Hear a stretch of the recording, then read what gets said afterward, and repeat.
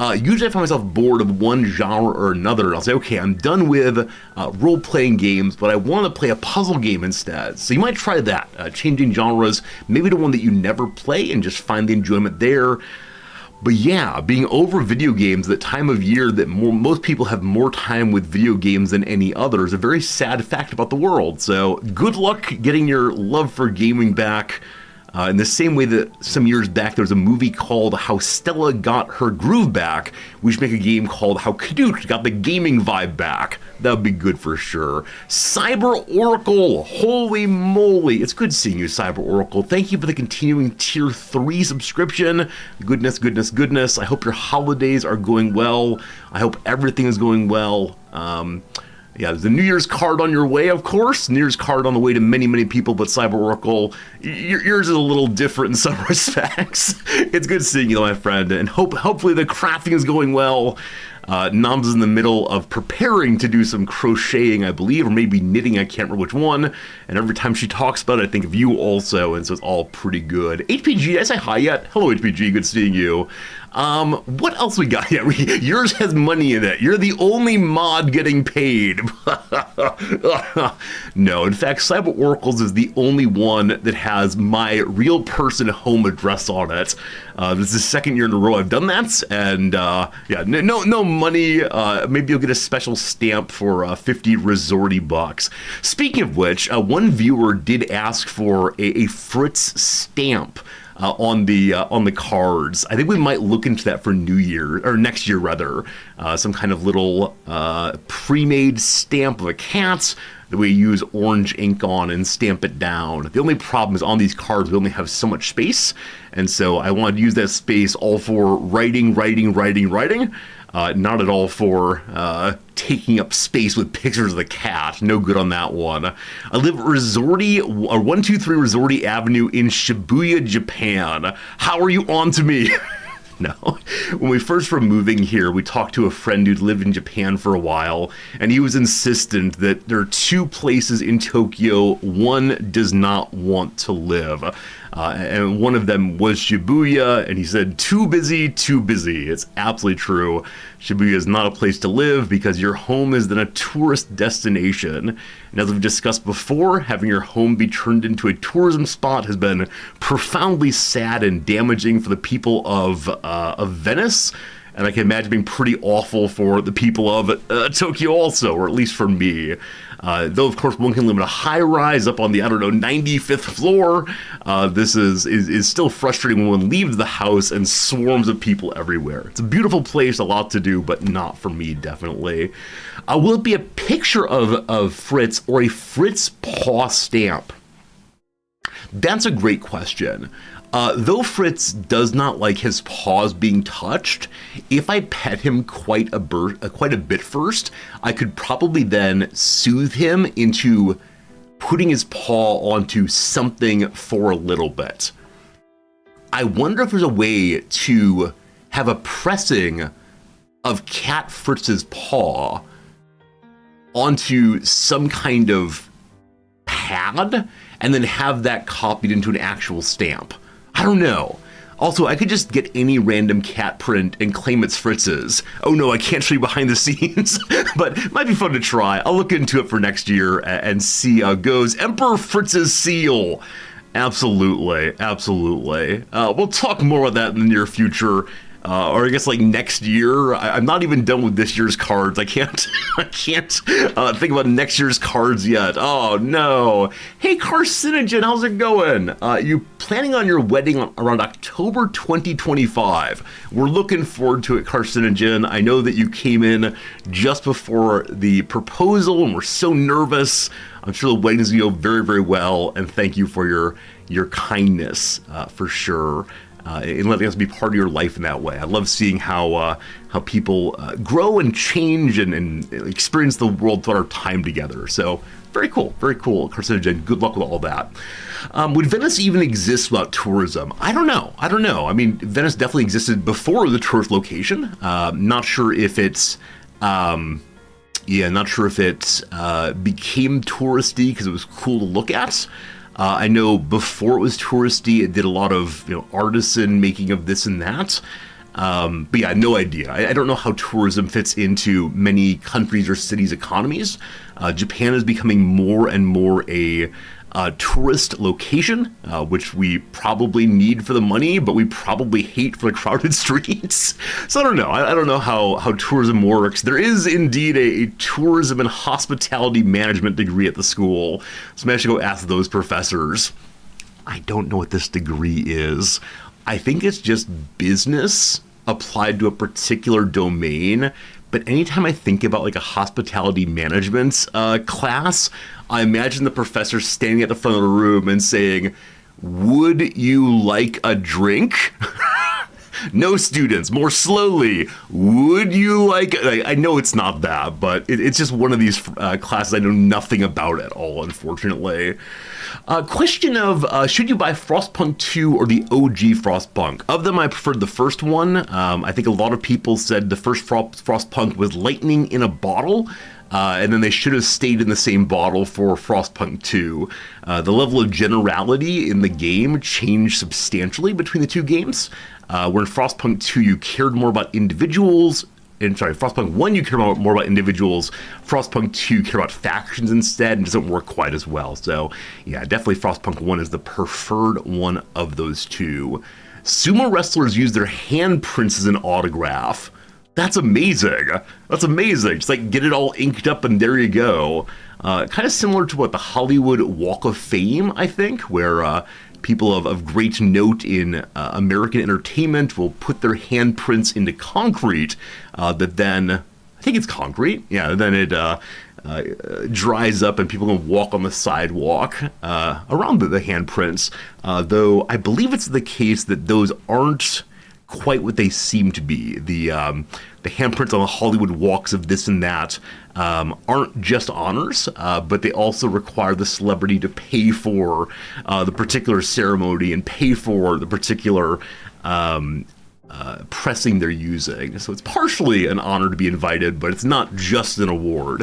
In the same way, if you were given an award for excellence in your field and you had to shell out $1,000 to make the medal, you'd probably feel weird about that, I suspect. Most likely. All right, maybe eventually I'll send out the Resorty handprints signatures, but then I worry you'll get my fingerprints and do something awful and put me into a database.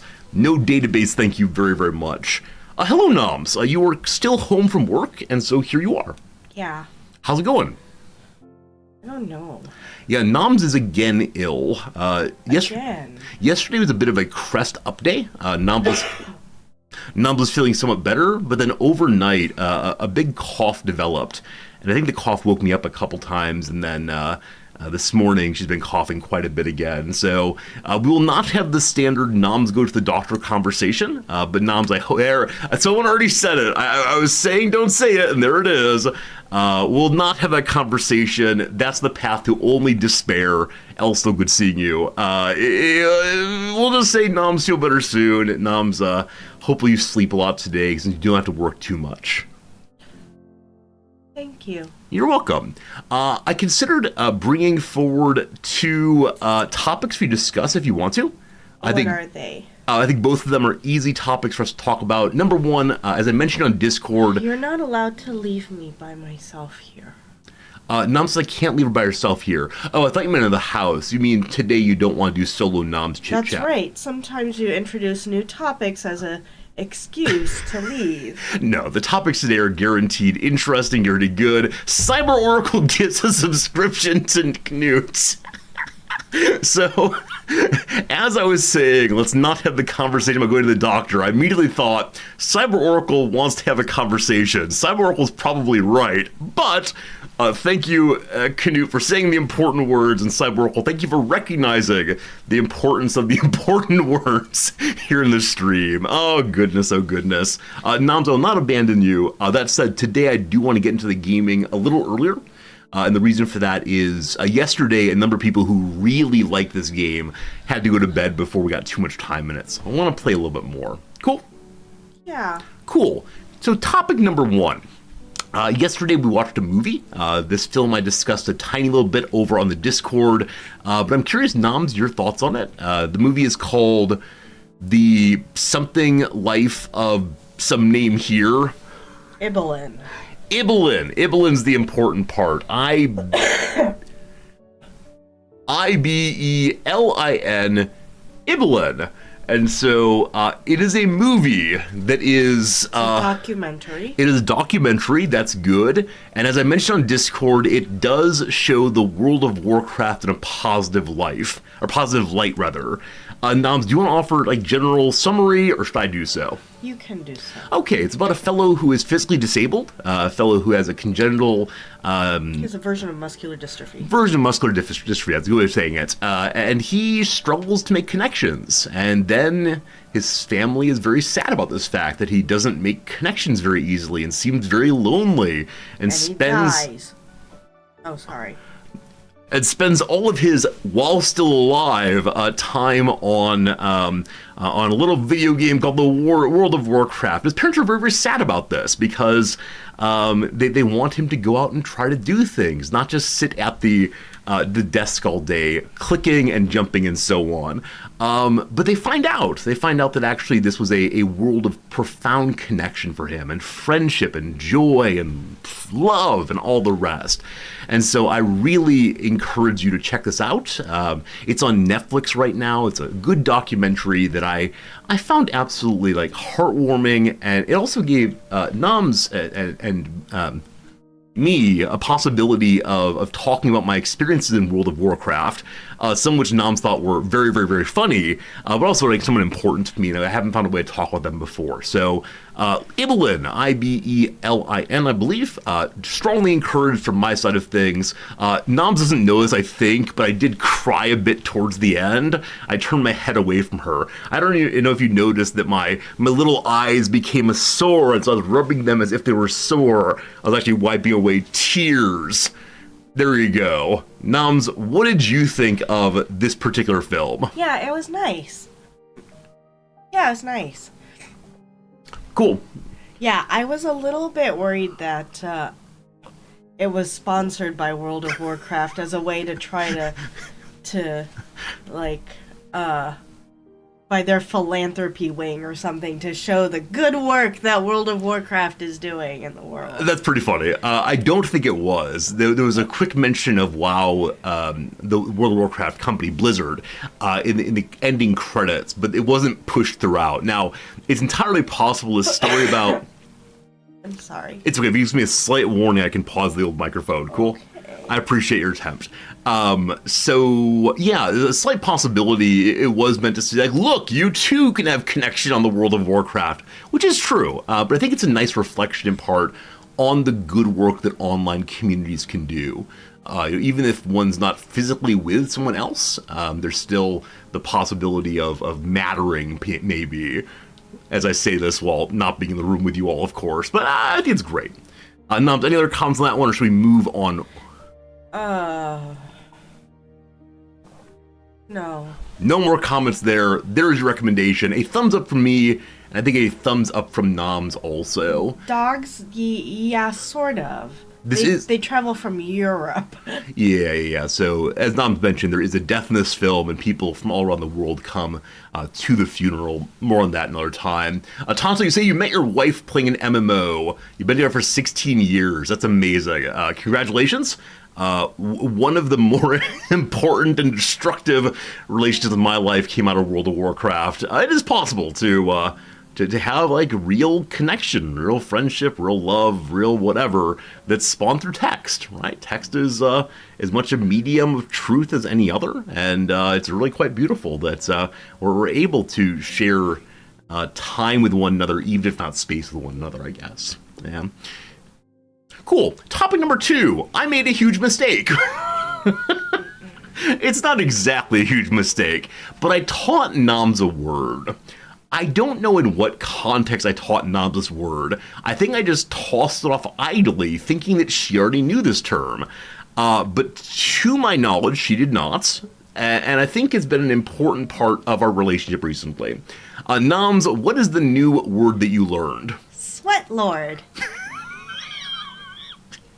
I taught Noms Sweat Lord.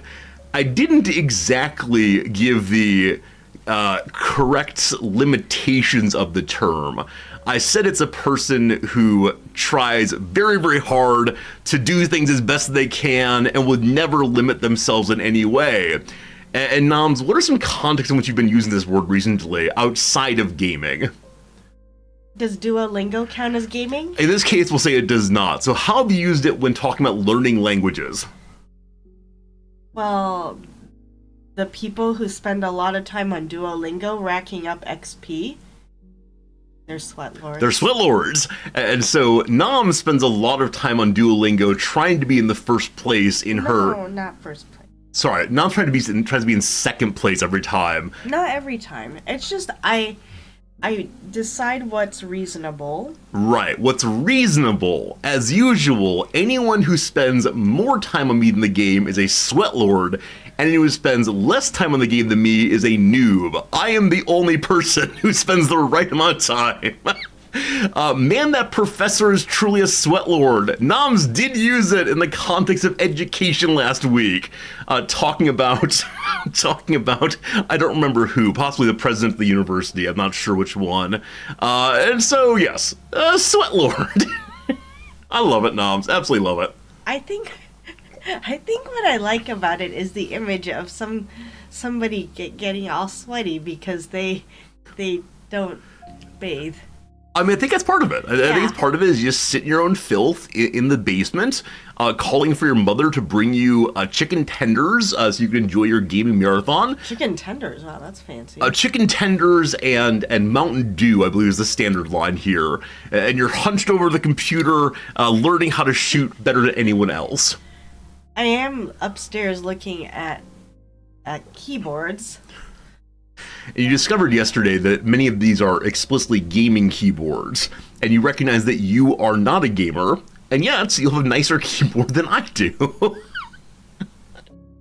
But I type for like 10 hours a day. I type. That is absolutely true. Absolutely true, Noms. And I would not ever say that your typing is not worthy of a gamer's keyboard, but it's all good. Yeah, I didn't want to go into the chicken tendies thing, because then we have got to talk about like good boy points, and that gets in weird directions, right. For sure.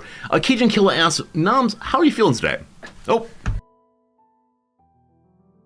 I would like a round of applause. Noms indicated she wanted to cough, and we saved your ears from that particular kind of abuse. I'm sure that some people would pay real money to hear that kind of coughing, but not this channel, no.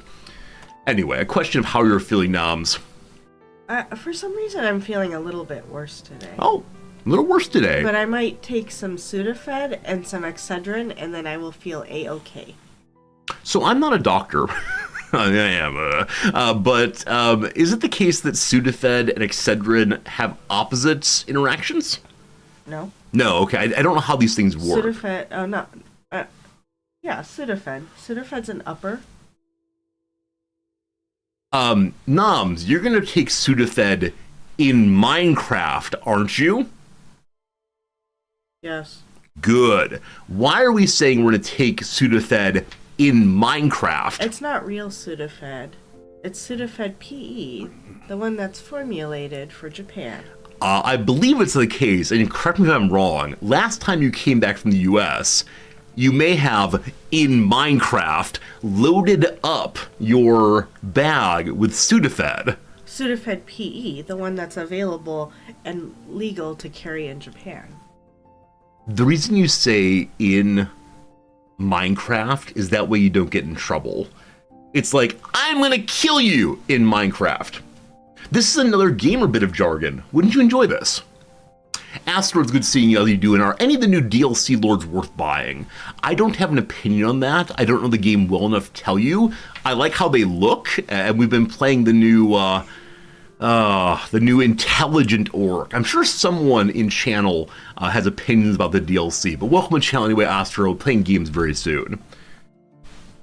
So Noms may have broken international drug law. That's all I want to say. What I said was Sudafed PE is the one that's made out of not real.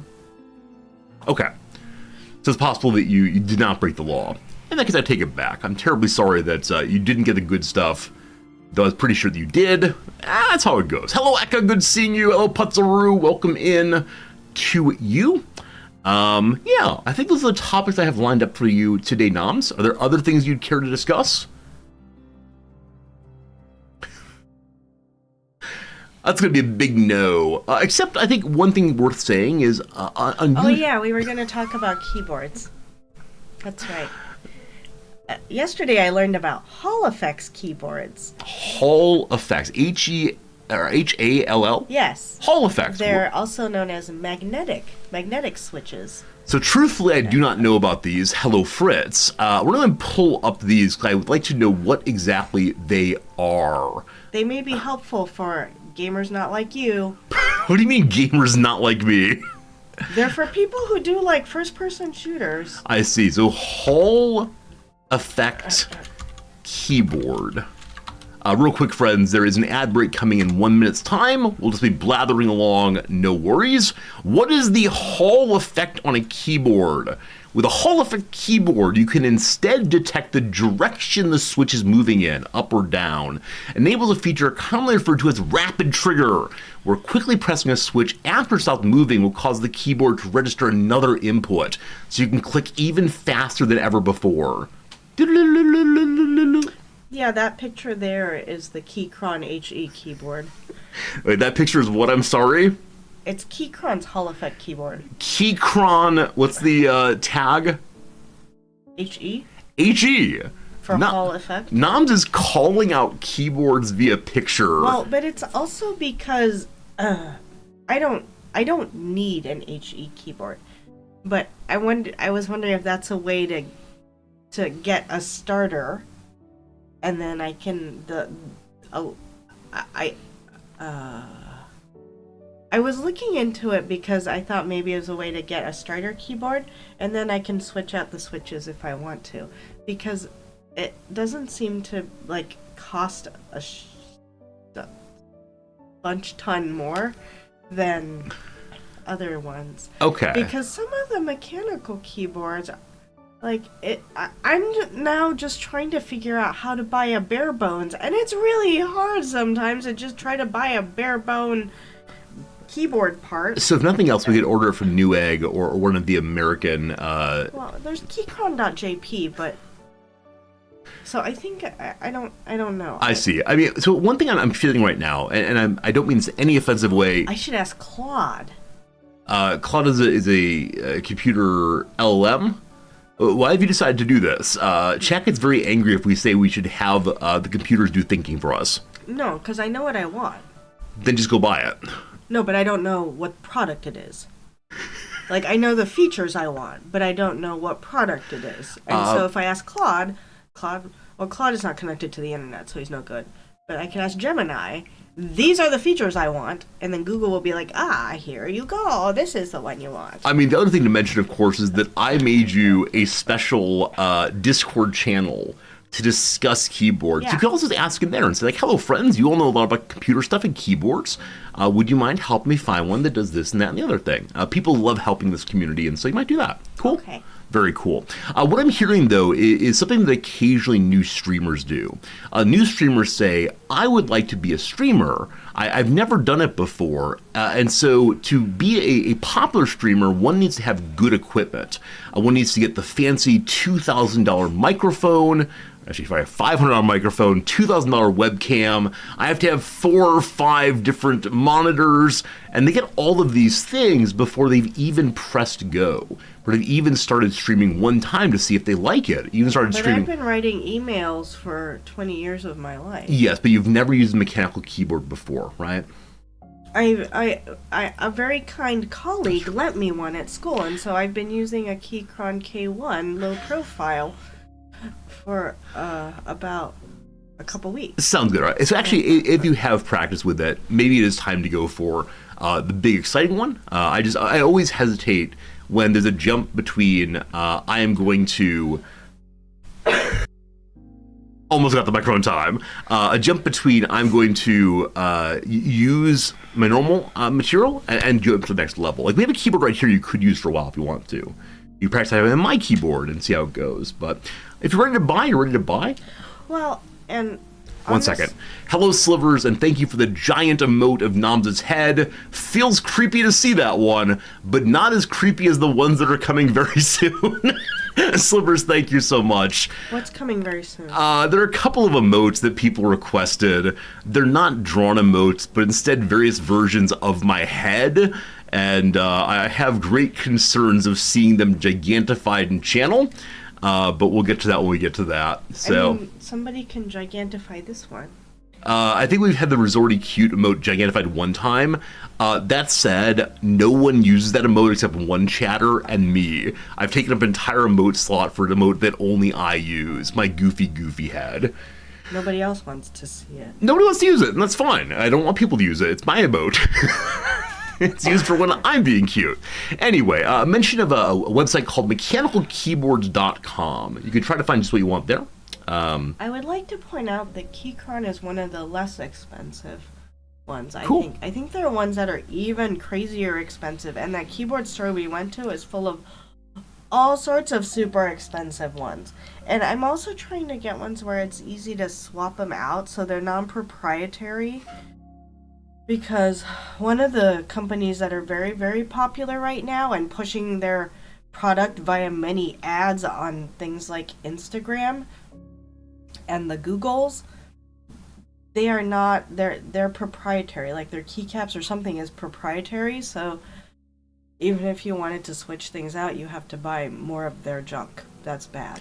Got it. It's like the Epson brand or HP brand printer where you're stuck with what they want you to put on there, no good. Real quick, George Plays Twitch, thank you for falling for the bait and gigantifying that Resorty Cute emote. I appreciate it. The 100 bits, also appreciate the getting to see how goofy my face looks when largified in chat. Thank you, my friend.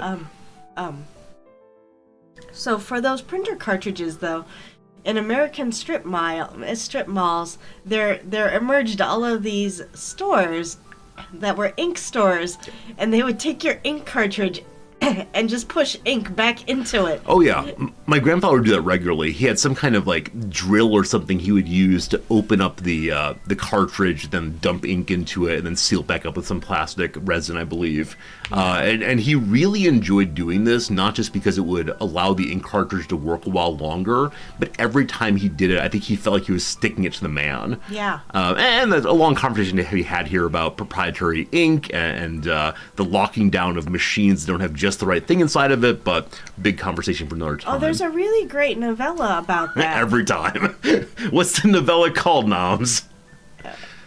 Unlicensed bread? Unauthorized bread. Unauthorized bread. Written by Cory Doctorow, I do believe. It was really good. It is absolutely delightful. It's Definitely really worth good. checking out. Yeah. And yeah, Unauthorized bread's a very, very good one. It has an interesting political point as well as an economic shopping point. Contraption, good seeing you. All very good. Put on the docket of philosophy stream. I think that everything interesting to say about the licensing and proprietization of consumer goods has been said already. I guess we could discuss it, but I don't know. One of these days, philosophy stream, only so many topics possible. I feel like unauthorized bread, like the writing is very, very good, but I feel like it's also like asking to be made into a movie so that it can be shared with many, many other people around the world. Yeah, it's the kind of text I could possibly teach in the class I'm regularly teaching now, though it may be too long. It may be too long. I could try to. It's a novella. I could excerpt it down to the important points, but we'll see. I think probably I just keep interrupting. Because part of the way I keep my coughs at bay is by continuing to push air through my larynx. So I think even just the first 5 pages or so of Unauthorized Bread that set up the world, and I think that's quite good. But what I worry about is that our students who are Gen Z might be a little bit too cynical and jaded to I don't know, do much with it. Yeah. They might be like, yeah, that's what the world is like now, haha. Yeah. I go back to Instagram now. 2 things. Artiste debunked. That's good. Thank you for your generous emotified giant emotes. I said before, I got to find a way to have gigantified emotes pop up on the screen, so it's not just people who are in chat that see them, because it is generous of you to give them money to make it big. The adorable giant resorty head there. I mean, as I mentioned before on stream, I don't want to go too far into this topic, because I do want to get us to the real game today before too much time. Is a large portion of my job as someone who teaches, political philosophy in some measure these days, is to convince the students that cynicism is useless. To convince them that if they're just going to choose the path of cynicism, there's no point in our having this class, no point in them getting jobs, no point in them doing really anything. And so, yeah, day one, I go in and my students are cynical, and I ask them to think about possibility. I start with the possibilities of this class, right? You get to decide over the next semester how much you're going to engage here. You get to decide the degree to which you're going to make a good classroom environment, blah, blah, blah, blah, blah. And if I can get them to recognize possibility in this smaller context and imagine how cool a class would be that does this and that in good ways, can we then take that tiny little spark of what I want to call political or social hope and bring it into a larger domain? That's how I try to approach the question of cynicism. Doesn't always work. But as I think Conan O'Brien, I believe, said on one of his last episodes, just do not become cynical. Yeah. Please go ahead. I would like to call your attention to this one. They can't see it because it's hidden behind us, but I think they might enjoy it. I like to express that I tried very hard to say that mattered to me just now. And Noms wants to see, what keyboard did Hall and Oates use? I just think that it's funny that Google was like, you asked about Hall effect keyboards.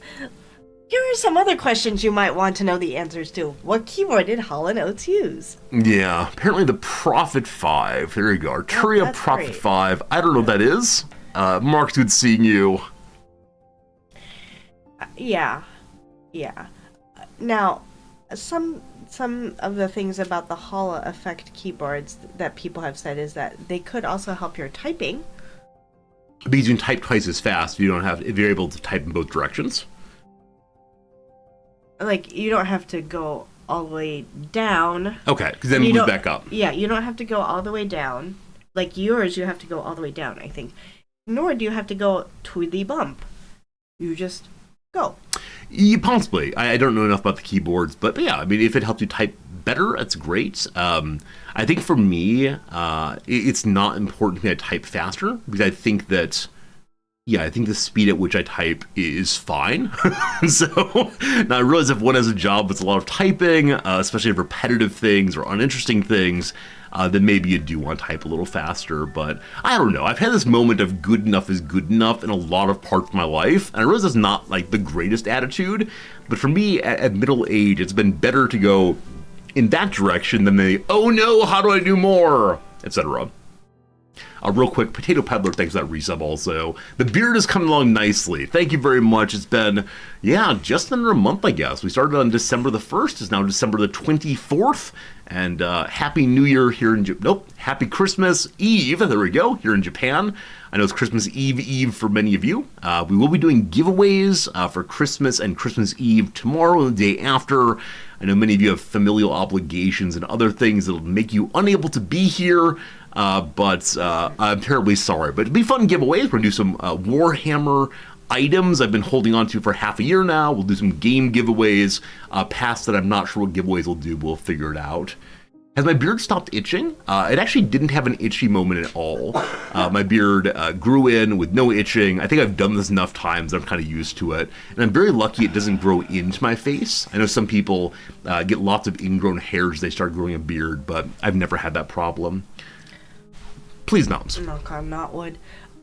I would like to share something I learned maybe a few months ago while I was having COVID, maybe. Okay, I'm going to fill up my coffee. What? I know you said not to abandon you, but you're doing a great job on talking. So what I'm going to do real quick is I'm going to fill up my coffee, and then when I'm back, we're going to have to say it is time to play the little games so we can get ourselves in the direction of of playing the real game today. So, Okay. Noms, this is the last story of the day. Oh. Make it a good one. Okay. BRB in a moment, folks. Thanks for being here. Oh, boy. Thanks for the generosity today. Absolutely unexpected and delightful that you would throw some dollary dues my way as we get this thing started. Be right back. Oh boy. So the thing I learned from the internet about a month ago, which I honestly didn't know before, is that if your nose is stuffed up, which today my nose is a little bit stuffed up. If your nose is stuffed up, if you hold your breath for a long, long time, then your nose clears. Apparently, this is because your body thinks it is dying, and it needs some air, so it clears all the passages so that you can get air. It's amazing! But it only works for about, 20 seconds, and then it gets stuffed up again. But it is pretty cool. So if during this winter season you happen to get a cold, and as a result of that your nose gets stuffed up, then I encourage you to try to hold your breath for a real long time, and then you will feel like an internal thunk when your sinuses clear out. And then you'll be able to breathe so clearly for about 20 seconds. Yeah, that was pretty interesting. Okay, so here we are. I'm now looking at Resorty's keyboard to see if it's like it's heavier than I thought it was gonna be. I thought it was gonna be one of these like chintzy like plasticky light keyboards, like the ones you get like that come with your Gateway 2000 computer. But it's decently heavy. I'm looking for like a heavier keyboard. It does have a plastic casing, which I guess is okay. My office has a big window in it, and I don't ever close the blinds, which means that the sun comes streaming in the morning. And so if I have a black keyboard and it's metal, it might get a little bit hot. So maybe plastic is not a bad idea. Let's see. So Alyssa, you said, oh, you learned that because of asthma. Oh, sorry for the asthma, but it's great that you knew that. It's an automatic way of attempting to regulate your blood oxygen by adjusting your intake. So it should work fine during sleep. How do the keys feel when they're pressed? I don't want to mess anything up. So,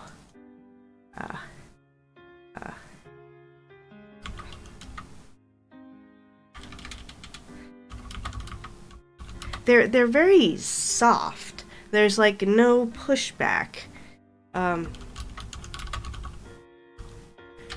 So I think I would like a little bit more pushback. The one that I liked had a lot of pushback at the front end. And then also his... Oh, whoops. Yeah, the big keys, what do you call those? Those, like the backspace, makes this like high-pitched clicky-clacky noise that I don't like. I realize that I like it when they make a lower pitch noise, not the high pitch clicky noise. Oh, excuse me, hold on. Well, I hope I pushed the right button there when I had a little cough. Do I prefer regular or sweet potatoes? Why should we choose? Both are wonderful potatoes. They're for different usages, I think. George said, you learned that your upper teeth's roots can reach the same interconnected space with your... Yes, that's correct, because there was one time where I thought I had a sinus infection, and I finally went to the doctor because my upper back molars kind of started to hurt a little bit, so I thought, oh, maybe that's a problem. Yeah. It's all credit somehow. No, thank you for taking the stream while I was going. Like I said before. And look, I muted you when muted. I had a little cough. Well I muted. done. It's very impressive. You to cough without my help. Good job, Noms. It's very impressive. And look at you turning into a real streamer. I've said before that we should just have the Noms channel. Not this channel, but some other channel on your real account. And you can come down here and use the computer yourself, not during my hours, in order to have Noms chit-chat time, to have anything else you want. They wanted me to try your keyboard to see how I felt about it. It was heavier than I thought it was going to be, actually. I thought it was going to be like one of those El Cheapo chintzy ones that you get from Gateway 2000. What are you talking about? I mean, it kind of looks like it. Every part of this streaming computer has been purchased with a loving attention to making the best possible stream. I think this keyboard's like $120. I don't know. You often don't care about things as long as they kind of work. It is true. So, it's true. It's true. I could see you being like, "Oh, this is the keyboard that I've had since I bought my Gateway 2000 computer in the year 2000." I mean, Sanwaro, how's it going, brother? It's good to see you, Sanwaro. I'm sorry, I shouldn't call anyone viewer, but it's good seeing you, Sanwaro. Welcome. Long time for the channel. Hope life is okay. It's good to see you, seriously. Yeah, always nice to see old friends. Yeah, the keyboard I chose for myself a while back as like a nice treat to myself. I didn't do a lot of research. I just knew I wanted a keyboard that went clicky-clack.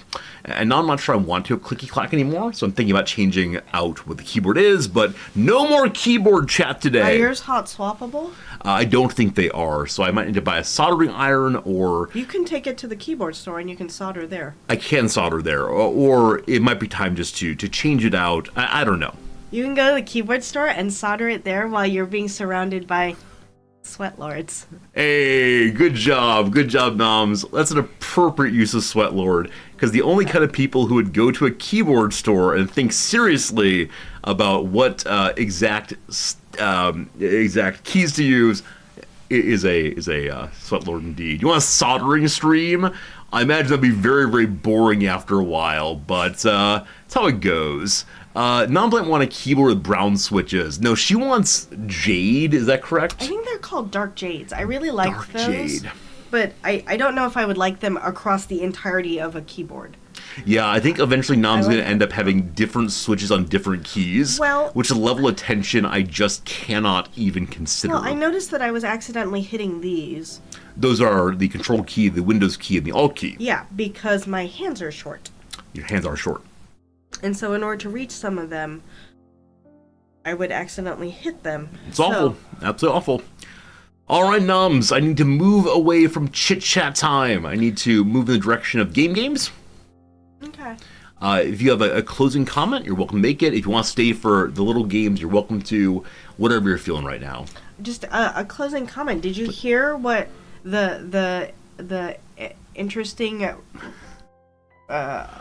new thing I learned that I shared with chat? I believe you were talking about ways to clear your nostrils. Yeah. We don't acknowledge the existence of bodies on this channel. Like we have.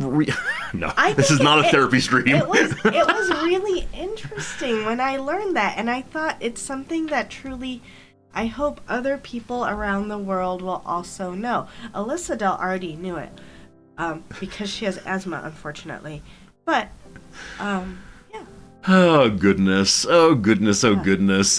Yeah, it is the case that I mean, things like learning how to stop hiccups, things like how to clear one's nose, all these like tricks that you can pick up, I think are super interesting. And if one does the work to research it, there are a lot of people posted a lot of things here. It's just you know, it's gross, frankly. But I know you're not feeling well, so it's an appropriate kind of grossness for today's stream. And Noms, I thank you very much for it. All right, do you want to stay for the games, or are you going to take off now? No, I think I feel a need to cough again since I have stopped talking. So if I'm not talking constantly, I will need to cough some more. So I'm going to upset myself now. Goodbye. Goodbye. Hiccup cure of highly concentrated lemon juice with baking soda. Oh, gosh. Yeah, I used to get hiccups quite a bit. Luckily, that's not happened so often recently, and I've stopped eating bread quite so quickly. But Noms, a lot of people say bye. Bye! Very good.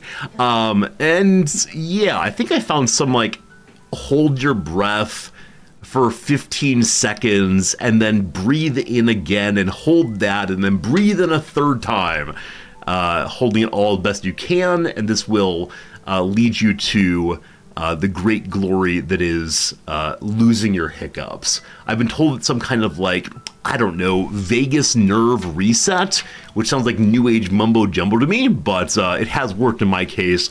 I do wonder if it's a placebo, if it's some kind of, because I believe it works, it does work, but I've tried many other hiccup ending routines, like standing on my head, and this is a child, of course, standing on my head and, drinking off of a spoon, etc. So I don't know. Educator mindset. I just need to believe. I just need to believe it'll all work out for sure. All right. I had one more thing I wanted to say right quick. Oh, there was a mention in chat. You can get a cheap keyboard switch tester sample. So we actually have the luxury here of living in Tokyo, and Tokyo has a store for absolutely everything. And so 2 weeks ago, we went to a big keyboard store here in Tokyo, and they have this amazing keyboard switch testing machine, which has probably 30 or 40 different kinds of key switches on it. And you push the key and feel what the switch feels like. And any key that's pushed pulls up details about that switch on a little iPad. And so you can move through the different switches and see their price, see their statistics, see all of it. And it's really amazing, the kind of things you can find here. So it's been really, really cool. Hey, CS Prop, you're welcome to the New Year's card. Thanks for saying thank you. Very kind of you. The people who requested their email or their cards via email, I've sent 5 of them out so far. People who want the New Year's cards via email will definitely get them faster than the people who want them in the mail. That said, they're almost all in the mail now. I'll get the rest of them out tomorrow, probably at the very latest. So we'll say New Year's cards were all sent out before New Year's. And that is a great joy for me and hopefully for you all also. Anyway, it is time for the game games. Also, yesterday someone had a great idea, which is I should make bookmarks for the channels or the pages I open often. People have mentioned this over and over again over the past 8 years. Today, for the first time ever, I will intentionally make bookmarks on the stream. It's going to be great. Hello, Miss. Thanks for the resub. Please don't get linear switches. I don't know what linear switches are. There's a channel on Discord about my wife eating a new keyboard. If you want to argue with her there, feel free to do so. I know nothing at all about keyboards, though, other than, nope, go away. Hello, Noms, how are you? We don't need to argue with one person in chats. I didn't hear. There's nothing to say. It's all good. I'm going to make a new bookmarks location. How do I do that? New folder. We're going to call this one Riz Games. Very good. First of all, is the graph game all good, all good? Hello, Drek, how's it going? You're the one who has linear switches. Do I? Yeah. I don't even know what they are. You said you have reds. Yeah, that's how it goes. All right. I will be asking about banana switches on that particular channel in Discord because they seem quite popular, except I don't know what they feel like. That's great. All good. All right, this game, number 1, is the graph game. Throughout all the little games... Oh, I hate the graph game. Okay. So, throughout all of the little games here, feel free to guess to your heart's content. I'll be ignoring entirely, but I'm sure you'll have some good answers through and through. Here we go. So 1960 to 2023, line goes up, line goes down a little bit. From 50 million to 61 million to 59 million. Is it the oh gosh, it's one of these just what's the population? I have no idea on these, so I'm just gonna get this wrong over and over again for your information. The population of Mexico, the population of Germany, the population of Indonesia, Russian Federation, or Italy. Now, of course, the Russian Federation has not existed throughout this entire time period. I'm guessing they're treating these like in the UN. where the Russian Federation is the successor nation to the USSR, which is super interesting in geopolitics and the UN's veto and so on. I know that Italy has been having trouble with the population issue in the same way that Japan has. I have no idea about any of the rest, though, so we're just going Italy. Hey, we're right. There you go, team. There you go, team. That's how it's played. Again, based entirely on, I know they're having population problems. All right, should be Italy. Hey, good job, Eka. First one to get it there. Well done, well done. Germany's like 80 million people. All right, so some of you know the not relative numbers, the absolute numbers of population throughout, but good job, good job. The graph game has been defeated. Woo! Time then for the Globe game. A good old Globe game for us. We'll go ahead and put that one in the Riz Games folder also. Yesterday was an absolutely brutal game. We started in Saudi Arabia and then wandered in the wilderness for a while because I don't know how distances work. And then I managed to get over to the relevant area of the world. And then it was guess which tiny island time, your favorite and mine. So I believe it's Grenada, then St. Vincent's and Grenadine. Over here is Barbados. If I can just remember this triangle, I'll feel better about myself. So, Grenada, St. Vincent, Grenadine, Barbados. G, VG, B. Good, very good, bad. Good, very good, bad. Good, very good, bad. All right, we got that one. Here we go, team. It is time to figure out which nation of the world we're discussing today. Let's go ahead and choose. I want to choose Sweden, but I think Sweden is basically useless when it comes to directionality and distance. All right, Sweden's only 670 kilometers away. We can do this one, no problem at all. So, let's say it's your friend and mine, Germany. Adjacent, there we go. Okay, so 600 from here, shares a border. I don't know how tall Germany is. We're gonna say Austria. It's probably wrong.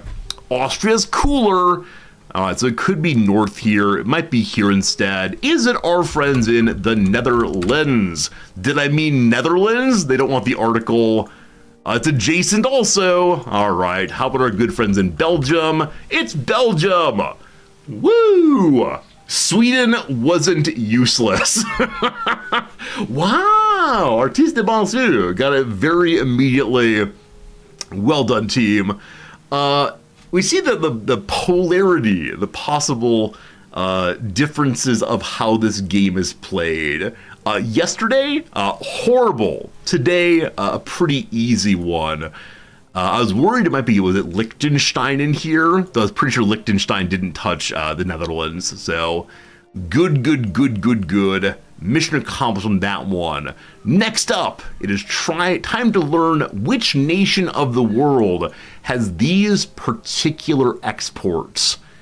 You've been to Belgium? I have not been to Belgium. I actually know nothing about it except for the various stereotypes. My apologies. Also the World War II thing. Oops.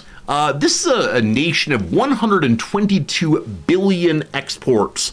That's fairly large. Not gigantic, but fairly large indeed. The biggest outputs of this place are various kinds of medicine.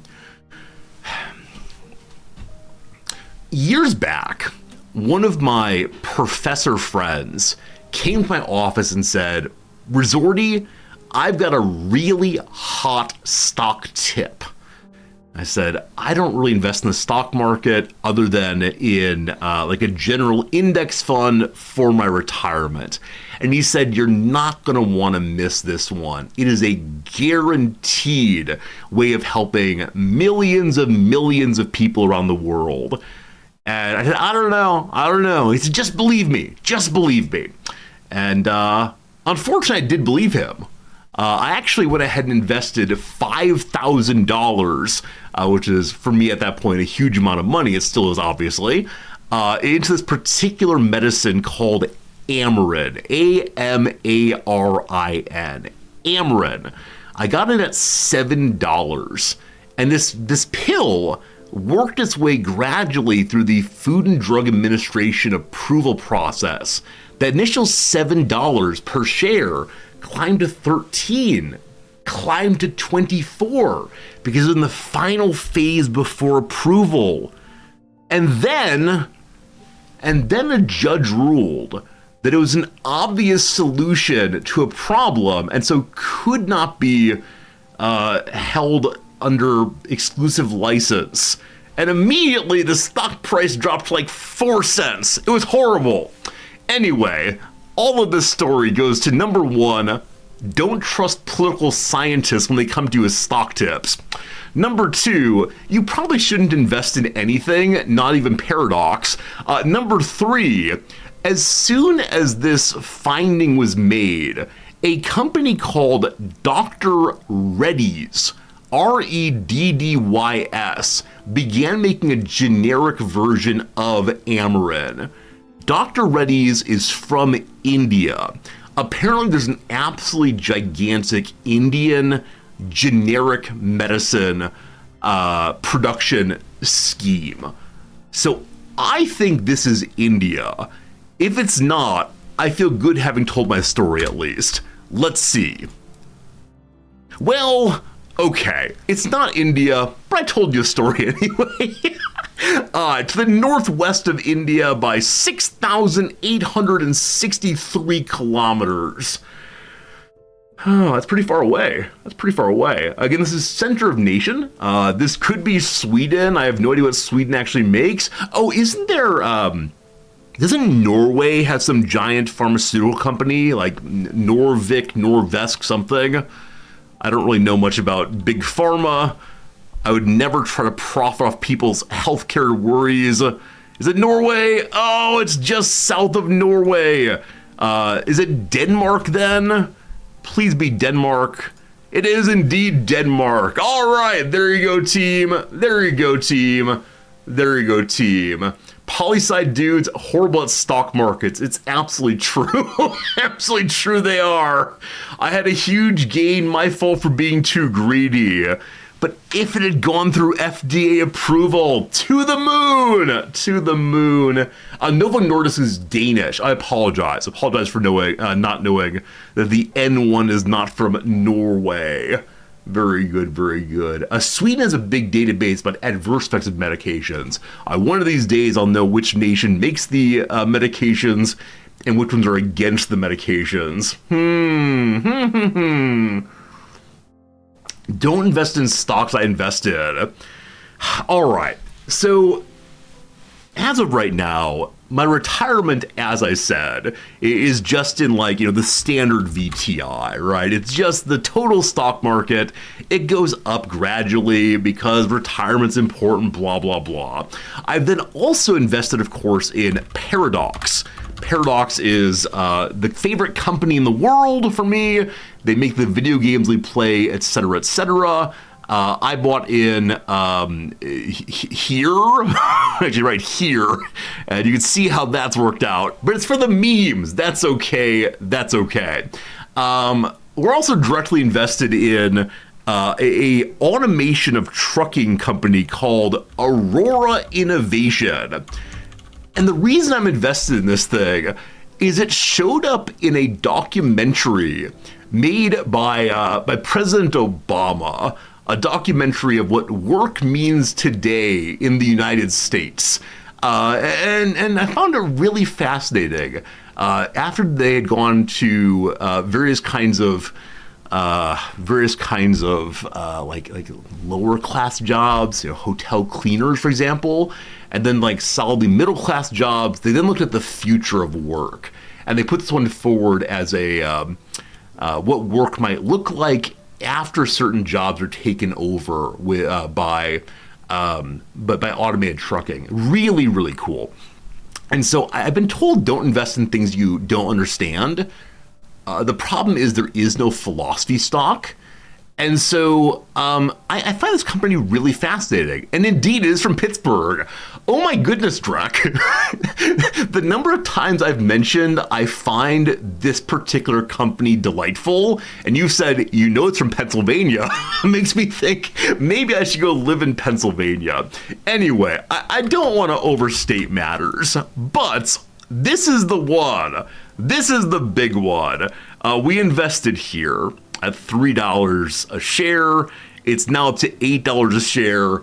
I guarantee it's collapsing at some point because this is not Finance Guy Stream.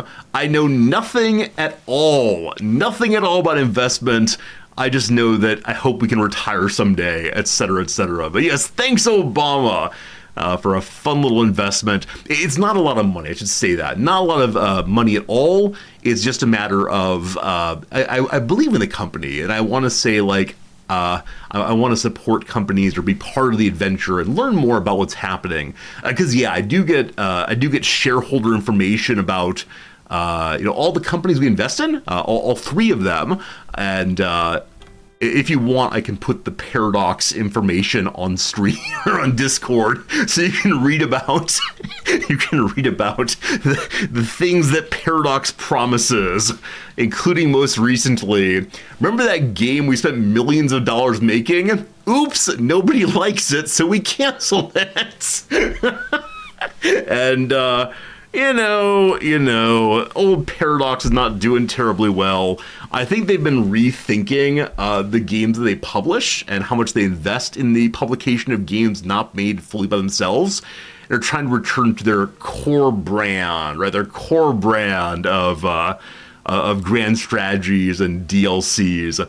Speaking of DLCs, ooh-wee. This morning or last night, I was talking on Discord about a game I want to play on release. In the new year, one of my resolutions is to play more brand new games on the day they come out, instead of waiting for all of the big boys to go through and then coming in 2 or 3 weeks later. So I want to play Civ 7 on release. I want to learn Civilization and play it well and be delighted by the series' fans and the gameplay and all the rest. But I discovered that they're doing something new and exciting with Civ 7, which is they're not releasing the complete game. In every other Civ, you've been able to go from the Stone Age, through the Renaissance, through industrialization, the modern world, and into the future, like the super space age. And how fun is that progression, including beyond our own time? As I understand from the discussion this morning, they're only releasing up through the modern age. I think it's like when the Berlin Wall falls, the game is over. And so there's going to be a DLC for an age that is normally part of the base game. And I don't know about how Civ usually thinks about DLCs, but this feels like a major step back. Very, very strange step back. I understand if you want DLCs that are different kinds of characters, different kinds of outfits for your units, different kinds of units, etc. But no, cutting out what feels like a centerpiece of every game is just weird indeed. Makes you not want to buy Civ 7. Yeah, I've got the same feeling. I've got the same feeling of this game I was so excited to stream. I'm guessing on day one, a lot of the conversation will be people coming in and saying, Resorti, how can you play this game when they've made this business decision that's so alienating of so many players? But yeah, it is the case that people know full well, or the company knows full well, that people will buy the DLC because they want to play the complete game. So I don't know. It's strange. They're doing bigger change than they usually do. Oh, I'm sure they are. I'm sure they're going to make it worthwhile. I'm sure it'll be a fun game. I didn't play Civ 6. I think we own Civ 6, but have not played it. We played a decent amount of Civ 5. And then I think I was discouraged from trying Civ 6. Is that true? Sorry to pull up my Steam. I don't want to tell you false things. Have we played Civ 6 at all? No. We played Civ 5 for about 100 hours. We've not played Civ 6 even a little bit. there you go. So I tend to go to Civ 7 when it comes out, and we'll see how it goes. But I am really disappointed that the core features, core gameplay elements are being moved to DLC more and more and more. And we'll see how it goes. There are a lot of streamers locked in to play the game day one. They got flown to Baltimore to preview at the beginning of the year. Unfortunately, though I am a larger streamer by the totality of Twitch, I'm a tiny little baby streamer when it comes to the companies. So one of these days, I'll be flown to a gaming publishing house or to a gaming dev studio and let's say, Resorty, you play our games, what do you think of this? But thus far, not yet. Maybe one of these days, maybe one of these days. Anyway, we gotta keep the intro moving. It is time for the games. Welcome one and all to Guess the Game. You see there a lovely picture of some trees, I believe. What trees are these, if you please?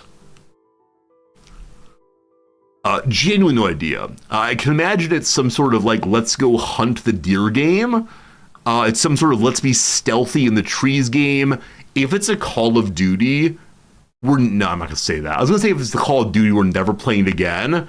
But I don't know. Let's see. Are you like Big Game Hunter? Cabela's Big Game Hunter 2005 adventure. It is not, unfortunately. Next up, Metacritic score of 79, resources 3 question marks, probably a health bar on the top left.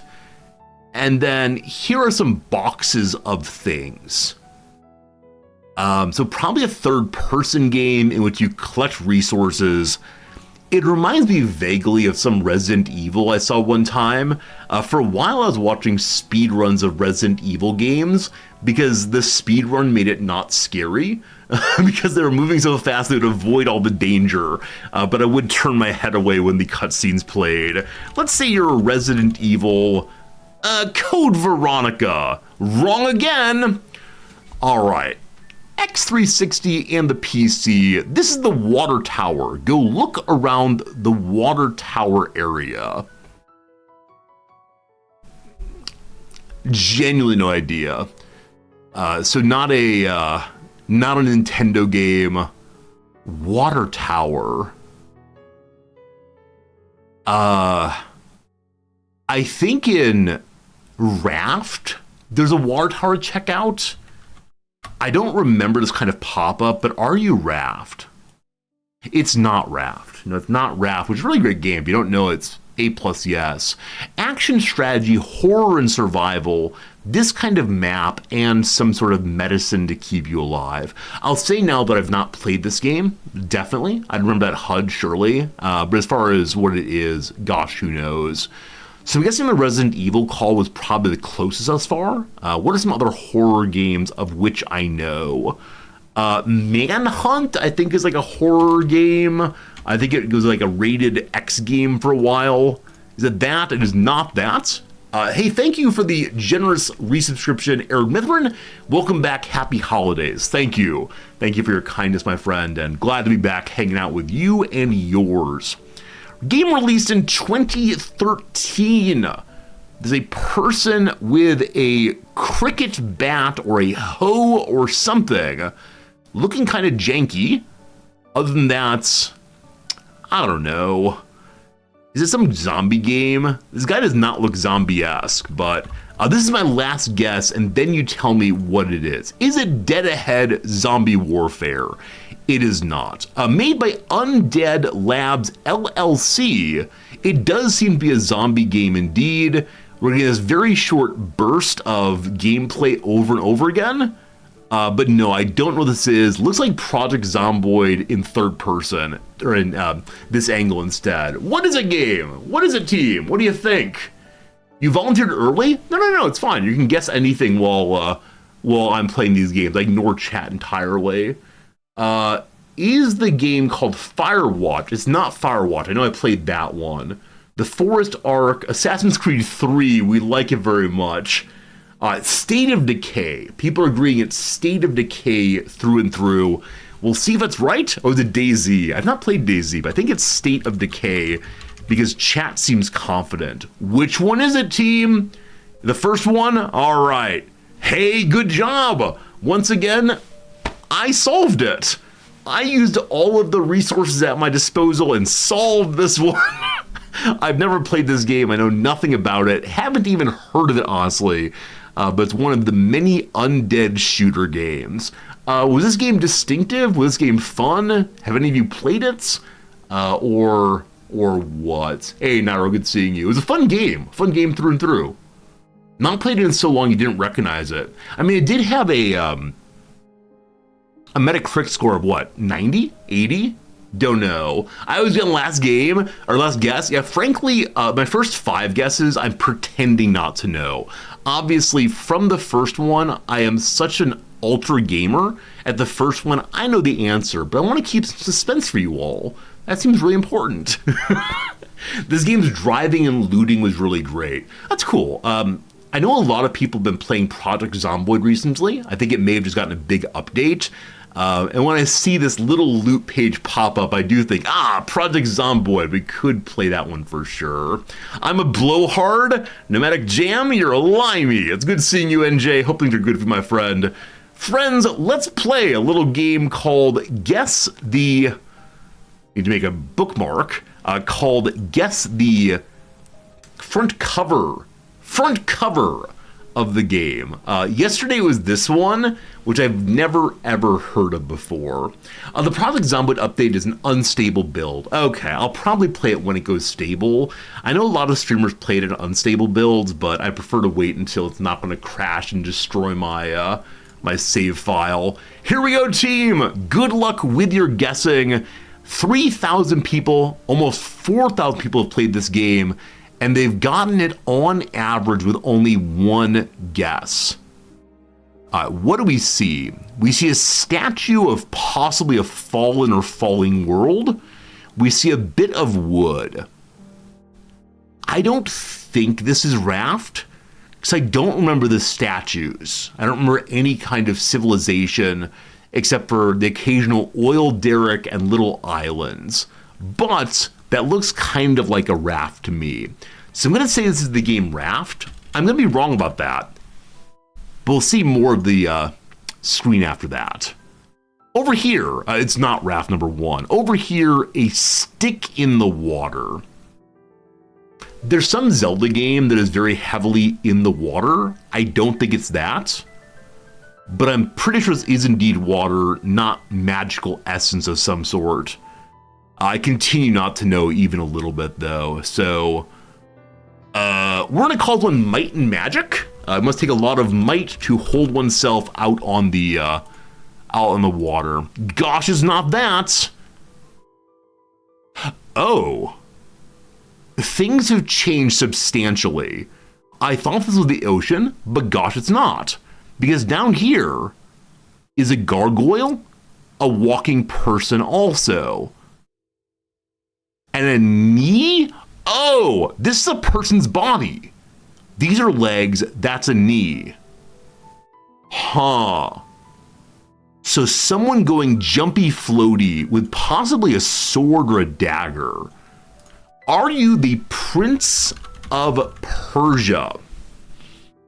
The Lost Crown.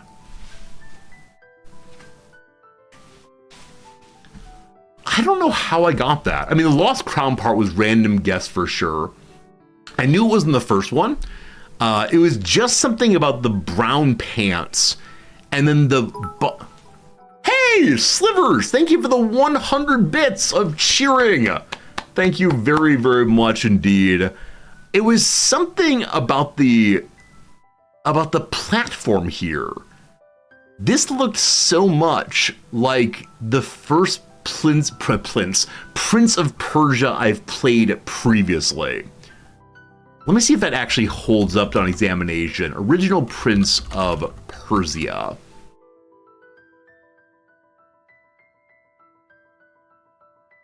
Do you see it? Does it feel common enough? Like this right here, like the progression of the prince.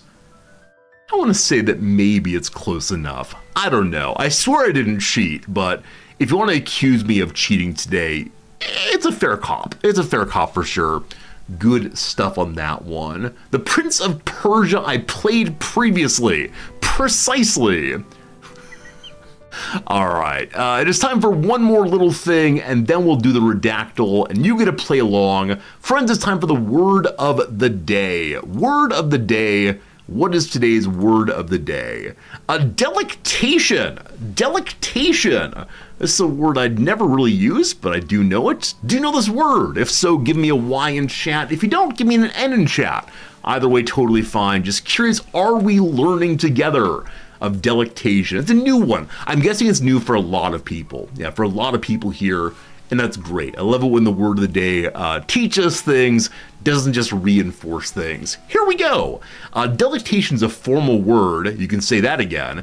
Delectation's a formal word for a feeling of delight or enjoyment. It can also be used to refer to the source of those feelings. For example, the resort staff left a sampling of fine chocolate in our room for our delectation. You'll probably think of the related word delectable. You might know delectable already. For lovers of art and architecture, Paris offers visitors a peerless abundance of delectations. There you go. Delectation in context. Accept and appreciate the preference of others. If you want to be a good wine snob, work on tasting through someone else's mouth. Who knows? You may have an epiphanic, love it, an epiphanic moment and discover a whole new lane of delectation. Maybe you will find something you like that you did not expect to like. From the Lubbock, Texas Avalanche Journal. Clear pronunciation? Are you pretty sure I'm saying it wrong? There's a possibility. Let's see. I'm saying delectation. Delectation. Delectation. Uh-oh. Delectation. Uh-oh. It's one of those words I've only seen and typed, but... Delectation. Delectation. So is it delectable? Delectable? From now on, I shouldn't say the word. I should push the pronunciation and then claim I knew that the whole time. All right. Close enough. Gotta say close enough or I'll feel bad about myself. Did you know? Pleasure, delight, and enjoyment are all synonyms for the agreeable emotion that comes with the possession or expectation of something good or greatly desired. Why then use delectation, delectation, however you say it, that not so familiar synonym? Because, as with most synonym groups, each word has its own subtle distinctions. More than all the others, delectation carries a whiff of beyond the usual amusement, indulgence, or deliciousness. If a treat is offered to you for your delectation, it's likely something worth taking the time to savor. You wouldn't call an Oreo cookie a delectable treat, nor a bowl of ordinary, what's it called? Cup noodles. A nice ramen, though, maybe.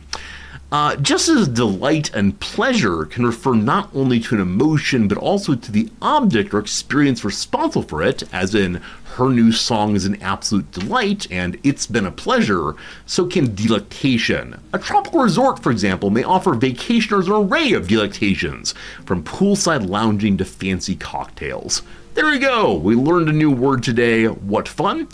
This movement between denotation and connotation, where multiple words in a synonym group carry a different connotation. I learned, I think, my senior year in high school, or maybe my first year in college, and it blew my mind. Because like Plato says, it taught me something I already knew. And I love that so much. So for example, the words like, I don't know, thin, skinny, scrawny, slight, all mean more or less the same thing, but you wouldn't say of a person who just happens to be thin, oh, they're waifish, right? Though again, this is kind of same word. And man, when I learned that, I was like, oh, I do that. I use these different synonyms in different ways. One way in which I know my students have used LLMs or have tried to make their text sound fancy is they'll often use the wrong synonym. So for example, I don't know, what's some like random word that one might want to sound fancier? That argument is wrong. Wrong is the kind of word a student might use. It's a common enough word. So, amiss, awry, bad, erroneous, false, inaccurate, etc. The students say, no, I want to sound fancy. Ah, that argument is askew. Obviously not. I could imagine students saying, oh, that's a word I've heard. Like, isn't Kevin Smith's production company like a view askew? Or askew means off a little bit. But saying argument or a view is askew, unusual. Sophistical, right, of a sophist. You can easily imagine someone using that word, but it's not quite right. And so my students will often, like I say, overwrite. They think that I want them to sound fancy, elite in some way, where I just want them to be themselves. I want them to express what they believe and what they know and use their own words and so on. They have this misguided view, which is untrue, that I want them to overwrite. And convincing the students to just express themselves in their own way is something that I'm always working on. It's how it goes. In philosophy class discuss this as positive, negative, and neutral synonyms. For example, curvy versus fat. Yeah, absolutely. I think when it comes to terms that describe the body, it's easiest for us to think about how different synonyms imply different kinds of values, especially. But it's true of probably the majority of synonymical words I respect. Anyway, it is time for the most exciting game on Twitch. It will be happening during the ad break, I'm sorry to say, but we got to get this thing going. It is time for today's Redactyl. Let me go and throw you all into a little thing called the slow mode. You have one comment every 30 seconds. Please use it wisely. It is time for us to discover together the Wikipedia page at which we're looking. We see a percentage mark down here. We see a short word. We can scroll through a little bit and see what is what. Unfortunately, it is the case that the ad break is coming in 1 minute. Let's see if we can win big in 1 minute. We begin with the word philosophy, the word potato, both failures. We then follow your words. System, there's 1. First, there's 6. 1, there's 11. Lost, there's mistyping. Lost, there's none. Mammal, there's none. Platypus. Remind me of platypus after we're done. No platypus, but still pretty good. Hermitage. Why doing Hermitage? I love that one so much. It's not Hermitage, neither the museum nor the place where monks go. Island, unfortunately not. Money, unfortunately not. More, Mark Standard. Very good. Mongolia. It's not Mongolia. Capital, no. Middle, no. Gamble, no. He, 1. Well done. Origin, no. Latin, no. Species, no. Oof. How about the word symbol? There's 2 symbols, including one very, very early. How about next? Next is a preposition, so no. How about the word euphemism? None of those. How about country? None of those, unfortunately. How about mathematics? Mathematics, none of those at all. Culture, none. History, 2. Century we did before. North, none. Game, none. Sum, 7. Element, I like this idea. I think that's what I was thinking also. It is potentially an element with 10 guests there. Of is not allowed, the preposition, unfortunately. Math we did before. There is no math. How about chemistry? 3 of those. Currency, none of those. Science, 1 of those. Dollar bill, no dollar bills. Statistic, none of those. Category, none of those. Used can't be used, unfortunately, it looks like, but not sure why. Era, none of those. Chemical, 9 chemicals, good job. Carbon, 3 of those. Physics, 2 of those. How about iron? No. Are we now just guessing all the elements? I love it if so. How about selenium? None of those. How about gold? None of those. How about common? 1 of those. Combination? None of those. Metallic?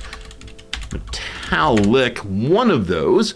How about oxygen? 13 of those. Thorium and thulium and thallium. We'll see. Fusion, none of those. Carbon, There's a carbon used, but not the answer. How about heavy? One heavy, possibly heavy metal. Let's get rocking. Isotope. 5 of those. Periodic. 6 of those. Number. 3 of those. Hydrogen. 2 of those. Base. Unfortunately, there is no base today. Atomic 5, well done. We had atomic number coming in eventually. How about argon? 124 of those. Well done indeed. Well done indeed on the argon. Gotten by Zarius, first and foremost.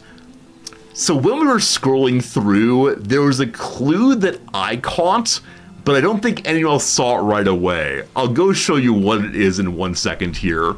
So 59 guesses with a 40% accuracy rate.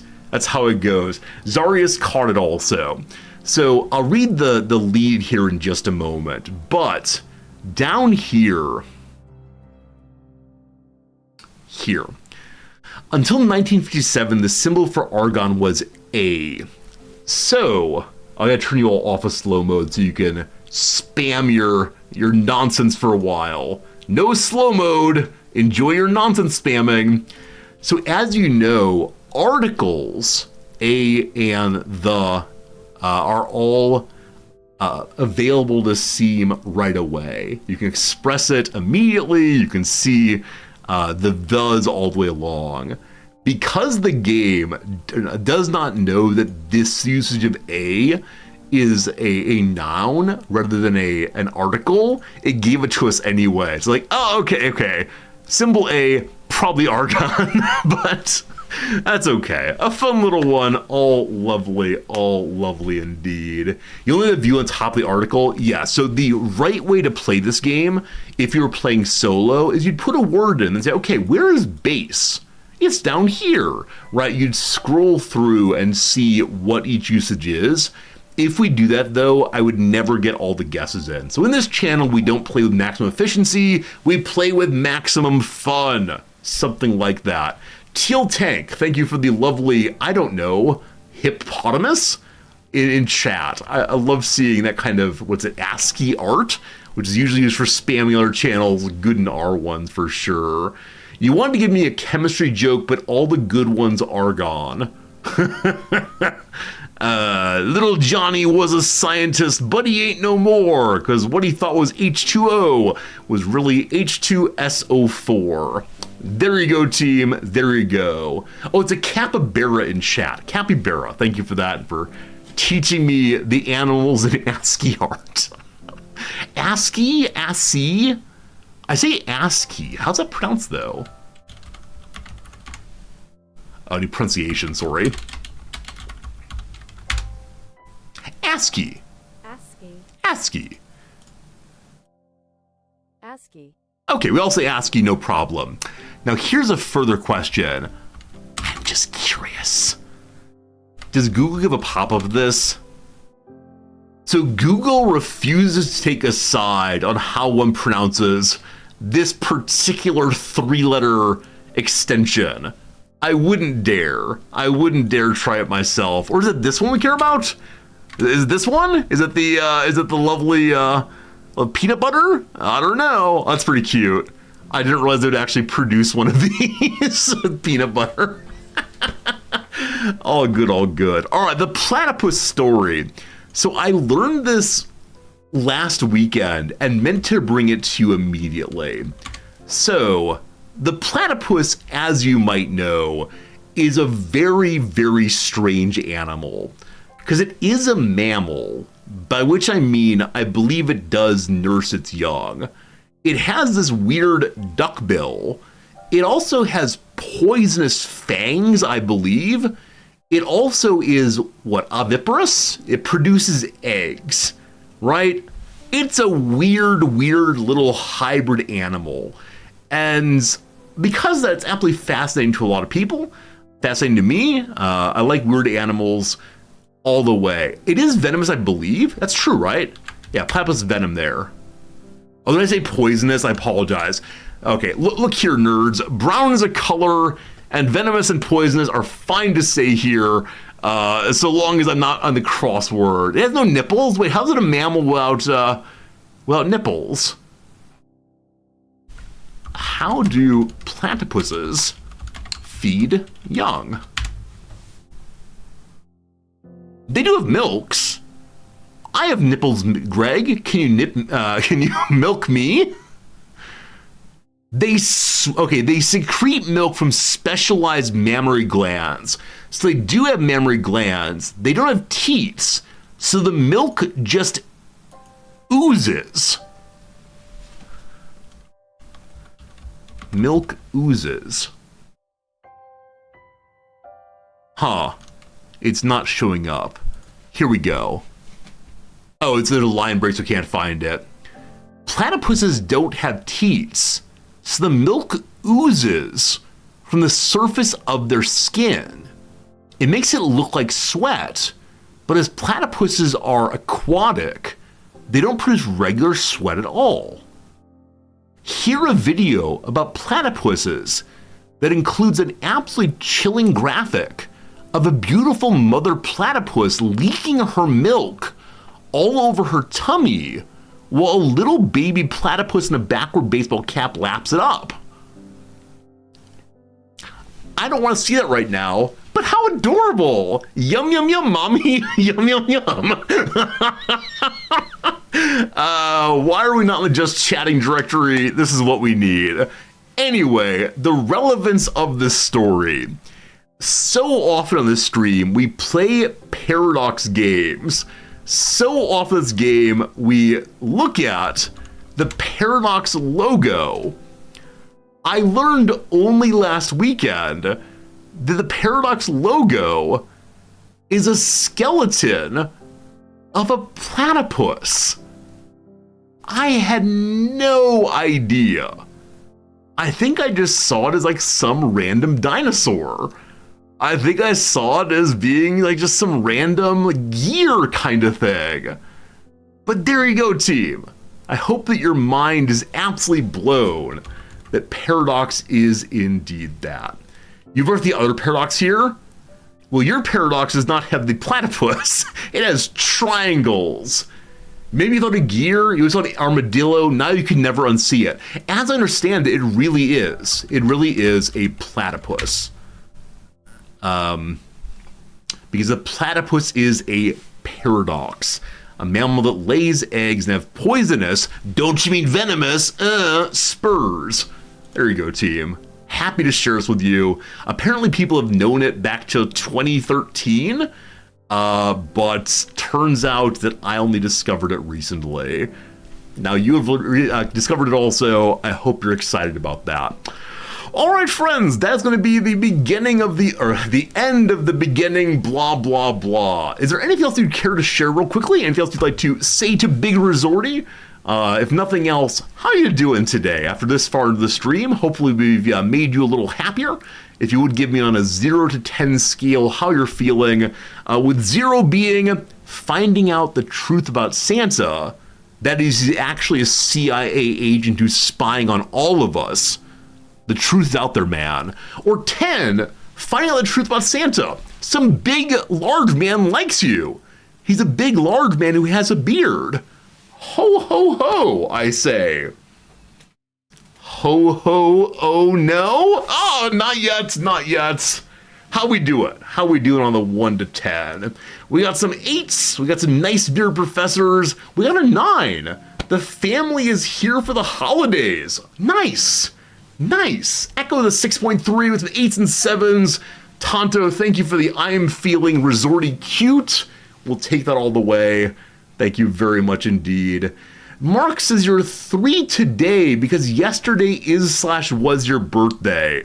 Well, Marks, happy birthday to you from the big man with the beard who's always watching. Seriously, happy birthday, my friend.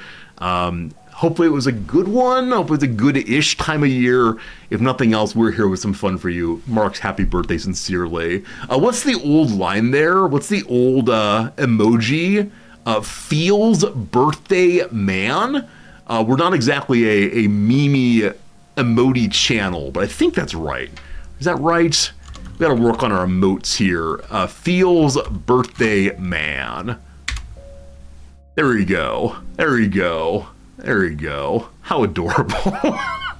I know the Pepe the Frog meme has some problematic associations, or did a while back ago for weird reasons, but I think it's absolutely adorable. Right? These are absolutely adorable, and like seeing happy little Pepe makes me very happy also. There's something like innocent about the little frog. I don't know why. Does it remind me of Kermit?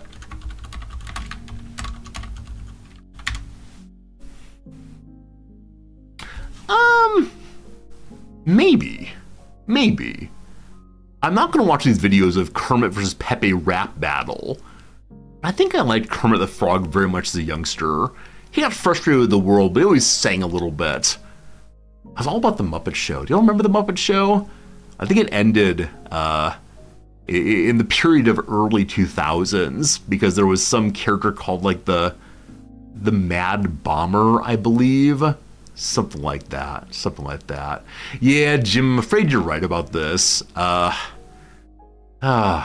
we bring back the awful symbols used long ago? Probably not. Yeah, here we go. This is exactly the question I'm asking. Can Pepe the Frog ever be redeemed? That's a great question. Unfortunately, it's a podcast of what length? How long do you go on? Get wired. Yeah, 35-minute long podcast. No time for that. Also would surely get shut down. But yeah, I am curious about the degree to which one can bring back old symbols. Probably not. Anyway, today we're playing a little game called Warhammer III Total War. We started this playthrough yesterday. We had a delightful time with it as always, and we'll continue it today. As I said yesterday, this is a playthrough that gets me so fixed to the game. I'm like Elmer's glue. Or what's a stronger glue? I'm like Gorilla Glue with this game. The minute I touch it, I just can't pull myself away. So we're gonna get more of that today. Some of you say you love watching streams where I'm obviously having a fun time. I hope this is one of those because, man, I'm having a very, very, very fun time. So, we're playing as the new greenskin boss. I've forgotten his name, but apparently he's smarter than the others. His ability to make plans and set tactics for his green skin armies, which I believe encourages the player to specialize the different armies that we're going to use in the world. We've not specialized yet, though we have been taking over more and more and more territory. As we've taken on more territory, the different bosses we've fought have been willing to give us their armies. And so because of that, we have had tremendous economy issues and had to take apart some interesting looking units. That said, I have not put any of the hero units away. I've managed to keep them all on the map. Today I want to rename the hero units. We got to pick names together that would be funny, would be good, etc. Give me 10 seconds. I want to see something. Have I lost it?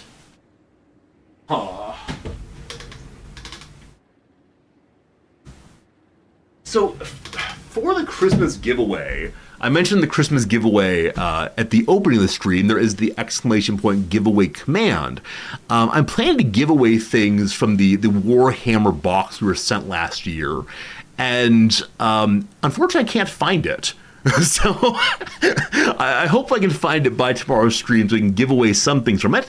There's a little plushy goblin we'll be giving away. There's a package of minifigs to pass, or to paint rather. There's some like pre-made model thing. I'll be giving those away tomorrow and on what day is it? On Thursday my time. So my Christmas and your Christmas, hopefully both. And again, I know many people can't be here unfortunately for that, but we'll be giving away some games and a variety of other things because I do want to have some fun things for those of you who hang out with stream on the holidays, because obviously it's the case that for some people it's a lonely time, and I want it to be a friendly, happy time instead. So this is us. We are the big red folks down here. We have been following the storyline we've been given, the missions one after another to go from this place to that place through and through. As we've been expanding, I am a little bit worried about this group down here. The, what are they? Villainous, traitorous, mutinous gets down here. I want to bring them under our control, but until very recently, they were as strong as we are. Now, there is attritioning happening there right now. Why? Oh! The vampire counts are fighting them right now. Okay, well, this raises new interesting questions. Because I don't know how to fight vampires effectively. Vampires have absolutely ruined us in prior playthroughs, notably Count Vlad. I think some of you mentioned that Vlad had been nerfed a little bit. He no longer could have infinite healing in the way he did previously. But I'm not sure where we're fighting these folks or whether we're going to do so. Because in just a moment here, probably in 2 or 3 more battles at most, we'll have our first ever call to WHIII. I have not used this. I do not know how it functions, but as the stream is titled today, it is Baby's First WHIII. I look forward to learning how to use it and to hopefully take over someone with it. For the moment, though, as promised, I want to rename some of our characters. Obviously, Gorbad here keeps his name forever, cannot be changed even a little bit. So, we need to name a shaman, we need to name a war boss. We're going to keep this character named as they are, because I believe it's a special hero that's like a leader of some other faction. Jenkins Hornhead is a great name. But I don't know if it's a name we should keep. And then lastly, Hozcub. I believe this is also a special... you could say hero or non-hero here. This person does not have a special tree, so it's a random character, I believe. Where the Goblin Great Shaman does have a special tree, I believe. Okay. How to give away all of these? Let's choose random names from chat. Friends, do you have a name for an orc shaman in this playthrough? He looks like that. He has a war boar. He's been our shaman since the playthrough started. What'd you call him? With his rusty looking sword, his red cap, his beast hide behind. Give it a name in chat and I will click on, or not click on, I'll choose randomly in just a second here. We'll have to do all these, take a little while. All right, let me give it 10 seconds and we'll see. Call him Russell. Maybe so. Maybe he gets to be Mr. B himself. We'll see. Red makes it go faster? Absolutely it does. He's a racing shaman. As of right now, I think he has like 2 spells. One that strengthens his allies, one that sends arcane power, I think, from his eyes. Here we go. Fingers ready. 3, 2, 1. Take this one right here. This is Tim the Brainy Boy. What a great name that is. Now, how do I rename you? Uh-oh. Aren't they renameable? There we go. So Tim the Brainy Boy. I love absolutely. Tim the... Or do I just Tim on line 1 and then down here, the Brainy Boy. How do you spell it? Is it I or Brain Boy? Sorry, no brain. Brain E. Number 2. We're naming Lugan Bogroff something else. You can see him there. He is giant. He's amazing. I'll put a line in chat. Doot. Line in chat, please. Anything after line in chat is now an entry for this fellow here. We haven't used him at all. As of right now, he is doing the work of defending our homeland. He has not had a single battle, though he does look pretty battle-tested. Maybe we imagine him as having been an ordinary orc in the Horde who gradually climbed his way up by mashing the body of enemy and friend alike, covered in the tusks of others, the skulls of the weak. He is truly a force of violins in the world. So many violins. Can I not rotate? I wish I could see the rest of the character, in particular what's on his shield. We're going to do a choice in 10, 9, 8, 7, etc., etc., etc. Sip of coffee counts for 5 seconds. Here we go. The winner and champion is this one right here, Rockjaw Dwarf Crusher. What a name. I love that one. So the name is Rockjaw, and then it is Dwarf Crusher. Very good. That's an amazing name. Thank you so much for that one. Next up, a character we're not changing the name of, because again, I do believe, yes, you're a special leader. We have one other special leader we can recruit, currently sitting on the bench. So these two are heroes that are currently just inside of the army. I'm going to go ahead and make the line again. This one I'm going to play a little differently. This is an awful way of doing it, but the first name that appears after the line, we will name as this character. So wait for a second. This is going to be a test of latency and the speed of your enter key, I believe. So type in the name you want, but do not push enter on this one. Exciting to jam the chat room. We'll give about 10 seconds more. This is a terrible way to make a choice. All right, the line is now in chat. Who is the first one to answer? Oh, it didn't go in. The first answer given, though, there it is. Darth Vader. Darth Vader? Darth Vader? Good job on the latency, but your streamer is displeased. Your streamer is displeased. Call him Phil. Okay, so I'm okay with calling him Phil Vader.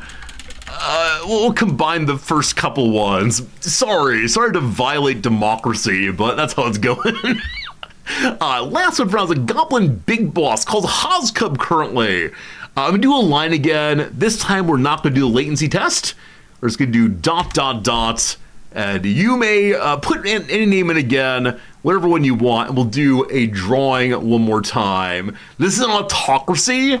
I mean, I believe Elizabeth Warren has a quote on that one. I believe we have that in chat right there. Yeah, people feel like the system is rigging against them, and here's the painful part. They're right. Yeah, unfortunately, I don't know. I feel very bad, especially telling a subscriber, no, I'm not going to use your name. But we have to have some decency here. Gotta have some respect. That's important. Must respect the people we're playing as. I do like your name, Cyberocle, very much. Last one, Cow Prods. Some even really great names, and I feel bad saying no to most of them. But we'll get another 10 seconds of this one. He's got some green coming off him. I believe he's a poisonous character, maybe. I don't know what makes someone a big boss. Probably just a character with more authority in the Horde. You can't believe I've done this. I know. I need to set rules in the future. Like the same way, well, that's not true. I was going to say in US elections, you can only vote for real people. You can write in absolutely anything, right? You can give a vote for Mickey Mouse if you want to, and then the official recording will say, 5,000 votes for candidate A, 4,000 for B, and 3 votes for Mickey Mouse. Here we go. Last one. 3, 2, 1. It's this one right here. This one's going to be, that's actually the Elizabeth Warren quote. Grobzilla. Grobzilla, no. Cappy Gobbo, I'll definitely go with.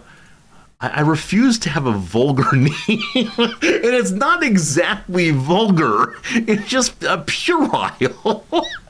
In case you weren't reading chat, Grobzilla's suggested name was Captain Poopy Pants. Who are you? Well, I thought it was the case that the channel I created is one that's like matches me. Oh my goodness. Sorry, you can use that one in your playthroughs. That's right, it's sophomoric. That's what's going on here.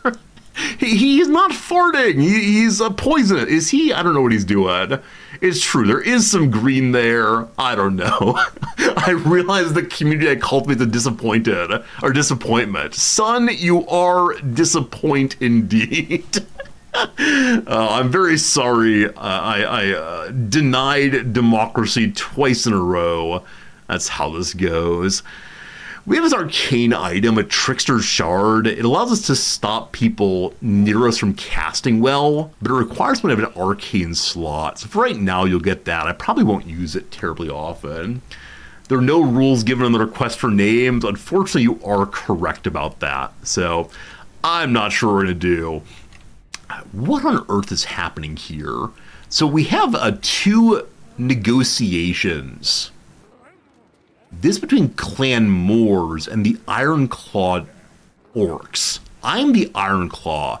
Oh, I think we've been non-aggression pacting with Skaven because I want very much to bring together as many of the Orc greenskins as possible before we attack the Skavens. For right now, rat people are not friends. Rat people are just hanging out. Soon to be raided, but not yet. Alright, so we have these 3 lords/heroes picked up from recent battles. Phil Vader, Cappy Gobbo, and good old Gritsgut Gutstabba. I believe in prior playthroughs I've been told I'm not active enough in scouting the map around us. So this time I'm going to use the Goblin Big Boss to go sneak around and check out what's going on. Yeah, let's do some scouting. Where do I not know much about? See, some of you know immediately where everyone spawns. In the north, I see a green bar that's very small. What does that mean? I assume that means the strength of that garrison. Probably someone's attacking them. So I was thinking about using my first war to attack the dwarves here and take some fun dwarf territory. I would love to wog into the King of Dwarves, but I feel we might fail on that. Well, let's get scouting north and see what we find. Off you go! Good old Cappy Gobbo. What a great name that is. All right, number 2, Phil Vader, the Black Orc Big Boss. I kind of want to put into my main army. Unfortunately, our main army is totally full right now. So I could remove from it somebody, but I love them all. Right, this is my starting army plus a few of the same kind, and then also a giant ogre bull. I love it too much to take it apart. So unfortunately, we're going to have Phil Vader go join the army defending our capital, I think. So I click you here. Wrong character, sorry. Phil Vader, I want you to work your way over to the capital and join this army, please. Yes! Go. Yeah, Phil Vader, something Darth Vader or Phil something else. We combined the names. All I want to do is make the channel happy. All right, so the main army is currently hanging out and healing up. I think we said last time we want to move the main army in this direction because I'm afraid of what's happening here. Now that we see that there's a army of vampires here as well, I wonder what they're actually doing. Like, are they attacking? I expect they are, because good old Gore, I look forward to this group being destroyed very quickly. Good old Gore's army there is in really weak condition. So maybe we can slide in and take some territory while they're fighting amongst themselves. So Gorbad here, let's get you moving ASAPly. Oh, we're underground right now. I didn't remember we're underground. We should be moving up above the ground instead. All right, what else is going on? Over here is the main army. We can move them out to look around, but I don't see any reason to do that right now. You'll hang out at home.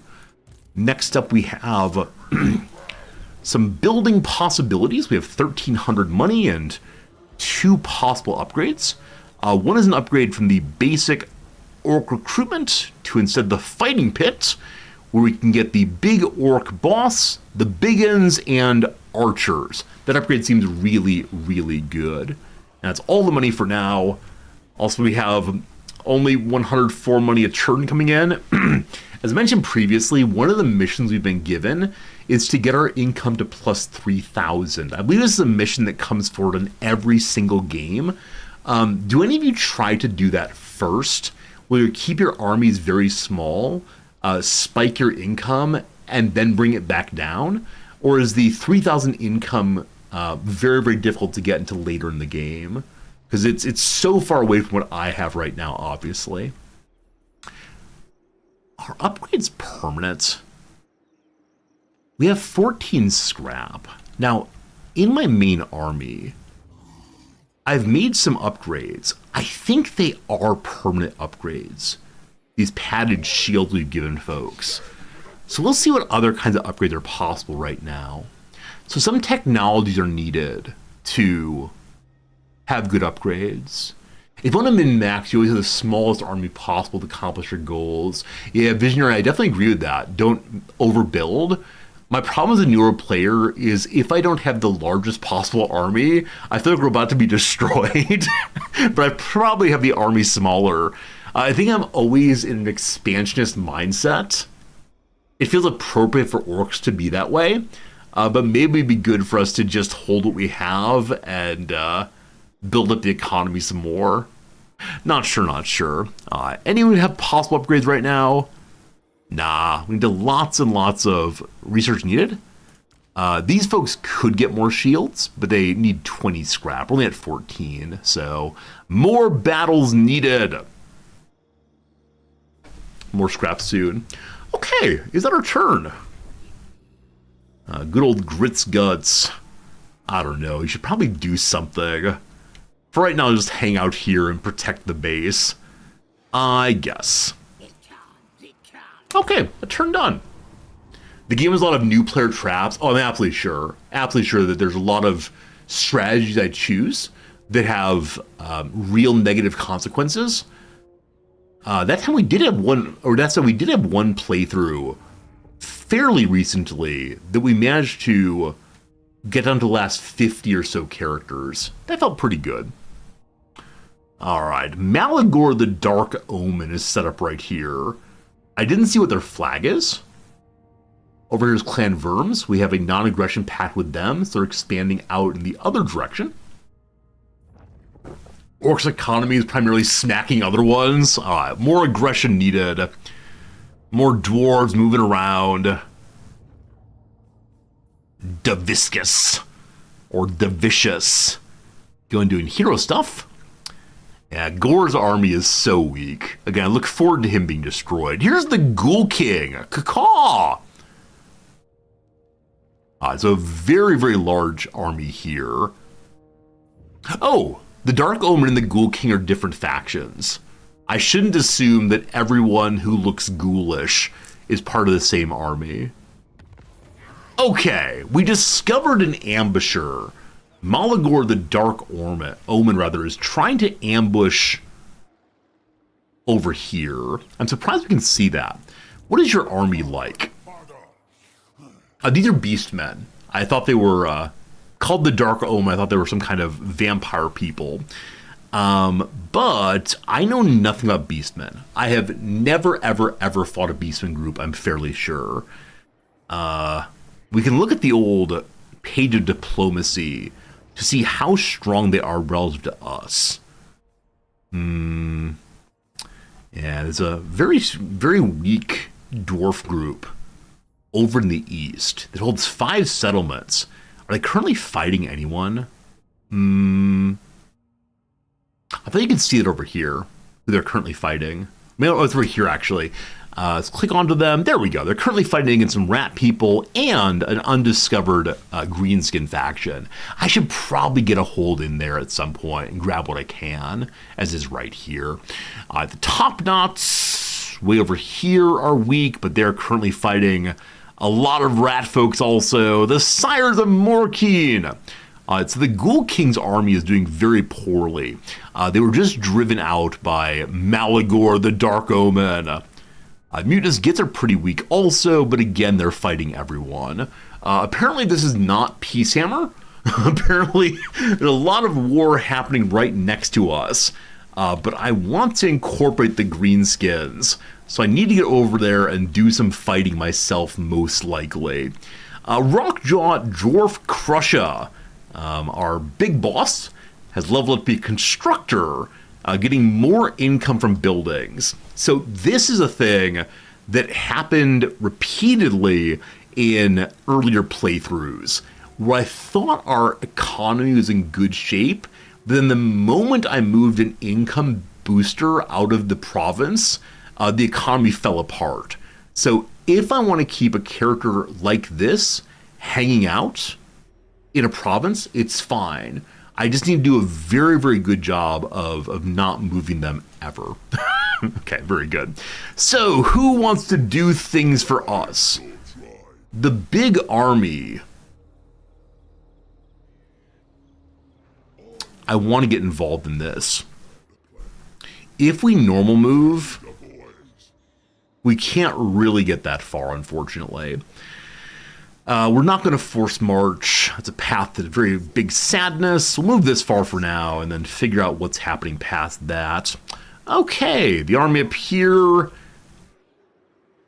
It's a defensive army, but I bet it could beat the dickens out of this faction. I think. What defense is that Black Iron Mine right now? So almost nothing, frankly. Very, very small group of axe infantry, pickaxe infantry, missile, and that's all.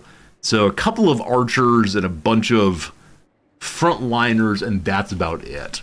So I think it might make sense for me to take the defensive army forward for right now. Even though as we step out, we'll lose our income bonus. All right, off you go. Come visit some dwarves. All right, Clan Rictus. Are we friendly with them? No. So this group we could get a non-aggression pact with. They're also fighting the Black Iron Mine. They'll probably get there first, but we'll see. Oh, we can put on raid stance also, the defensive army. What does raid stance do? 3 scrap per turn. I definitely don't want to raid while I'm in my own region. Maybe at some point we'll move forward and raid elsewhere. Good mover to call it. Unspeakable. Thank you for the resubscription with the most ridiculous message ever. Here we go, here we go, here we go. I can't read it all the way through, but Unspeakable, thank you for supporting the community. I appreciate that. And thank you for encouraging the greenskin talk. I don't really know the greenskins slogans at all, but thank you for the orc fun and for believing in the possibility of our horde over the others. All right, buddy, how do I say, like, you just stay here, I'm gonna ignore you until I'm done with you? Or do I come back to you? I don't know. Isn't there a button to say, like, ignore this unit forever? Well, whichever way, we'll skip them for now. Next up, our scout is scouting. Are we able to scout here? It takes money to scout, unfortunately. Because I suspect this is full of rat people, but I'm not sure on that one. Continue to the north. Just looking around. Just looking around.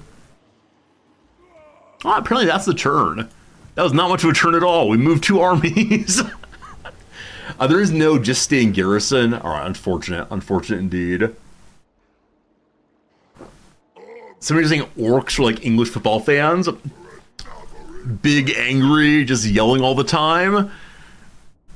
Some interactions of some orc ogres up here, apparently.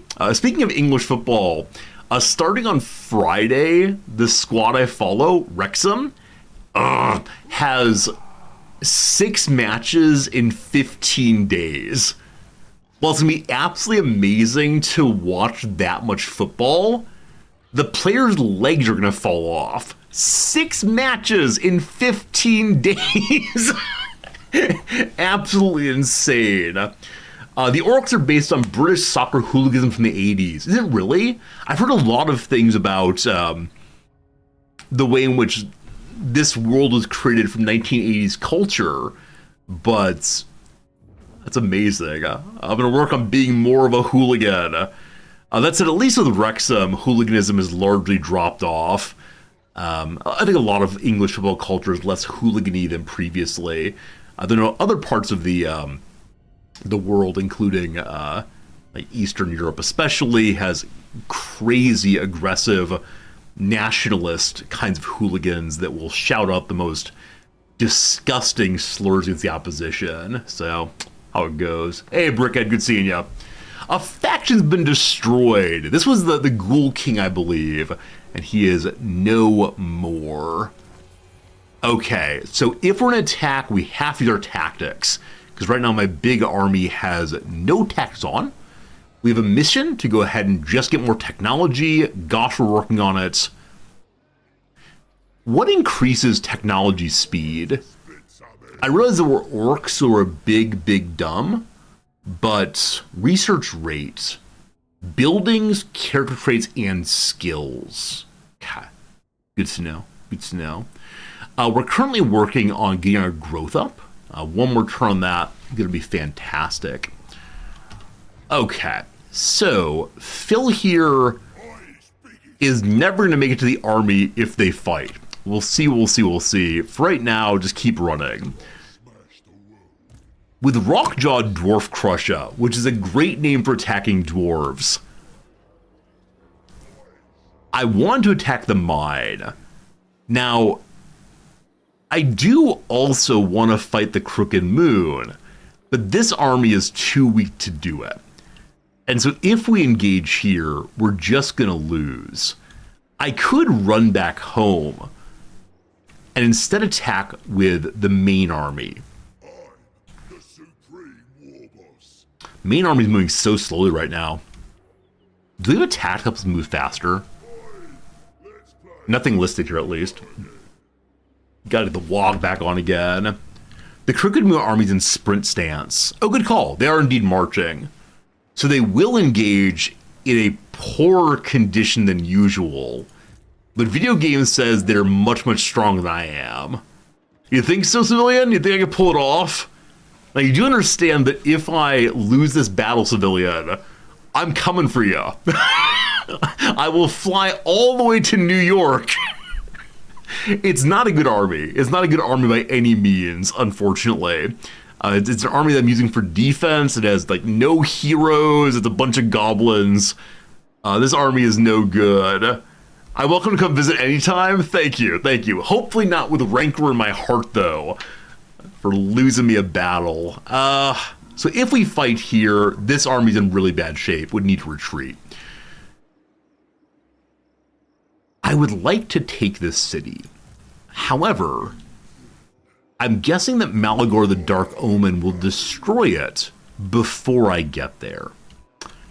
If we're going to fight here, I need to have Rockjaw move back to base for right now, and possibly even support down here eventually. I can't lose my capital, obviously. I really enjoy this part of this game. I really enjoy the let's think as hard as we possibly can and see what happens. Now, we have a legendary lord here, right? Gritsguts is a big deal lord. We could abandon the eastern or western front and have him stand with the main army as a reinforcement. What are you doing? I guess in camping. I was worried that the ogre here was stealing my monies. All right, Gritsguts, we're abandoning the western front. Go, brother, go. Need a defensive army there eventually. This is what happens in all of my playthroughs. I expand too quickly and can't think about defending everything. But I'm sure I'll learn eventually. All right, Cappy Go-Go. Your aim is to learn about this army here. So the army of Brynnoth Grundadrak. We're seeing a whole bundle of various low to middle tier warriors, including a grudge thrower. I don't think we can fight this at a capital right now, especially unless we have the Wog rather. And how that works, I just don't know. You're the opposite. You turtle too much and end up losing. Seldom, that was me when I was playing the dwarves. I got so turtly and also couldn't figure out line of sight for guns. And so we had so many battles in which my gunners had 0 kills because they were aiming into the back of their fellows. It was horrible. I'm enjoying the greenskins. Actually, I am enjoying the greenskins. I enjoy every playthrough in this game is the problem. Everyone I've played, I've just had a good time. I'm not sure I'm learning all of the subtleties of these different kinds of characters, but gosh, they're a good time. Seriously, I enjoy them all. Alright, Scout Fred, just keep looking around. Good. We can upgrade Doc Karaz if we want to. It can get an upgrade to... as right now we have the money to get upgrades to recruitment here. I want to get economy upgrade to spec, so we'll hang out for right now. 2025, the year of Warhammer 3, gotta play them all. I mean, while you're correct that I'd like to play Warhammer 3 more, I gotta take it easy. Gotta take it a little easy. Can't devote too much stream time to any one game. We do have a friend of the channel who's a big, I think, Total War gamer in general. What is his username? He changed it a couple years back. Oh man, if I say friend of the channel and can't remember the name, that's really embarrassing. Anyway, we have a friend of the channel who plays basically nothing but Total War. His name used to be Fred. Someone probably, like Nerd Rage Fred maybe, something like that. And it was super interesting to see him learn all the Total Wars. To play at his level of gamesmanship though, where he plays on the hardest possible difficulty, no pause in battle, would require so much playtime. We'll see. There are 100 different playable lords. Amazing. Absolutely amazing. We could never play them all. You should use your gunners by putting a front line in a W formation. All right, let's speak up. Look here. The first time I played this game, I was like, I'm a baby just learning how to play. Let me make mistakes. There was some lovely viewer who didn't stay around long term, I don't think, who said, let me post a tiny little message about how to set up your formations this game. It's too long for chat, so I'm going to put it on the Discord. And it proceeded to be like a whole essay with pictures that they had drawn in paint of what I should be doing. And my sense was to go from like, I am baby player trying to figure out how to make straight lines, to this is the ideal formation for every troop in the game, felt like a bit of a jump I wasn't quite ready for. Anyway, bigger camps, bigger tribe, more fighting. I don't know how we get more Spormen. I've been told that we're reproduction via fungi, but more fungi, more good. Level 3 settlements. Gosh, I'm working on it. 1,000 money. That is enough for us to go ahead and upgrade this building here for more economy. Are there other upgradable buildings currently? It's looking like possibly yes. This is closer to the center of our territory. It can also have the same kind of upgrade. So I'll go ahead and do econ here. Good. All right. Then, go faster really appeals to me because my main army is struggling to get where I want to go. We also get Gork and Mork. Better relationships with the other greenskins. We all believe in one god. We attempt syncretism right there if possible. Also, I should probably start strengthening the goblins, though not using them nearly as much as the greenskins. Oh, and then scrap upgrades. So you save scrap to unlock different kinds of scrap upgrades in the future.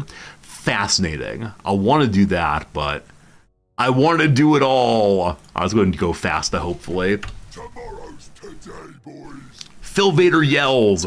Phil Vader finally joins the main army to help train them and get them more and more experience points.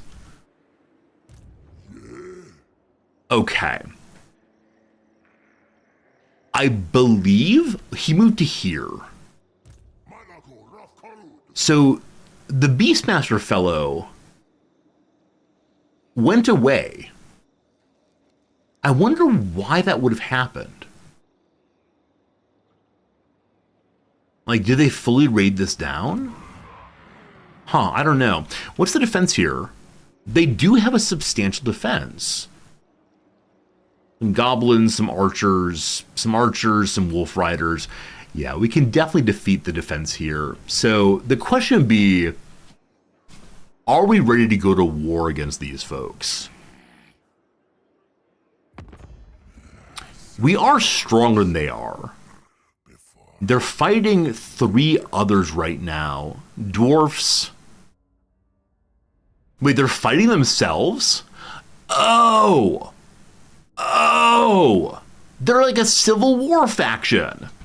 So there's the Crooked Moon faction, and then also the Crooked Moon Mutinous Gits. Does the playthrough start this way, or is there a way from the break off via Civil War? So we're not fighting the main faction. Does that change things? What is Snarsnik part of?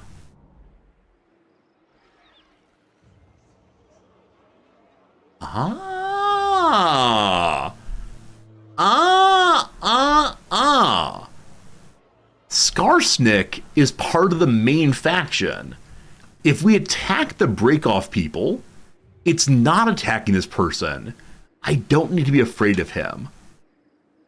Immediately. Friends, we're going to war one more time. I have only 14 scrap, unfortunately. I want to move Rockjaw back out rather, so we can begin scrapping. Fascinating stuff. This is my territory. I want to get to here, unfortunately. Wish I stayed there, but just didn't do so. All right, Gorbad. Let's go. Declare war. No allies. That's fine.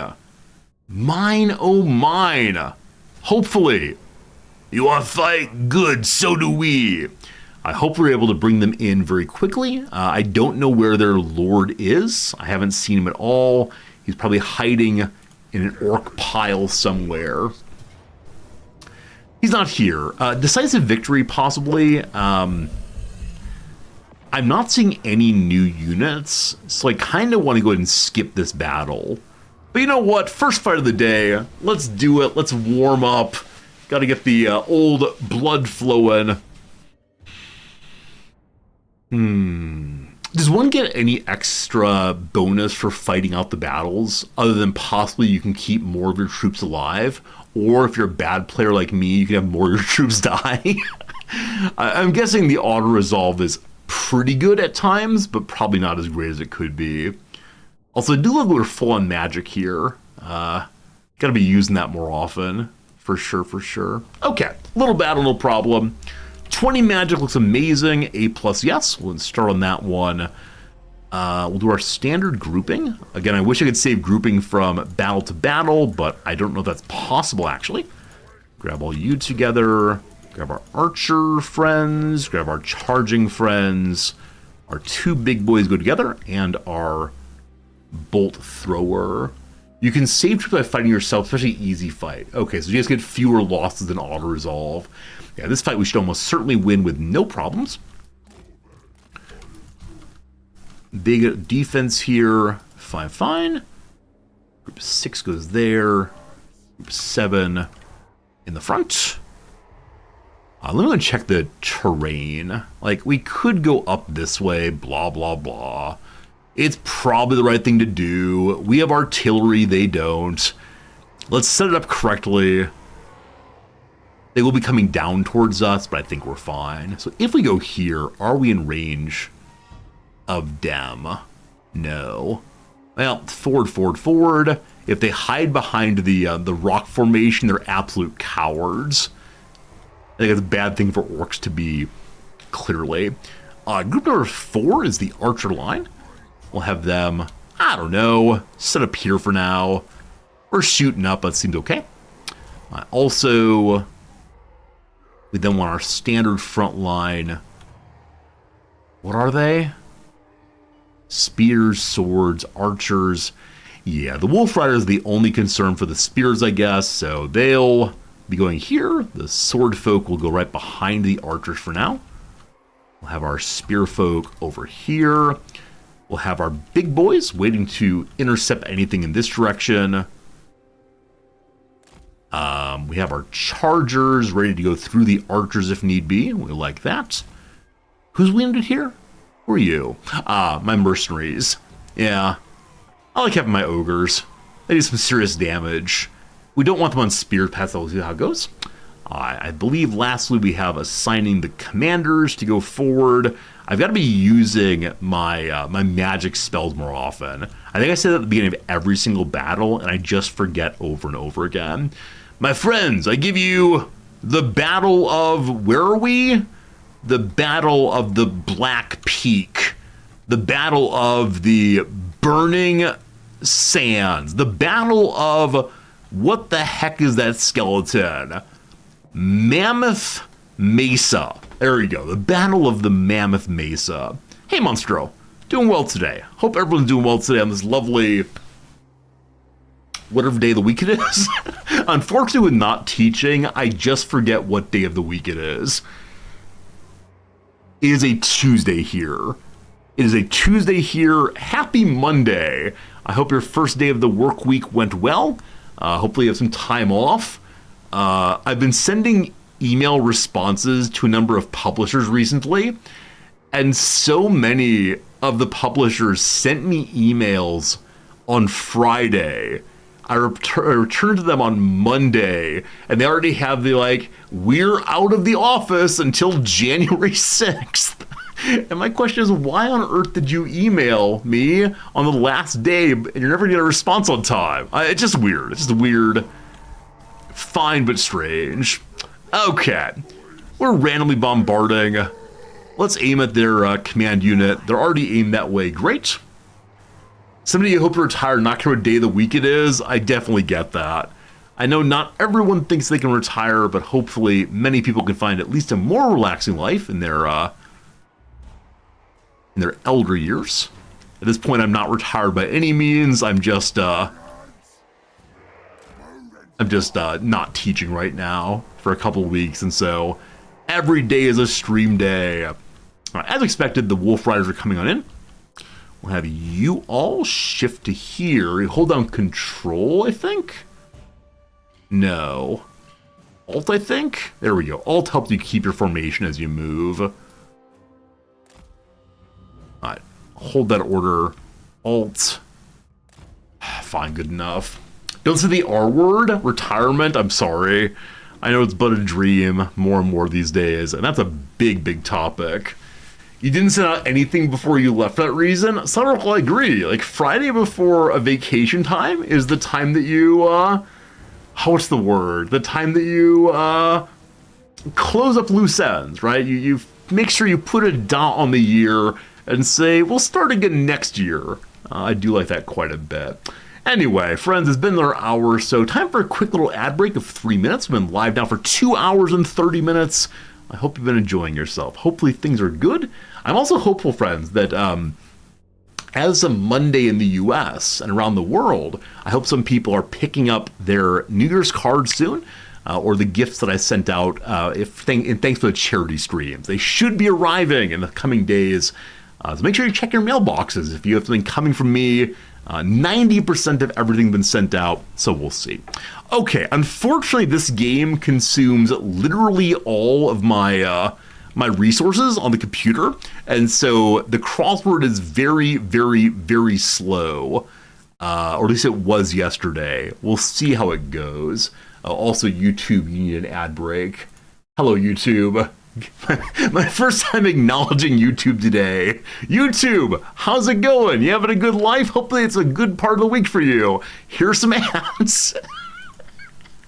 I know some streamers are constantly calling out all of the different communities they have, like, hey Twitch, what's good TikTok? Lovely seeing you Instagram streaming, or whatever. For me, it's Twitch chat, and then here comes some ads. A tool for a digital artist. So either like one of those styluses, which stylus does fit, or a tablet maybe. What's the down here? Numbered composition. I'm thinking opus probably, which means stylus will be correct, which means speaks is probably wrong. Hey, for whatever reason, the game is not consuming all available resources today. No idea why. All right, opposite of paleo, that's neo. Now the downs. Accusatory question. Was it you? A unit of energy equivalent to 3,600 joules. That's a watt-hour, apparently. Watts. A bone in the lower chest, the so-called false rib. What is herb here? Place to search for lingonberries. Oh, I thought it was going to be the Pope's yearly speech, the Urbi et Orbi speech. Anyway, a fictional Indiana town where Parks and Recreation is set. It's Pawnee, I believe.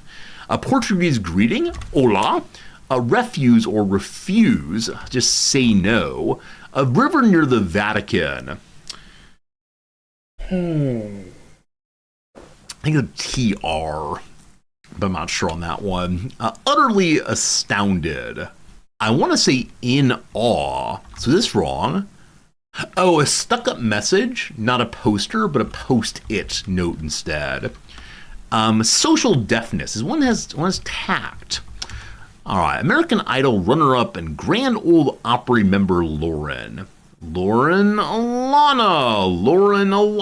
I have no idea. I'm thinking of the Trevi Fountains, I believe. It's definitely wrong. A Mountain Blank. Moonshine, by their name. I think it was called Mountain Dew, in fact. A beating as a heart.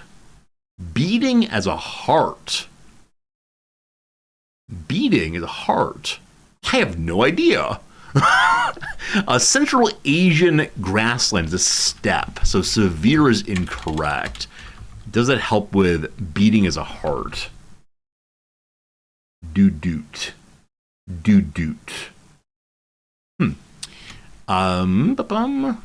Airport structure. There are gates. There are terminals. There are runways. There are... I have no idea. Sprint is dash. Hangars! We got it! Good old hangar. Two more and then back to the game. A 1988 Beach Boys song that rhymes Jamaica with Take Ya. This is Kokomo. I wish to sing it for you, but I will not do so. Kokomo. Last one for now. Peeve is irk. One more. Nightmare on Elm Street baddie. A character in many of my nightmares as a child. It's Freddy Krueger. With a Y there, I guess. Fredo is the enemy in the horror version of The Godfather. Very good. Mission accomplished. A typo in false rib. Hey, thank you for that. There you go. I always fail to check, but all good. You can never get pop references, so you don't enjoy these types of crosswords. Yeah, the New York Times has traditionally been a less pop-heavy crossword than the New Yorker and the LA Times. But yeah, in order to bring in younger audiences, more and more of the crosswords have been going in the direction of trying to have pop culture references. And I get it, because it is the case that the kind of people that play the crossword most often are middle-aged and older men, and so they're going to attempt to get more women involved. There's an absolutely beautiful book that was published recently on the history of women in crosswords. There's a really beautiful essay written by the same author in the New Yorker about her autism and crosswords, and how crosswords helped her to make sense of the world around her when she was young and just confused. And I think she's actually now the crossword editor for the New Yorker. That's fun, that. Anyway, if we want to talk about the crosswords of the world, I'm always up for it. But for now, we have a battle underway instead. So, we'll go ahead and unpause the game, and we see what happens here. Our bosses are just standing there. We immediately pause the game again. As someone said a couple days ago, it is Warhammer III Slideshow Edition. So, right, we can give a base damage increase to the bolt throwers. Always forget to do that. So we're going to give you Orcs Are the Best, and you fire a little bit more. Our shaman has the ability to also strengthen melee attack and melee defense, and it gives an imbuement of magical attacks. Does anybody know if this imbuement affects any attacks? Or does it only affect melee attacks? Because I would love to give magical attacks to my bolt throwers, have them light people on fire if possible. Alright, we hold our formations for now. It is melee and range both. In that case, I should have started by casting Fists of Gork onto the bolt throwers.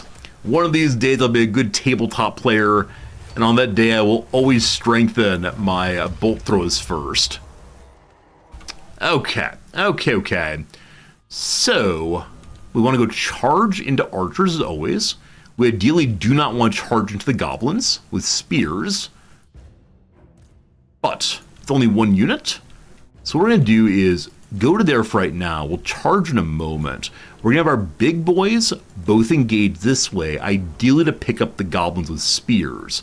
Now, goblins with spears are very dangerous for the large bulls. They're not dangerous for the orc biggins. So, we're actually not going to move the bulls in. The bulls, we'll have them line up here for right now. In just a moment, we'll retreat the bolt throwers. That'll be good. We'll have our archers here. Problems there. We'll have our archers here fire on the command unit, who I actually can't find. The command unit is probably hiding in the trees right now. So focus fire to there. Over here, the spearmen did pick up the wolf riders. That's wonderful. We'll have these two head on up towards the archers. Ideally walking around them instead of into their firing range. We'll see what happens there. Unpause the game for 1 second more. Probably move the lines forward in a second here. Amazingly, the enemy is moving very slowly into the bolt throwers. It's all pretty good. Quick pause here. And then, sorry, the endless quick pause here. I promise that one of these days we'll do more than endless quick pause here. Alright, here is the melee line. Melee line, just go forward and fight. Line it up. Alright, we'll have Jan, Lord and Commander, just walk into the middle attack stuff. We'll have Jan Shaman cast his first Gaze of Mork on the command unit. That's very good. And we'll give it a second. Delighted to see the spearmen did come forward. So we march on them. We then have our ridiculous number of charging units, possibly all charge into here. Get a better angle, please. Like this and like this. Which button is it? Shift? There we go. Shift first and then through. We've caused one group to flee already. We have some sleepy bulls. Hey, remember that part where I said that the enemy hadn't gotten onto my bolt throwers? I then moved my camera away for 1 second.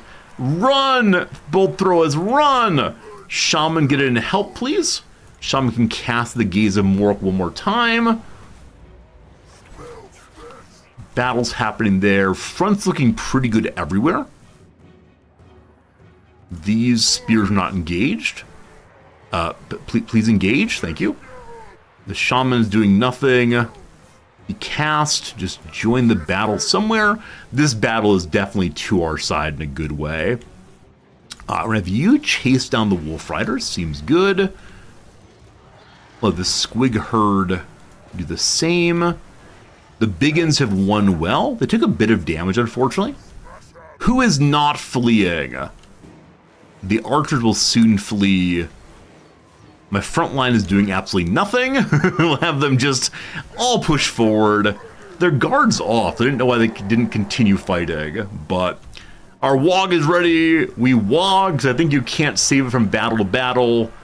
I give you a pretty easy fight. Pretty well done, I must say. And there's not a legendary lord here, so unfortunately we'll not have them immediately surrender to us. But I believe we will be taking the,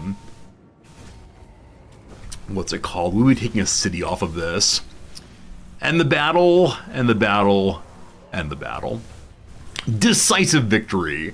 I think previously it said close victory maybe, so We lost fewer troops than expected, and that's pretty great.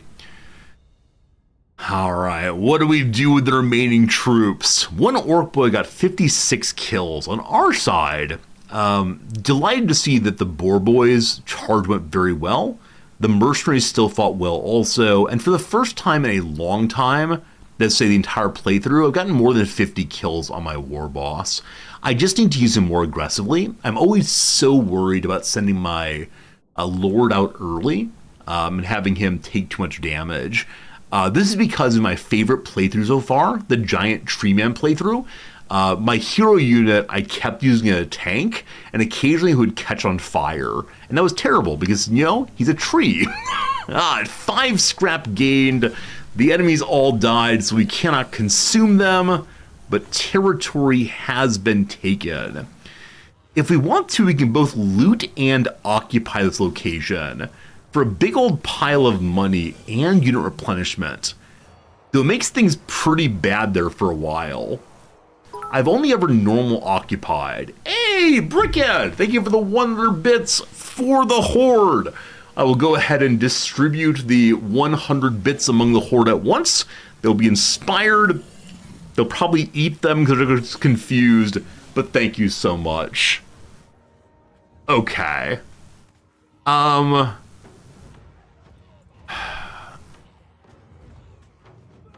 So diplomacy is damaged by looting and occupying. I would like money, so I'm going to do this. Though it may totally destroy our ability to hold on to it. We'll see. Tactic unlock, shoot the runts. You're never gonna get a better killing than when the arrows are flying and the lobbers are lobbing. Guess who didn't turn his tactics on for that battle? Guess who is saving his tactics for genuinely no good reason? Hey, and thank you for another 100 bits, because the boss said he wants the money. Hey, the boss is always yum yum yum, give me money. Thank you so much. Poor Icky the hero here. Icky the hero hanging out. Bits for gits. I like that. I like that a lot. Again, thank you for generosity. Never feel that you must give money, but it always is helpful indeed. And thank you for generosity for sure. As you give more bits, you have the possibility of earning special emotes. All of the emotes for bits are, I believe, resorty as different versions of classical art. From the Scream to the Riz with the pearl earring. It's very strange, but you can have exclusive bit emotes. It's something strange. All right, a level up on the big boss. The big boss levels up. It is great. Hello, big boss. No new items, unfortunately. Maybe someday. But, I can finish up his inspiration of Du Bois, giving the best possible upgrade to all of the orc folks. Be able to use lots of orc folks, that seems very, very nice. We could also personally strengthen him more. I tend to lean into having my lord benefit other folks. Tunnel boss would have been very useful earlier when we were, you know, fighting in a tunnel, but as it's not useful all the time, I'm not going to take it. I'll finish the boys here, because it's always useful in the current army configuration. No ancillaries yet. We found one and only one ancillary, now that you mention it, and we allowed it to stay on the person who got it, the Squig mascot.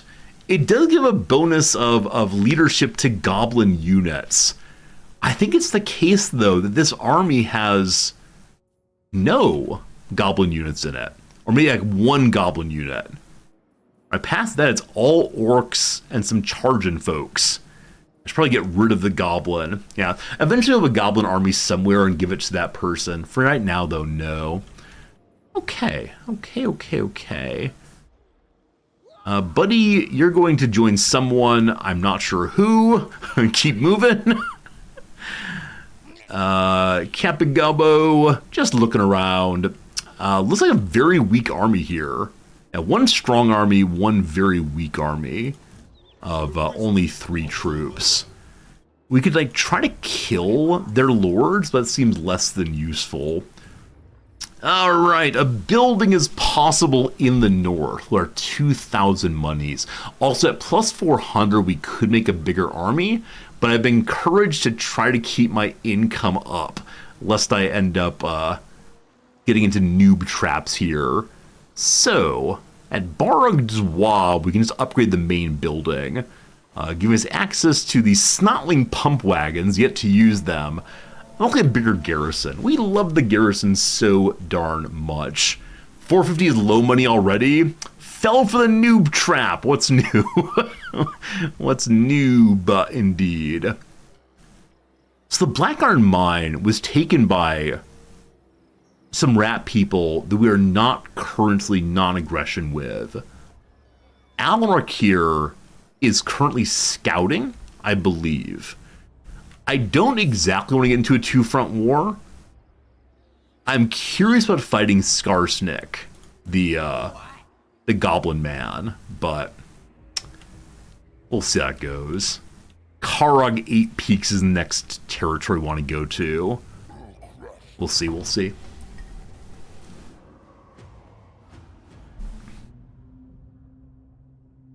We'll soon file for bankruptcy. I mean, as some viewers occasionally say, there is no resorty strategy game without debt. Who knows? All right. A message from the King of the Dwarves. The King of the Dwarves has declared war. No allies. He is stronger than I am. Well, this was not in the plan. Everything we've ever done has gone into the book. Oh boy. He's not fighting anyone right now. So that's a thing. Okay. Huh. He's moving across the map right there. Our very first playthrough ever was as the King of Dwarves. I wanted to do well with them, but I got absolutely destroyed by rat people. It happened 2 playthroughs. How do we think about this situation? I mean, obviously if we can catch him when he's sprinting, maybe try to get an alliance might be good. Well, we'll see. First plan on the list, make a plan. I mean, yes, we need either tactics. Absolutely tactics for any battle. We're so close to a WHIII. Again, I've never used the WHIII. I'm guessing it'd be so useful in this moment. If we could just get a WHIII going. We just had a big battle. We just had a big battle. Huh. Number 1. Who dat? Wazhumpa, the Savage Orc Great Shaman is ready. I don't know who you are, but welcome aboard. Number 2, we have more shiny stuff. A new mission, raid Mount Squighorn, maybe someday. Do you want tips? Nah, I'm okay for right now, thank you. Didn't quite get the WHIII yet. We need 10 more points. I thought it grew via fighting. Pretty sure it does, yeah? By fighting battles, raising settlements. Got it. Okay. Any suggestions for DLC? Control Warrior, I don't know. If folks in chat have ideas for DLC, I'd be delighted to hear them. But no, I've kind of just bought DLC based on, ooh, that unit looks fun to play as. Which is probably not the best way of choosing, but I've enjoyed it very much. Tim the Brainy Boy. What on earth are we trying to do with you? You're definitely staying in this part of the group. Is there a heal you can get? Or is healing not something relevant to characters like this? My Brain Burst is a way of doing more damage. Large explosion, good against single unit. I believe the Gaze of Mork is also single unit. Also, I've never overcasted this. Overcasted, whatever it's called. I should probably do some of that at some point. Hey, Squantoon! Squantoon, thank you for that resubscription, that Prime sub for 10 months so far. Getting close to that year. I thank you, Squantoon. Edbutt here does what? This is like an AoE attack. Again, strong versus single unit. So there's nothing that's especially good against multiple units, but a knockback can be very, very cool, I think. Cool. Cat. So simultaneously, oh good God. I shouldn't curse, I apologize. It was rude of me to take the Lord's name in vain. So simultaneously, I want to take this because they're so weak. And also, I want to protect in the north. Because the king is up here. He's gonna take Carrick-Dawn very quickly. So there's no possible way I can get there in time, unfortunately. So maybe we allow a couple to fall for right now. We take this because it's closer to our central territory, and then we shift north. I think it makes sense. All right. So tactics last for, what, 5 turns or so? Gorbad's Boys is the one I've enjoyed the most so far. It gives a bunch of bonuses to all of the basic orc folk. We've got a lot of those. So I'll probably take that. We recently unlocked shoot the runs and net them up. So if we had one more archer and one more artillery weapon, we can have a bonus about ammunition. Net them up gives goblin infantry the ability to do what?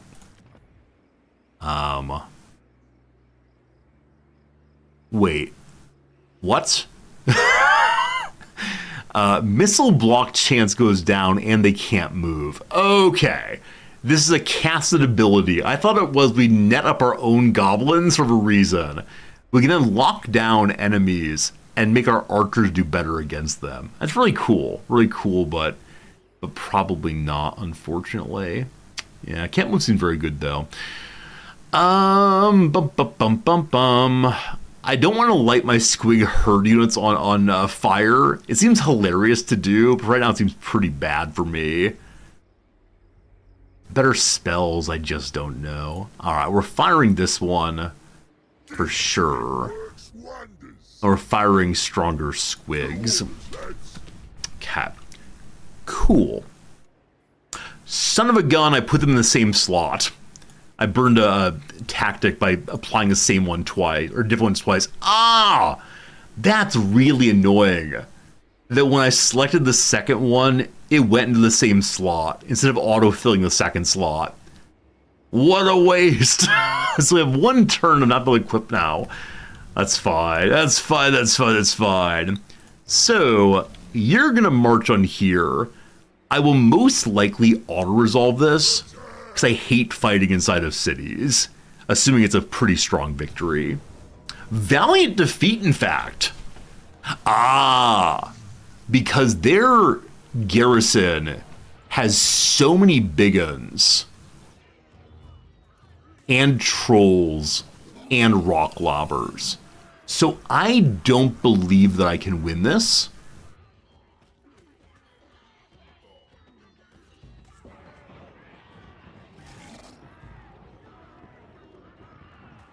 This game does have an undo button, doesn't it?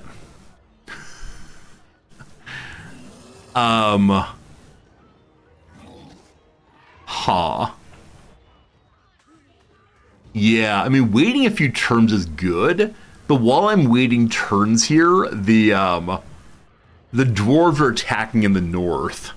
Well, let's build a couple battering rams, continue the siege, and hopefully hold our capital. Gosh, what do we even do right now? I need a bigger economy. I need more troops. Can't have bankruptcy, of course. There's probably no reason to just put this character solo in the north. Having them join this army seems really important.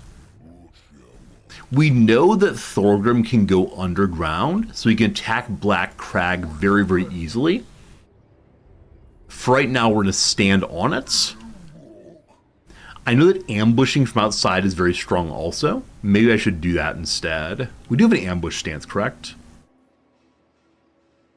No. Looks like there is no ambush stance. Not sure, not sure. Cap. So what can you do against an enemy? Block the army. They can move less.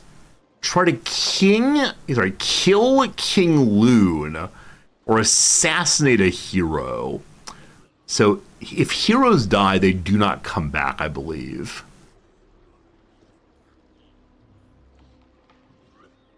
Well, yeah, lords come back, heroes do not until they're level 10, I'm pretty sure. This is spending money to assassinate. Only a 40% chance seems it might not quite be worth doing right now. Blocking the army would slow them down. I expect they'll get here regardless. I have no idea what we're doing. We could try to go kill, like, the very sweet character here. What's his name again? Yeah, Tom Phillipson. An actual person who worked on the game. He has a fun gun. I really enjoyed playing as that character. I think, yes, we should try to go kill him outside of battle. Mabby. We can repair this place. How much money does it cost to repair? 280. If you repair it, it gives a little bit more income and growth.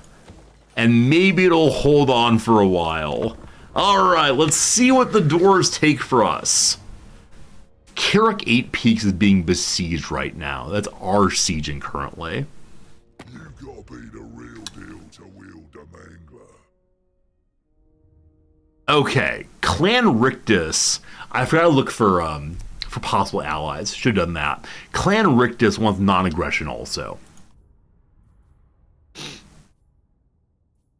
Will you join the war against Karaz al-Karak? They're one of the stronger factions currently. They're negative 7.1. Ha. I just don't think it's gonna happen. What if I offer them money also? How much do I have right now? I have 76 money. They will not take it. All right, no one's joining my war, unfortunately. Non-aggression seems good. I'll take their money again. Hey, thanks. More friendship with the nearby rat people.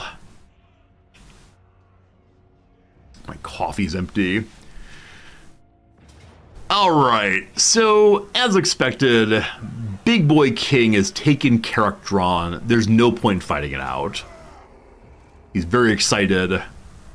Decisive defeat. No one's left. Did I not turtle enough, team? Any current senses of why I'm losing everything? I guess it's just how the game goes, right? Shifting borders, totally fine.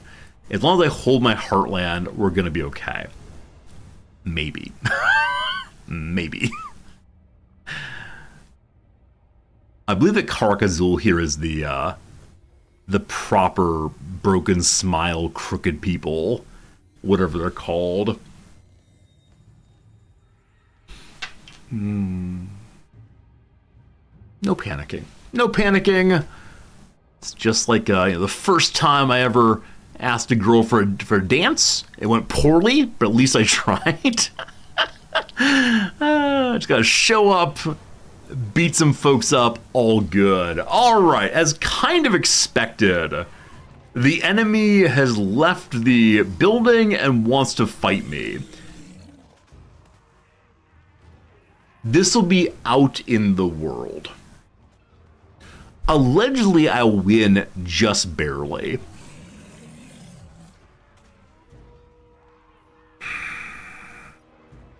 I'm terrified of their big uns. I assume my spearmen will do well against them. They have a catapult. I have a bolt thrower. What is the range on it? 320 versus 400. So we'll have to attack into them. What advantage do we have? I guess we have some better shields. Oh, the advantage we have is their hero's only level 1. Is that right? No. He's level 2.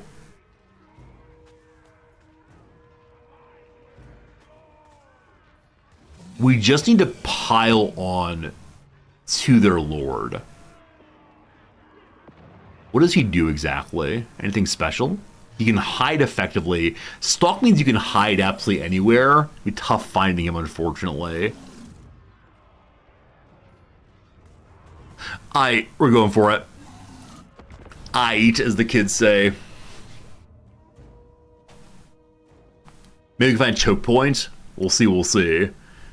So they're gonna wait for reinforcements. My question as always is, can we get on them and do at least a little bit of damage before the reinforcements come in? Because they don't have a siege weapon yet. There is a very small choke point right here.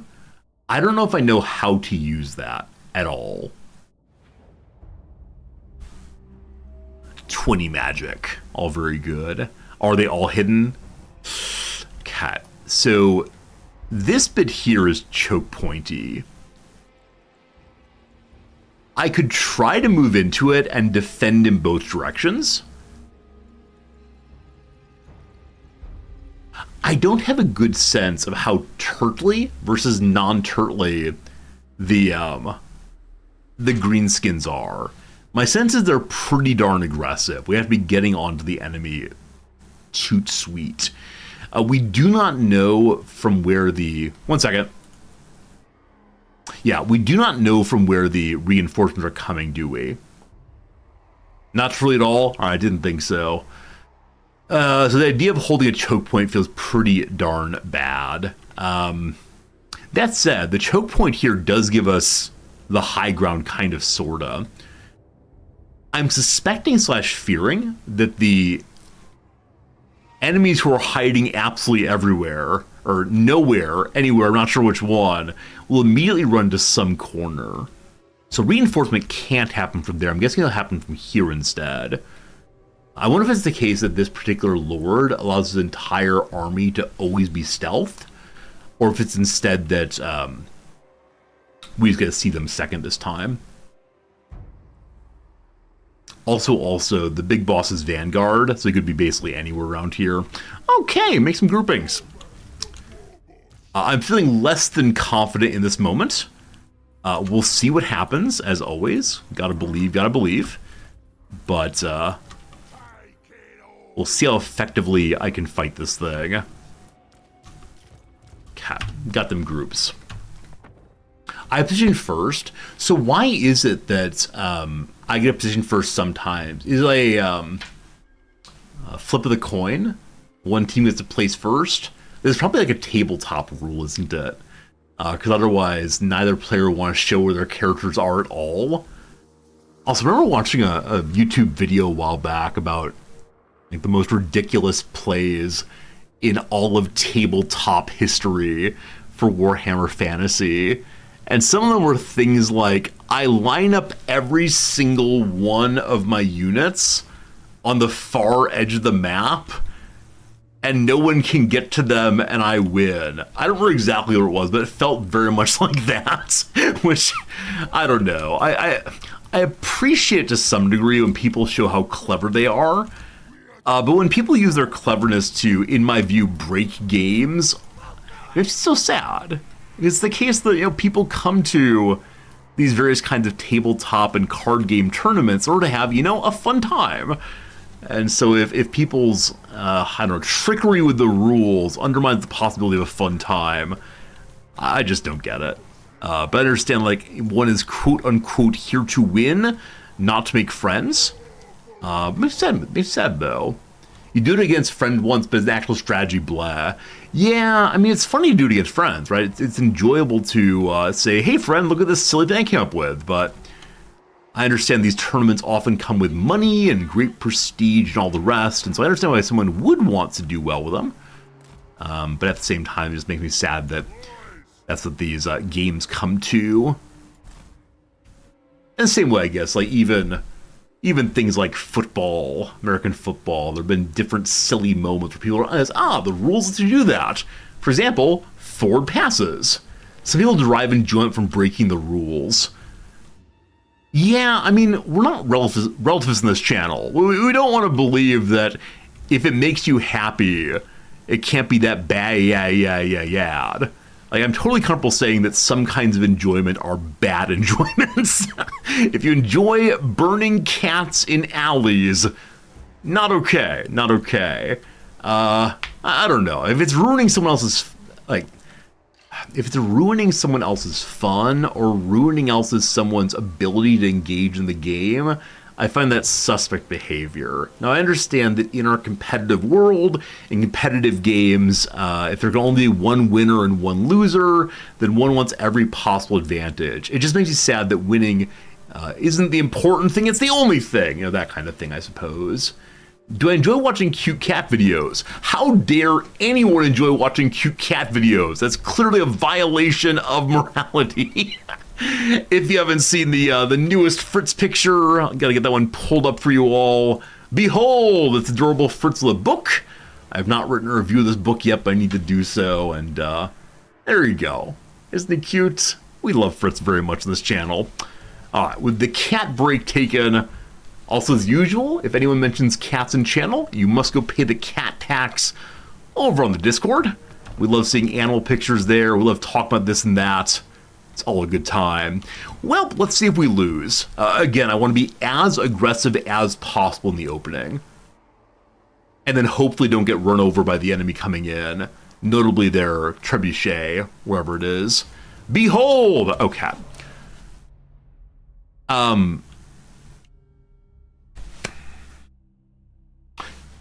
I believe the reinforcements are already here. This was not the plan. I gotta say, this is not what we're thinking of. Goodness gracious. Let me go put the Discord message in chat. If you're interested in joining the Discord community, I'd love that.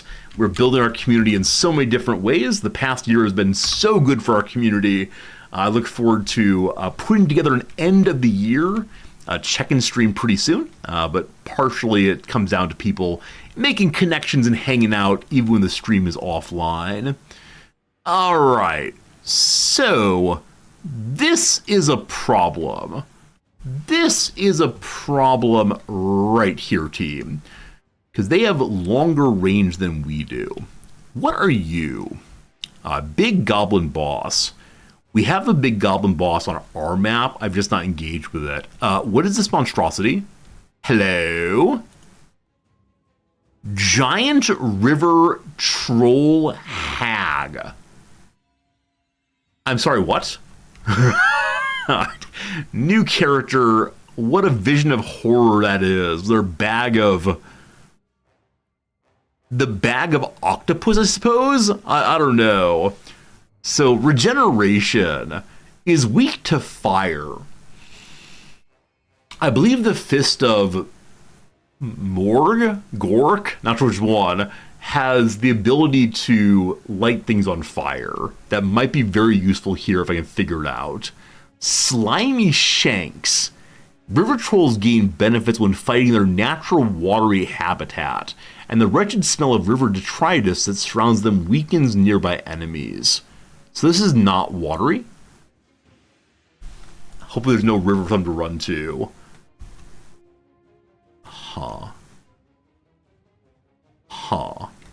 Well, Also, Okay, so they only have... What's Squig Hopper? Oh boy, it's goblins on the back of running mouths. That's running mouths with shanks as well. And little Sorcerer Apprentice's hat, if they end up spawning some brooms, I'm all about that. So I believe they have only 2 cavalry units. And so we don't need to be especially concerned about being rushed from behind. This is the second one here.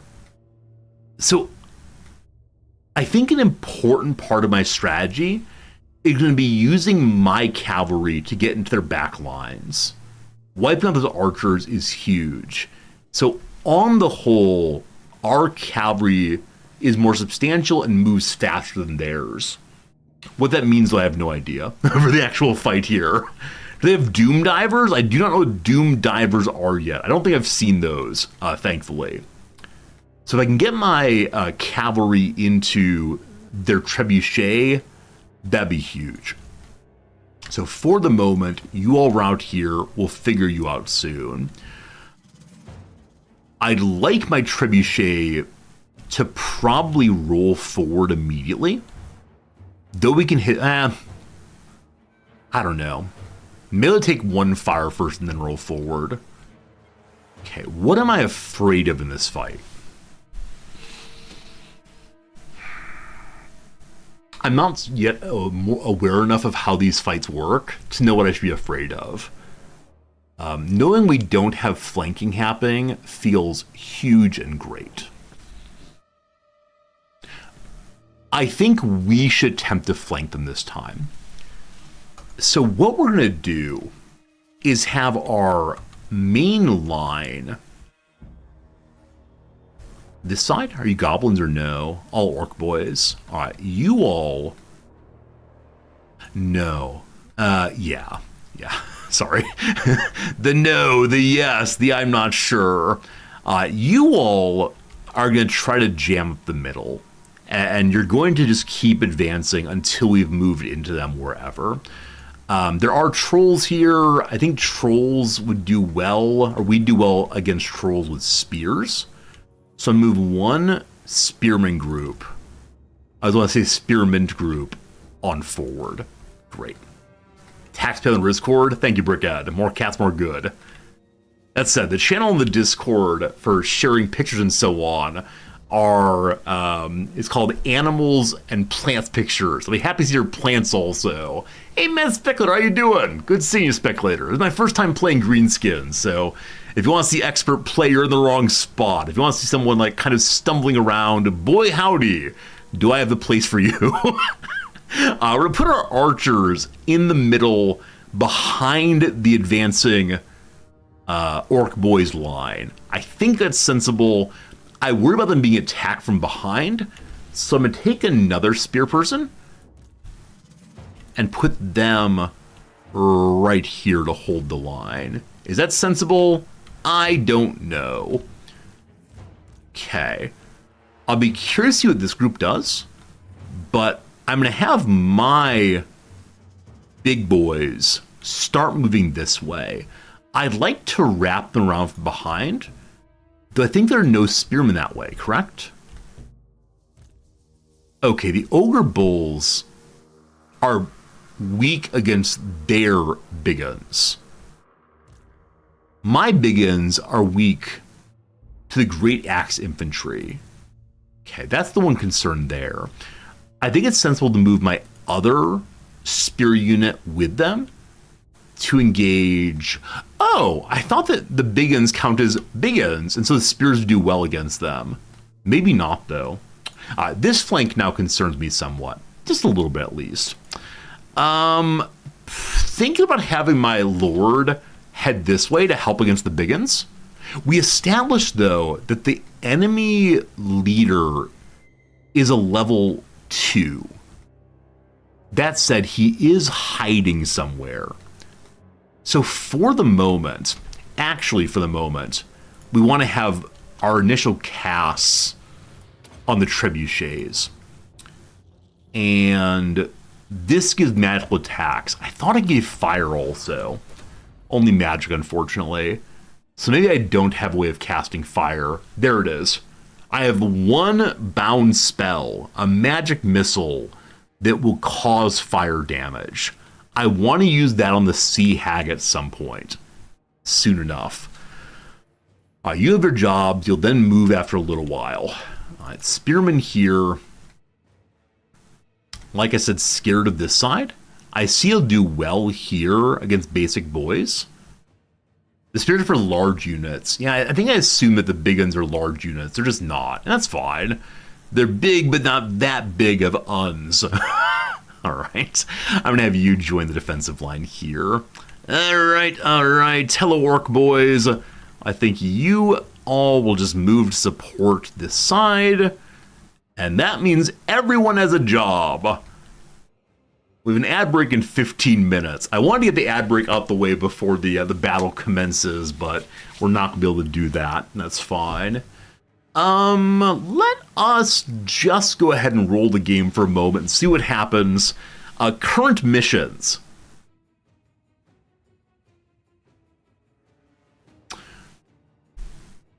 Okay, no, we're fine.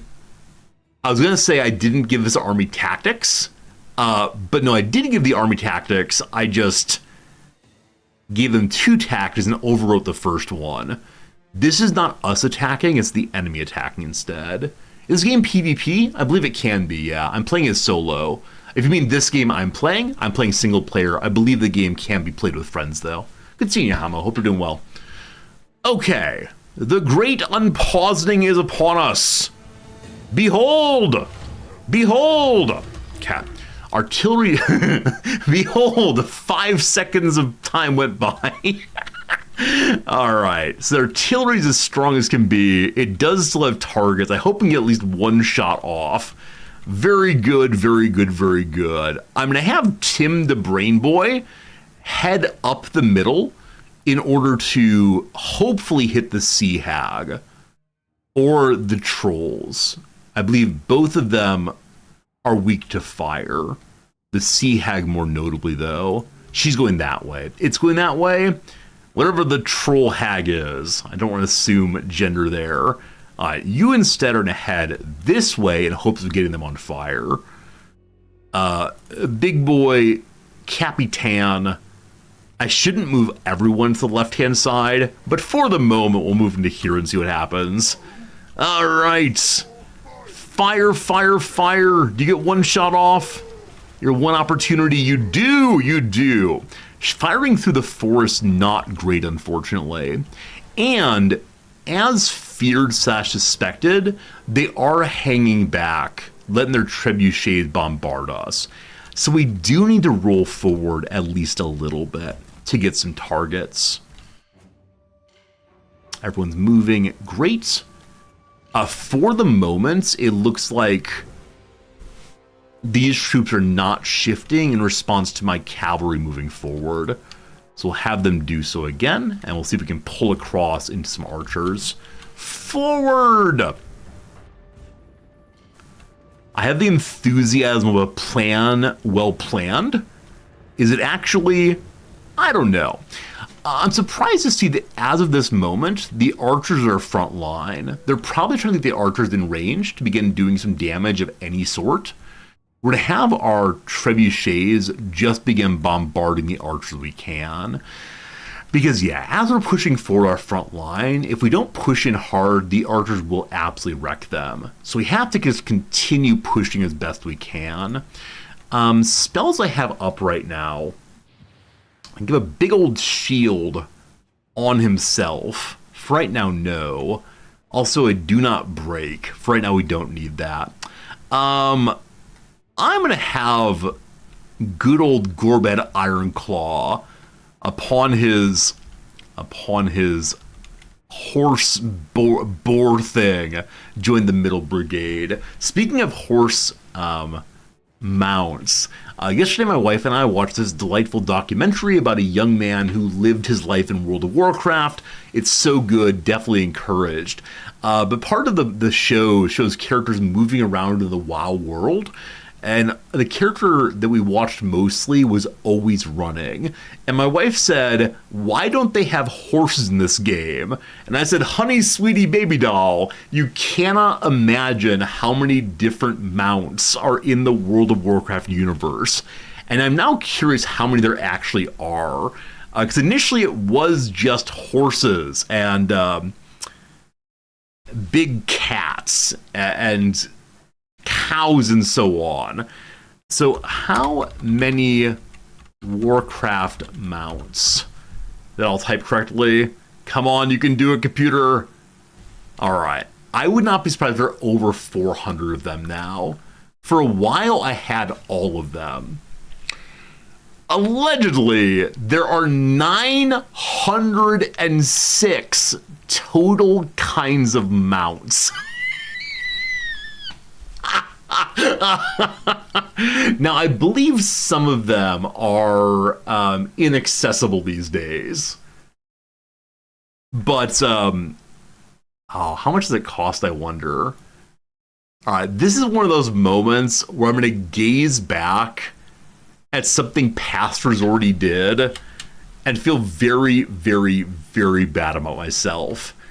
So I want to buy the Warcraft helicopter. Is that a thing, maybe? It was my card. I bought some card.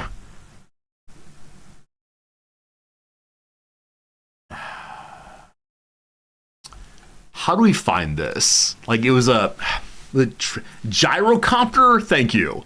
You all know what I'm talking about. You all are talking about. You could probably search faster than I can, because again, all computer resources are being consumed by the battle. We're almost there, team. 2 more backspaces, then gyrocopter. Oh, back too far. Here we go. Yes, no. Can anyone find the thing I'm looking for?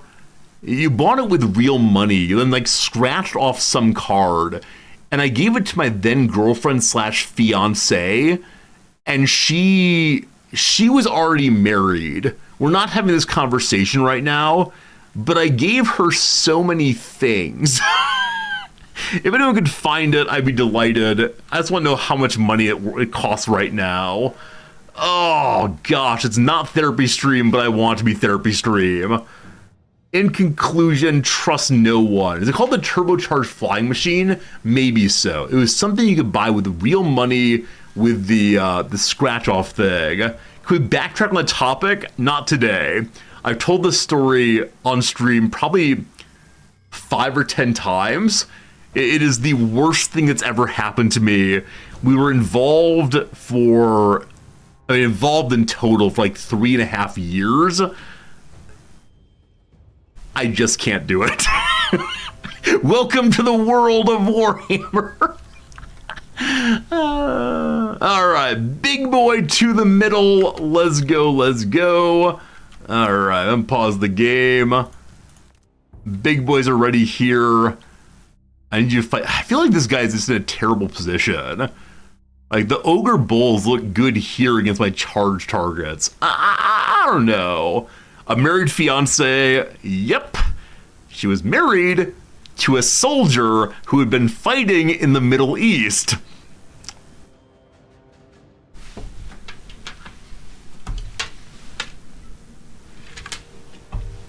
Okay, we're good. We're good. Everything's fine here. We've come to the middle.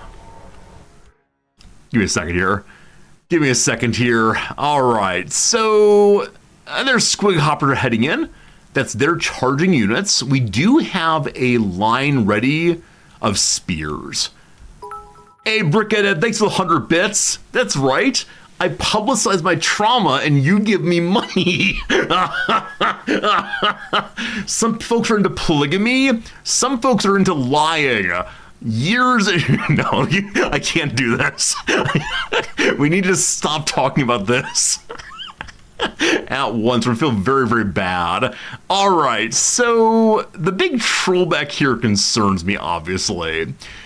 I see a group over here that is vulnerable for the taking. I just don't want to get stuck on the troll. So here we go.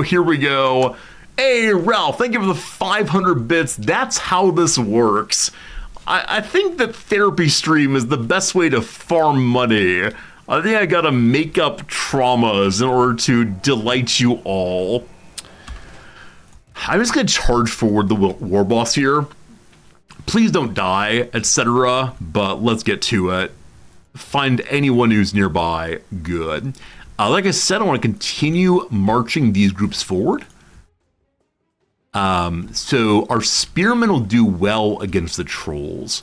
We'll see if we can get them there. That would be good. 36 more bits.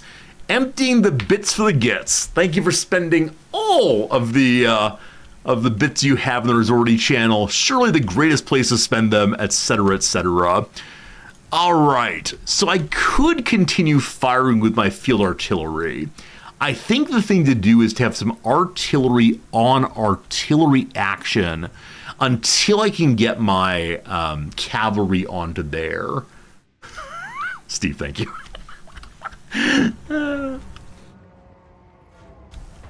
Okay, this concerns me.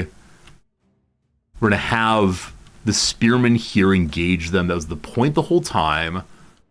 Our cavalry, they take a long time to get there safely. If I ran them through here, it'd be so much faster. But where the trolls would go backwards. I'm gonna be a little greedy here, I think. The squigs need to move all together. They get some bonus for being close. I'm gonna try to run. Oops. I'm gonna try to run this way. If we see the trolls move back, we'll disengage.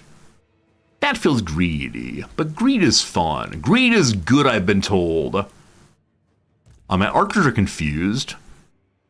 Move them forward also. Swordsman going in. Good. Give it a moment. Lots of movement everywhere. Lots of movement everywhere. I don't want to know the price of scratch cards. Adriel said, I'm sure they're crazy. If you can find the gyrocopter, I'd love to know what it's worth right now. I believe when I bought it, it was $500. I believe I bought a scratch card mount for my girlfriend, fiance, whatever, for $500. This was when I was a graduate student and making $1,200 a month. $500. No. All right, forward we go. Do we have spears on this side? We do not. So we're gonna want to engage the squig with basically anybody. Good. Okay, a cast on my big boy. What is that cast? What do I see? Spirit Leech, damage per second. That is unfortunate. So he is now fighting against some casting enemy. I don't see the enemy lord. I thought if you cast... Hello. I thought if you cast, it made you visible. Maybe it's that hag person. I don't know. Hey, sleep well, Stellan. I know you have a big day at work tomorrow. All of you who are working in retail or anything involving seeing people this week, I'm so sorry. I know that places that celebrate Christmas get a little bit insane right here. Speaking of insanity, somehow another hour has passed. Somehow it's time for a very quick break of 3 minutes for the ads. Thank you for being here. Thank you for watching with me. I feel like we're playing a little bit slowly today, but that's okay. It's always nice hanging out and having jokes and so on. Live now for 3 hours, 30 minutes. It is about noon o'clock my time here. I'll tell you real quick that we're going to do the crossword. I'll then take a very brief break to get myself some coffee. That's good. Was it possibly a rocket and not a helicopter? Keeper's Fang, that sounds likely. I'm sorry, I don't remember exactly what WoW mount I went for, but a rocket sounds fairly likely, yeah. How much does the rocket cost now? Scratch off card. Did my girlfriend not have a mount? Oh, she had one. This was like a super exclusive mount you could only get with like spending real world money. It's upsetting. Hey, Flying, how was the vacation? It was great, thank you. If you check out the stream from 2 back, you'll see a VOD full of all sorts of pictures from the vacation. It was a really good time, though. We're working on our downs right now, I believe. Working on convincing this thing to play again. Come on, game. I'm here. There we go. We still don't know the river near the Vatican. It's between $200 and $950. Craziness. Yeah, like I said, it's been about 500 back then. A sign of things to come. An omen. Breeze past. It's like fly by. Breeze past. Wait, why am I typing? Why am I typing? I typed the word men. Wait, why did I type the word men? That's very strange. I wonder if it's like held over key presses from in the game, maybe. I have no idea. Alright, please go away. I need to definitely get a different computer for these games. I actually pull up my control panel thing, a task manager. What you say? Here, I'll show you all where it says we can be dismayed together at what's happening on my computer. It doesn't look like it should be that bad. Huh, let's see. Where's the show you the screen? I don't actually have that here. I will go for here for right now. This is for Omen But Jump. Thank you, Grokking. I appreciate that. Show you all the full screen. There it is. So, I mean, Firefox is doing the Firefox thing on memory. The CPU is being eaten by the game.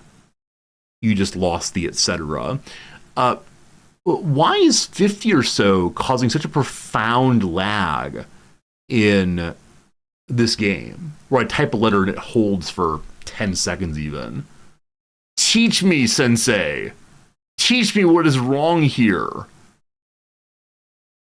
Shouldn't it still be flying along just fine? Like humans, we only use 10% of our brains. There's still lots of space left. I don't know. I don't know how computers work. I know they upset me to look at it. Look at all these Firefoxes, though.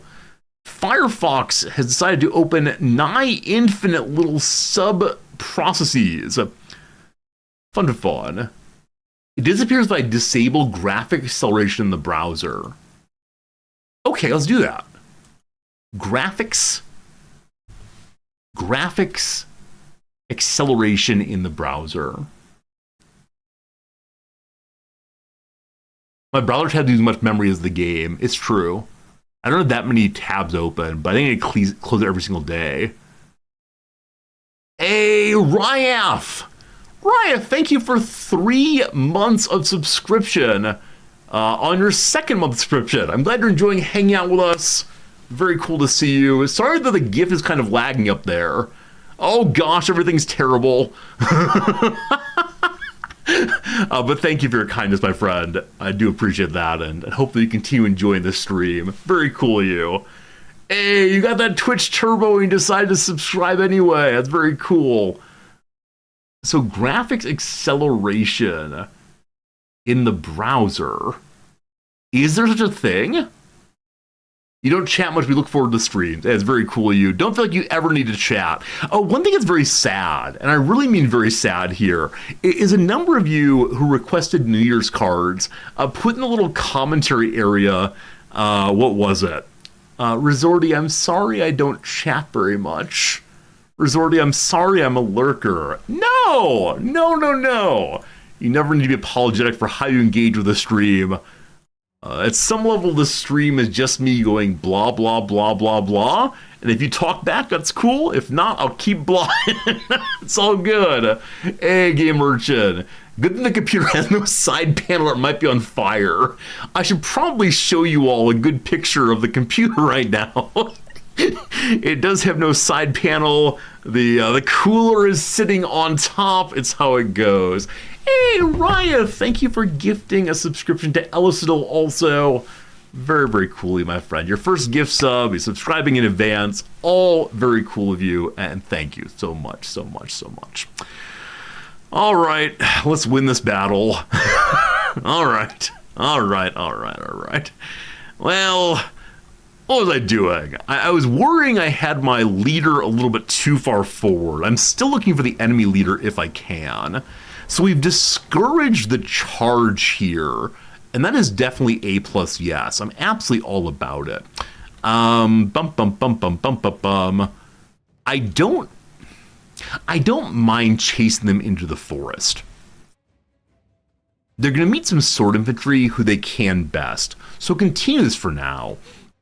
Because there's so few enemies on this side, these spearmen should probably move somewhere. And that somewhere is probably go fight this troll. We'll push forward and see what happens there.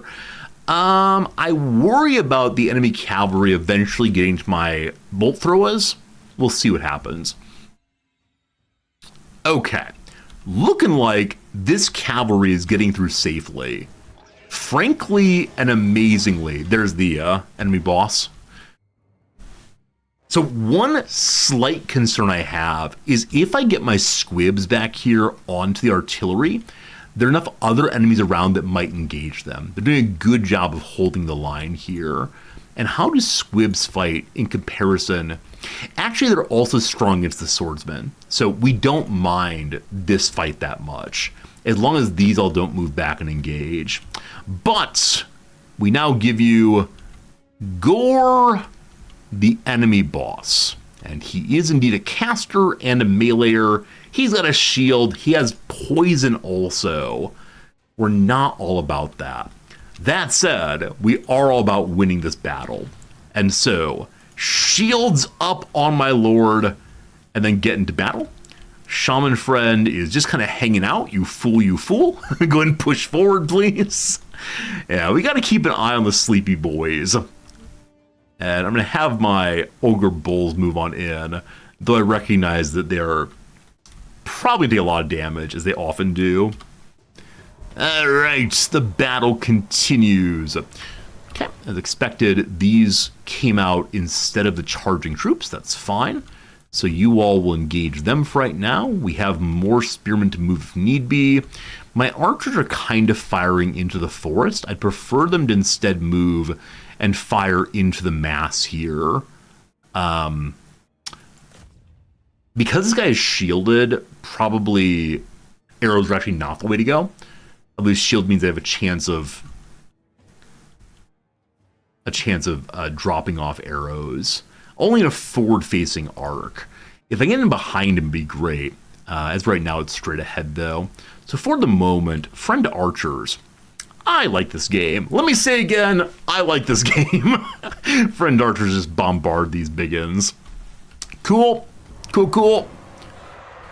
Okay, it is the case these folks are charging in again. I was going to have this group move on to the trolls. I've changed my mind on that. Instead, this group stabs them again. This group stabs the swordsmen. And we'll see if they manage to get through. My biggest concern is they somehow charge through and get onto the artillery. Looking like no. Fantastic. All right, the far-range cavalry is largely in position. I'm going to have them go ahead and charge. We don't want that. Charge into the back of the artillery. This group is still cutting through. I don't quite know what to do with them, honestly. Except maybe charge into the archers. That's the call. Go in there. Then, whoops, go in there, then go in there. It's a shift key. There we go. All right, gonna be a good time, good time, good time. My commander's taking some decent damage. May have to retreat him, we'll see. Okay. So we have the one fiery blast spell on my shaman. I want to use it against the sea hag, but I've lost where the sea hag is. And that's distressing. Because I don't think there's a way to search for the same. You're back here before. Oh, wow. The sea hag is just hanging out way back here. I wonder what on earth the sea hag can do. I assume cast. But with that said, we want to cast on a troll also. The troll's there. In this line, what do we got? Yeah, just orcs. Okay, for right now then, you're going to go ahead and strengthen the big guns there. And then when that's done, we'll begin blasting in various other ways. Excellent. The Gaze of Mork on basically any character. That's fine. This is how I remember to cast. I use all the spells one after another. And then lastly, we have our Headbutt. Short, wide, expanding, tear-shape attack, or made terror. I don't want to hit my own people on this one, so there's a way to rotate, right? Left mouse button and etc. Okay, don't hit our friends. Good luck. Okay, we can now have our shaman move in and try to help. Though I do see my shaman's weak against most of these. Our hero is down to half health. That's not great. The enemy hero, oh gosh, the enemy hero is nearly down. It is time for us to get the heck out of Dodge. So number one, I need him to Crown of Command himself so he doesn't break. Cool. Morale goes up. Number two, run away. Number three, give the biggins, or the bulls rather, some health and such, and have the bulls engage on the boss. We're gonna be fine. We're gonna be fine. Just get running. Those archers have done such a good job against my boss. Yes, wild charge out. All good, all good. Where are you going? You're charging in the back here. The squibs are charging in also. The biggins here are doing nothing. I don't know why that would be. Their guard is not on. Just take any target you want to. And the orc war boys are almost artillery. Orc boar boys, rather. Yas, yas, yas. Other than our hero nearly dying, this has been perfect. Good fight there.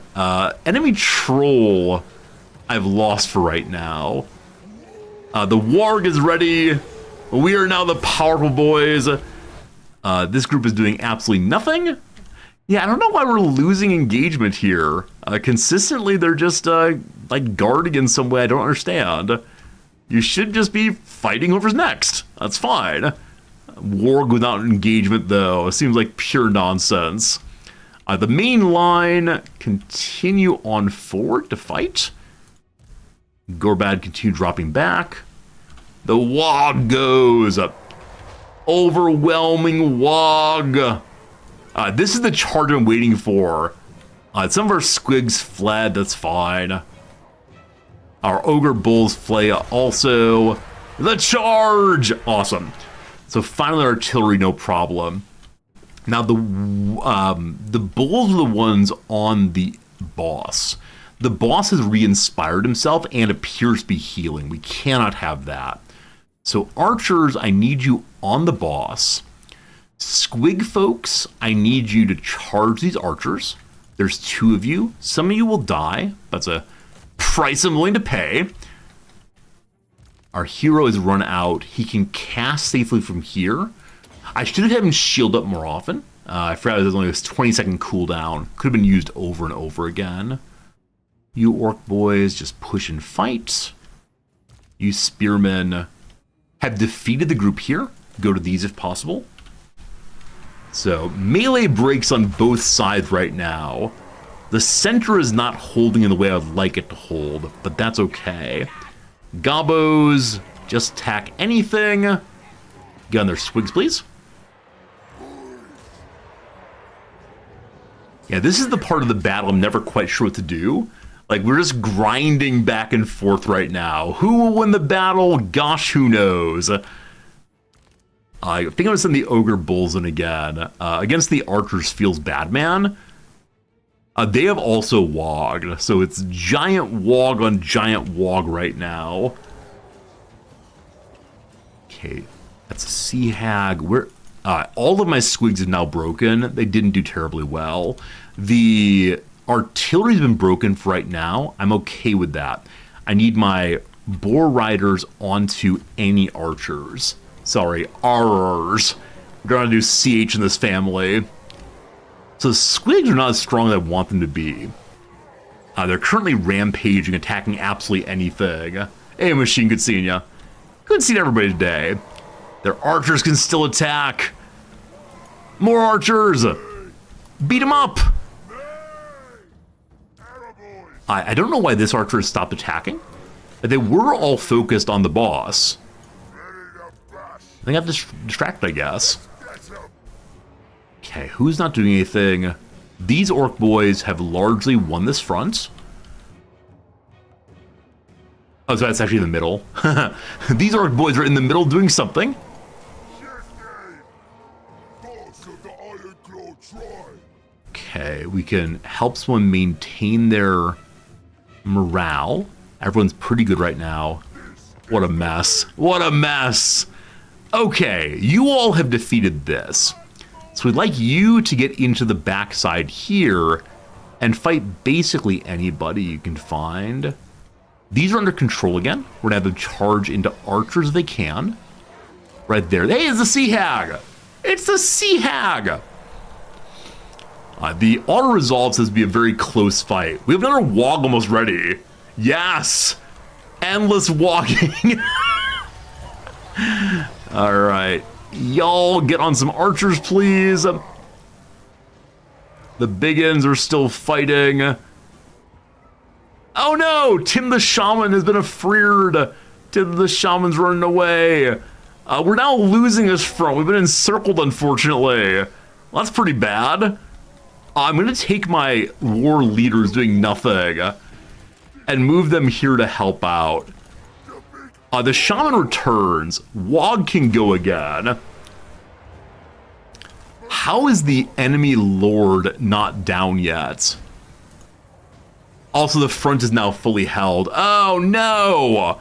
It looks like we're going to lose the middle.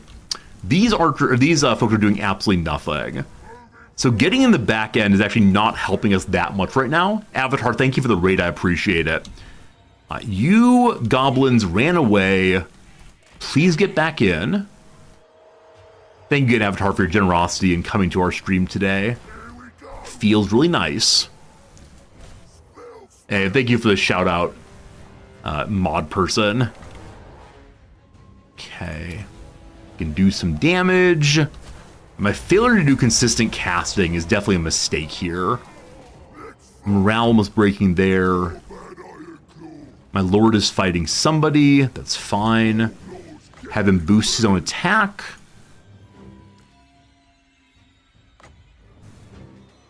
Oh, he can only boost other people's attack? Got it. The Shaman instead. Oh, boy.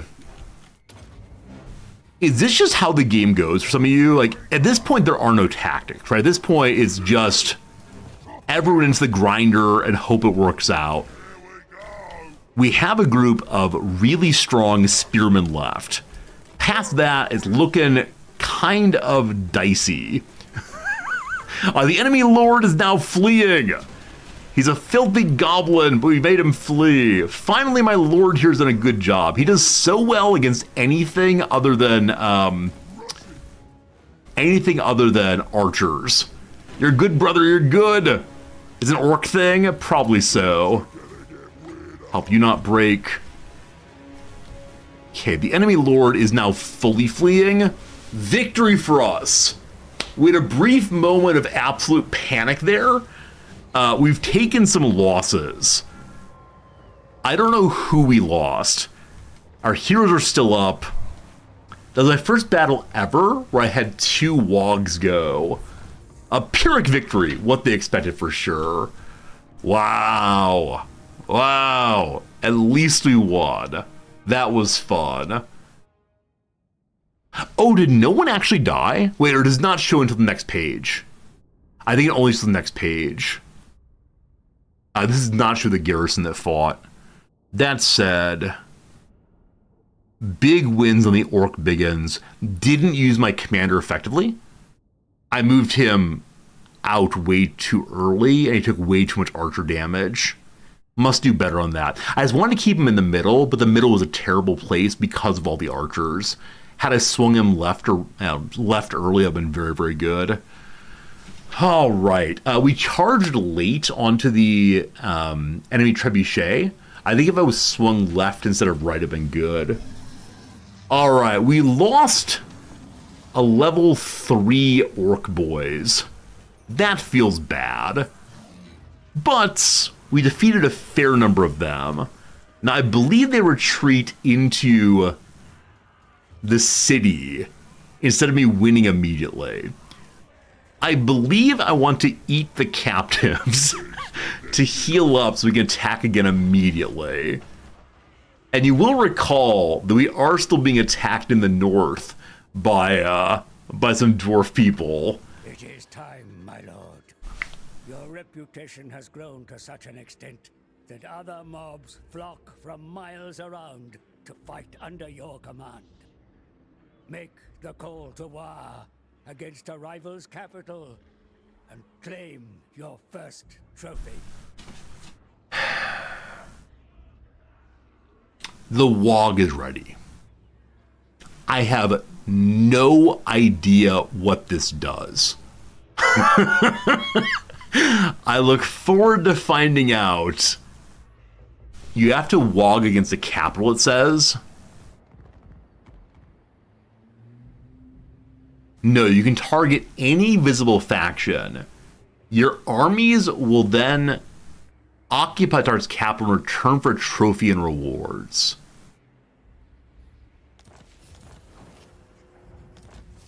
They've got an item called the Obsidian Lodestone. Spell resistance goes on the goes on our main lord immediately. So WHIII means war. Okay, call to war. I see. Need a bunch of extra armies. Cool. We're gonna use it against the stupid dwarves. Perfect time. That's very rude. Stupid dwarves unkind. Get an additional lord, maybe someday. Friends, unfortunately, we have to take a quick break here. I need to run AFK for my once a stream coffee break. That's important. That matters. When we get back, we'll have major warfare all the way. I'm excited for it. I hope you are also. Thanks everyone who's been here so far today. Thanks everyone who's hanging out with us. Be right back. Coffee in hand. And Warhammer in the heart. That's how it goes, I believe. Again, thank you for your time. It means the world to me. Be right back.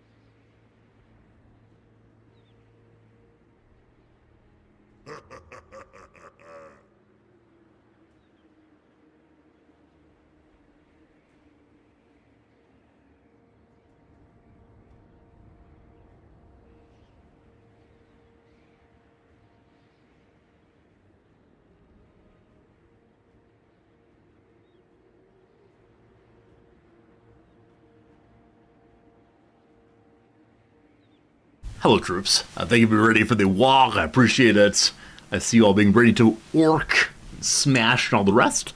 Sorry that the coffee break's a little longer than usual these days, just because Noms is home, and when I go upstairs to fill up the coffee mug, I also stop and talk to her a little bit, which I know is bad for you all, but good for me, possibly. Okay, so back again. Let's go and do some levels up first, and then after that's done, we'll think about launching the big war and fighting the dwarfs. If nothing else, I'm hoping the dwarfs can help us just protect. Like, if we can just be protected from the dwarves in the north, even if we don't take their capital, I'll be happy enough. But we'll see how it goes. So for now, leveling up. Hello, Gorbad. You fought well. You're in pretty bad shape, though, unfortunately. We do also have space to recruit someone new. The Obsidian Lodestone is plus 10 spell resistance. It is the weaker version of the Obsidian Amulet with 15% spell resistance. I guess if we wanted to, we could combine these together and see what we get. But my sense is that plus 15 spell resistance is a pretty nice thing. Those of you who play this game regularly or know the game well, how do you think about upgrades? Because I know when you combine items, there's a possibility you get some absolutely random blue item, right? You get some random weapon or random arcane item you can't use. So do you tend to stay with the sure thing at plus 15? Or do you risk it a little bit? How do you make that choice? Alright, so both of you are going to level up. Then we'll think about items based on the feedback you all receive. It's 100% random, yeah, absolutely. Absolutely, 100% random for sure. Does Gorbad have a way of shrugging off range damage especially? Bigger charge, bigger weapon strength, more HP, better melee attack. No, right now, nothing to help against the ranged folks. You only can buy things that you don't like. Okay, we should probably keep the ones we have right now then. Oh, you don't like spell resistance? Oh, interesting. Might be worth getting rid of them. For now, we're just going to do straight HP. I realize that we should just do more damage, because more damage, more good. The enemy can't hurt us if they're dead. But we'll see. Alright, Tim the Brainy Boy. I think we're going to give you dodging. You did take a decent amount of damage from range last time. You can't trust him. He's a little bit wog, you know? Well, dodgy. The spell resistance is just pretty bad for single targets. Okay. In that case, let's go ahead and take a chance. If I end up with pure garbage, I'm definitely banning someone. So just be ready. The bannination is in the very near future. I give you this. I give you that. I give you fuse. Hey, it's a weapon. All right, no one is getting banned today. Congratulations. A sword tinged red. Wherever it is swung, bloodshed is guaranteed, with multiple foes falling in a single deadly arc. This seems absolutely right for an orc warlord. More melee attack, more weapon strength. Absolutely wonderful. Yeah, now, boys. Very, very good. Okay. I think I want to wog. I'm curious if it lets me put the enemies or the soldiers where I want to, or if they just randomly appear. Because I wouldn't mind some reinforcement here.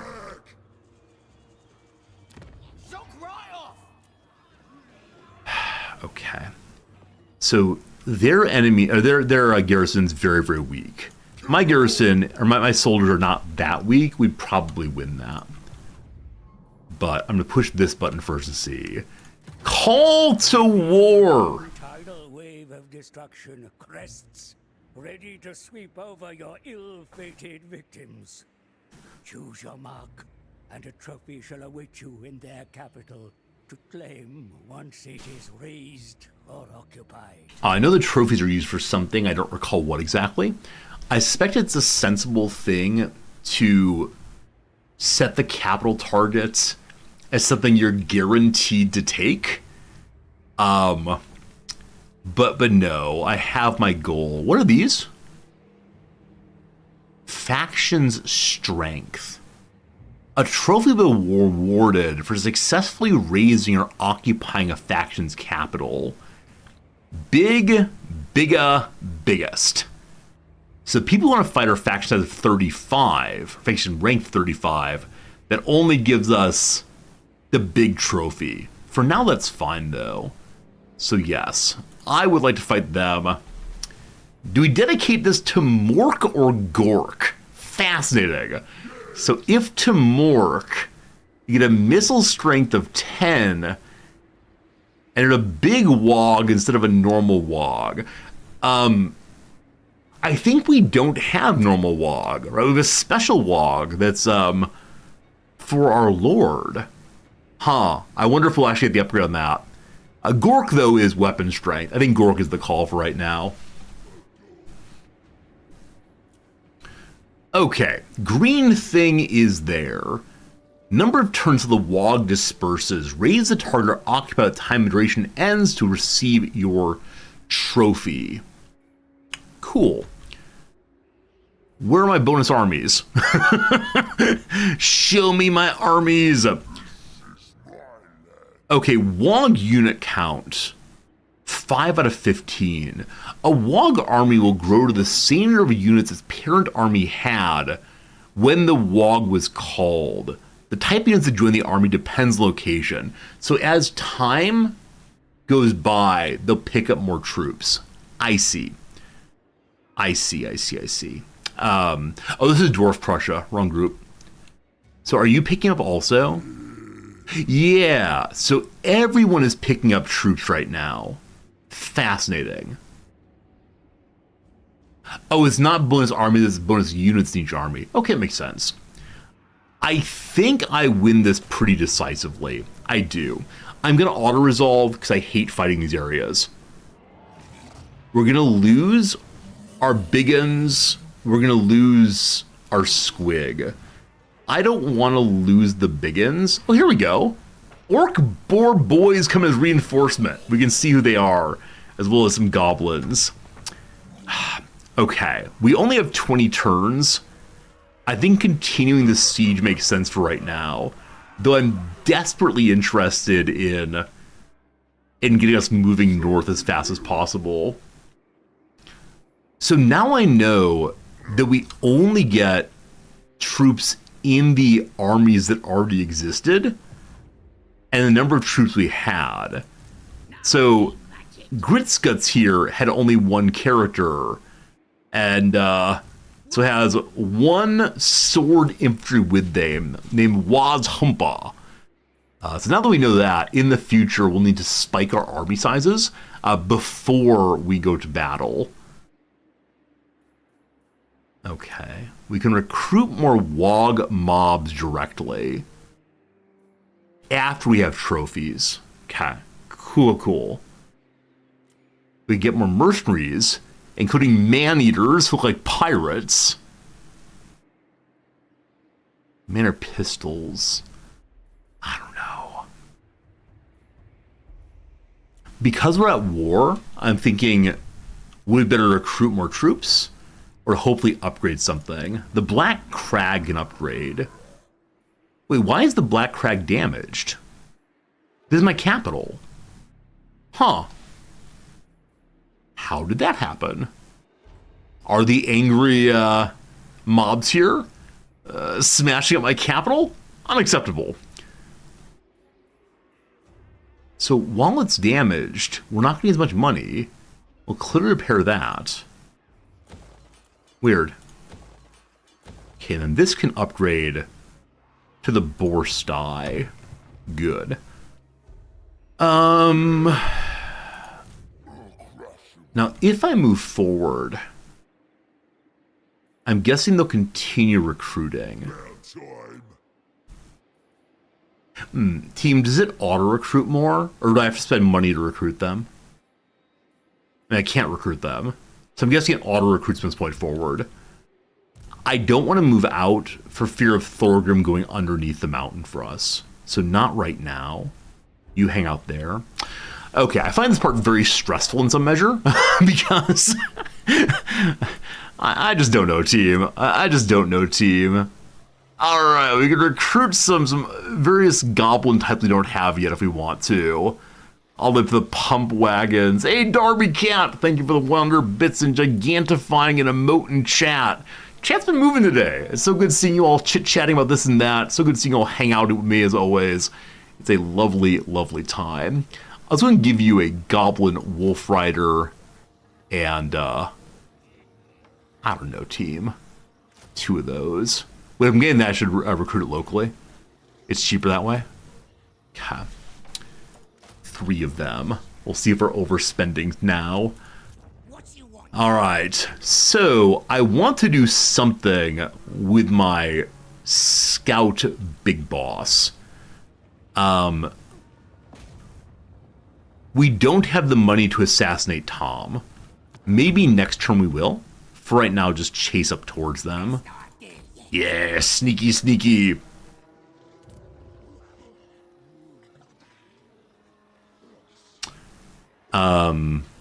This thing we could build something here. We have to repair the basic one also. Got it. Lots of repairs. Lots of running around. 19 turns until our war ends. Hopefully the WHIII troops don't get bored.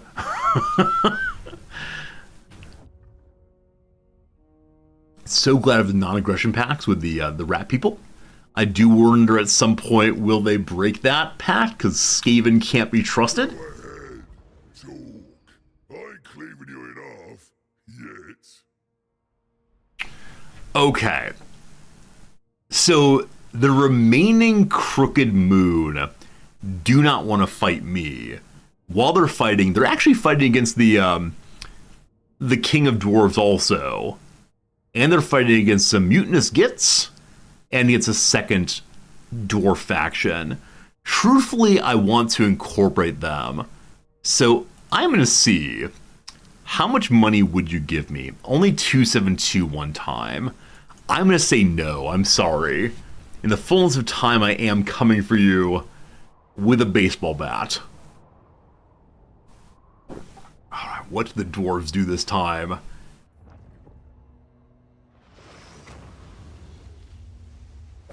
Sneaky, sneaky rat people. Man, so many strange fights happening all at once. And the dwarves have gotten a little bit antsy recently. Has amassed. Every army under your command is now accompanied by additional mobs who will follow your hordes into battle, but only for the duration of the war. It says that they're amassed. There's still more coming, though, clearly. More boar boys, orcs, goblins, goblins, goblins. I have an open tactics slot. I want to give that to the basic. Oh, Power of the Wog. This is not a new one. We've seen it previously. It just increases the ability of spells. We're going to go ahead and do Gorbad's Boys to strengthen our basic orc boys. Boys. Alright. If we attack in now, what happens? Now decisive victory. We lose only the mercenary. That's fine. Hooray! The Crooked Moon Mutinous Gits may have been knocked out. Only 5 more scrap. We have enough scrap to upgrade 2 more units right now. Give me them shields at the least. Man. Seeing that much money for the Occupy and Raise, or Loot and Occupy, makes me really want to take it. I'm a monster. We're looting the places where we live. A new shield. The shield is branded with wards of arcane protection. A little melee defense, a little spell resistance. Also, we've unlocked our first Regiment of Renown. I don't know what causes that, but how cool is this? The Moon Howlers. Some Goblin Wolf Riders with a pining cry to the great weird moon, Morsleeve. These wolves carry their Goblin Riders to war, and that purple color is always so satisfying. Am I right to think these are probably from one of the books? I know there are tons and tons of Warhammer books to read, but I don't know those at all. It's highest lord level. Okay, so let's hit level 10 on on Gorbad. All right, good victory. The Crooked Moon mutinous gits are no more. Hooray. Now, we did not get a complete province there. We did! Sorry, I yelled there, I apologize. I was overly excited. We did get a complete province. Your control is very, very low. I don't know why that happened. Possibly someone may have attacked and destroyed your capital for one turn. So we could put it on more income. For right now, we'll increase the control and the growth. That should be good. Black Crag. We lost Caragdron. I think it might be the only complete province we hold right now then, yeah? Huh. Death Pass. We don't hold all of that. We hold all of that one. We don't hold that one. What a mess. We got to fix the map at some point here. So with the huge money we have now, we could go ahead and recruit the Regiment of Renown into one of my armies. I'm the war boss. You hear? I'm going to put them in my weaker army. You think 8 Peaks is building to recruit trolls? That's amazing if so. We'll look in just 1 second. So weaker army, you get the fancy troop. Good luck. I should do some upgrades on this group also. We have enough for 2 upgrades. I think right now it's just the shields. Hey, we do scrap saddles also. Give more armor and more speed to the Wolf Riders. Huh, it's 35 though. I'm guessing eventually we'll have all the scrap in the world for all possible upgrades. But, let's see, we're fighting against dwarves. I have no idea what's better against dwarves. They have armor. None of this is armor piercing. I guess moving around quickly would help. Sure, why not? They don't have a plan on yet. Is there any plan that would really benefit? So we actually can't have any plans in the group. We need one more of what's you. Shaman Lord to get the power of the Wog.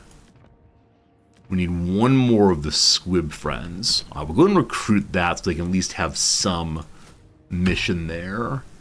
Okay, and then can we recruit trolls from here? So that's amazing. At the 8 Peaks. Ooh-wee, right you are. We can indeed recruit a troll. I cannot wait to see what they do. It's going to be so good, so good. We got a new shield as well. But to be armor in general. We have levels up also. Fantastics. The squigs are armor piercing. Harsani, thank you for knowing that. I look forward to using those against the armored folk. So +5 melee defense and spell resistance. This one's better. That ability, I believe, gives, yeah, complete damage resistance for 17 seconds. So, I'm going to give my Rockjaw Dwarf Crusher the shield I have. The shield armor, I guess. It's not quite right for a giant man like him, but it's all good, all good. Okay, level up on the boss then. Having hit level 10, I believe we have access to some more skills we did not before. Is that true? We can get dodging on him, apparently.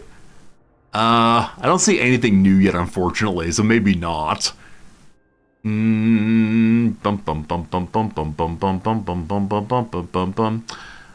melee attack is your chance to hit, correct? Yes, chance to hit. And then weapon strength is what you do with it. I'm going to give him more chance to hit. No orc missing here. Best is always mine. Okay, so you'll have, like, treble healing. Why do they have so much healing? Is it being inside this location? Is the location of, like, a special healing building? It's all damaged. Who damaged these things? Who dare damage these things? It was definitely me this time for occupying it. The garrison is more healing. Okay. I mean, that makes sense. We can't move this turn. We've already moved. I was thinking of moving forward and doing more. But okay, garrison here. Thanks for noticing that one. Yeah, being in the province does it. Okay. Hello to you, buddy. We have money to attack someone now.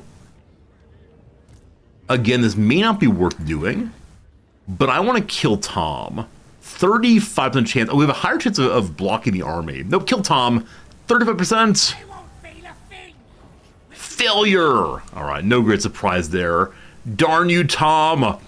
Level 7 Tom. He's going to assassinate everybody.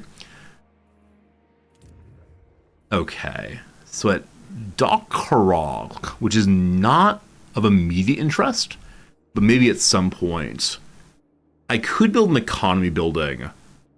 We're not level 2, so I can't build... We're level 2, actually. Why can't I build the defense buildings? Oh, they're so expensive. Thousands of money. Thousands of money for that. Wow. Everything's so expensive in this game. I guess more growth, more good. What awful things do the dwarves do this turn? Very pleased to have won the Southern War. I was desperately concerned for a while there that... Oh, we found an Undercity also. We had to fix that. I was just desperately concerned we were going to get pulled into 2 wars and not be able to fight either one effectively.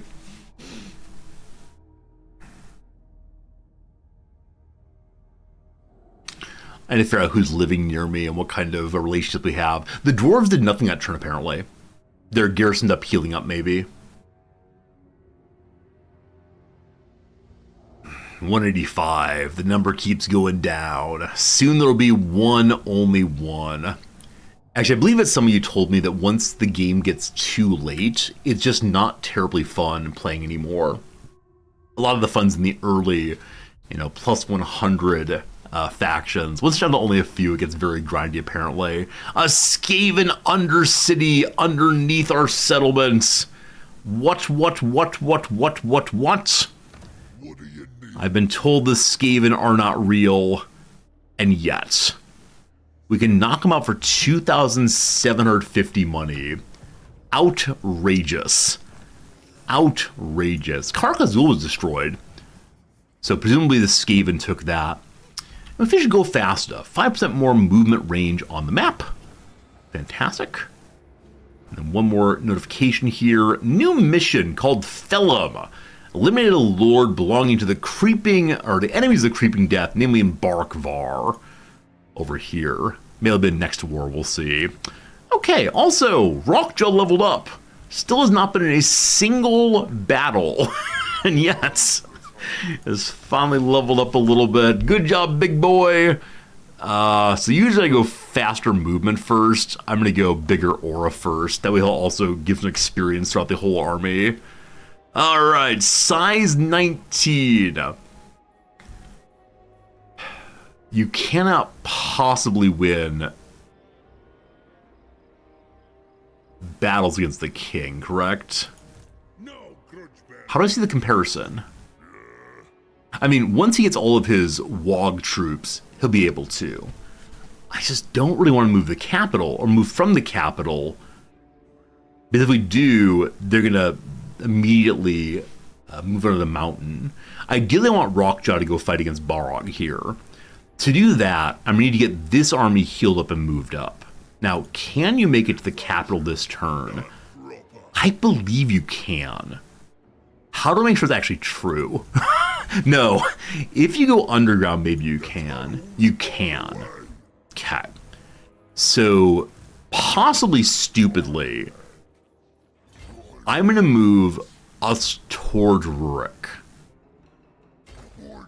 Okay. Possibly stupidly, I move Gorbad into the city. You can't move into the city on the turn you underground, maybe? Is that true? It doesn't say that. Retreat's impossible, of course. Oh, the times I do things like this and then make retreat impossible. Always exciting. Always exciting. You move if you're in range. Alright, so we're just out of range then. Thank you for helping with that one. They are healing, though. even though not fully garrisoned. The Wog army is showing up. So defense there, offense there. We want you to get into this group, actually. Come on, you can do it, Grits Guts. So if he is put on forced march, I believe it doesn't affect the army he's joining. Ah, that army's full, looks like. It's at 19. Oh, is he a lord? Oh, he's a lord, not a hero, so he can't join the army, actually. He'll have to just stand there and reinforce. Sounds good, man. Sounds good. Time for more big thinking. So more magic, possibly. These things I've never used.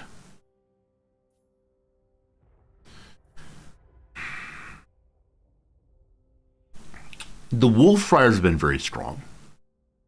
But they're Orc Riders. They're Boar Riders, rather. So I want to get over to Boar Fun. We need to start using chariots at some point. Feels awkward going through something I'm not using at all. Okay, this is strengthening our control of the map, which is all pretty good. Okay, we're still positive on money. I think it's sensible. Oh, you're in March stance.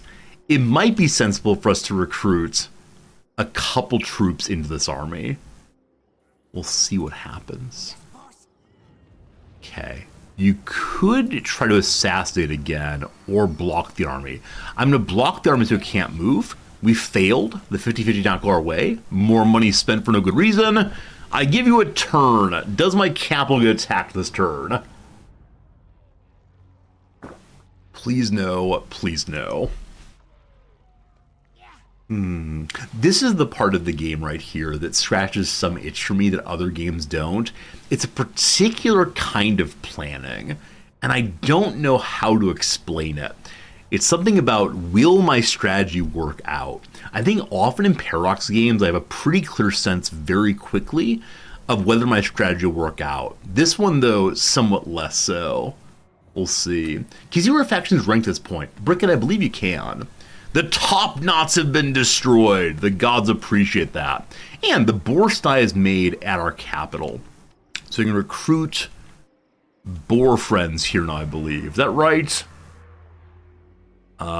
Goblin wolf chariots and the orc boar boys, which are the ones I've enjoyed so much in my starting army. We can look at our comparative faction rank at least.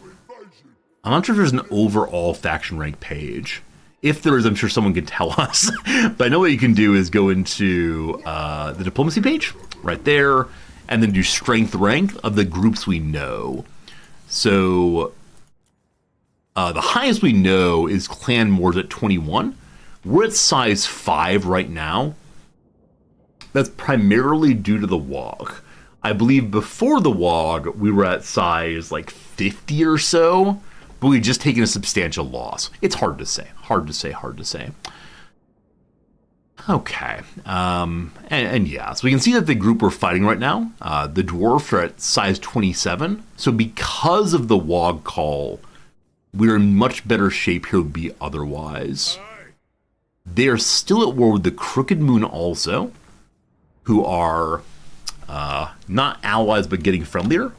And they're to the northeast here. So the big worry, of course, is that the Crooked Moon managed to take the capital. We really want that for reasons of trophy fetching. Their main army, though, is a whole bunch of goblins, some mangler squigs, a troll, and a pump wagon. We'll see how that one goes. Hey, leveling up again.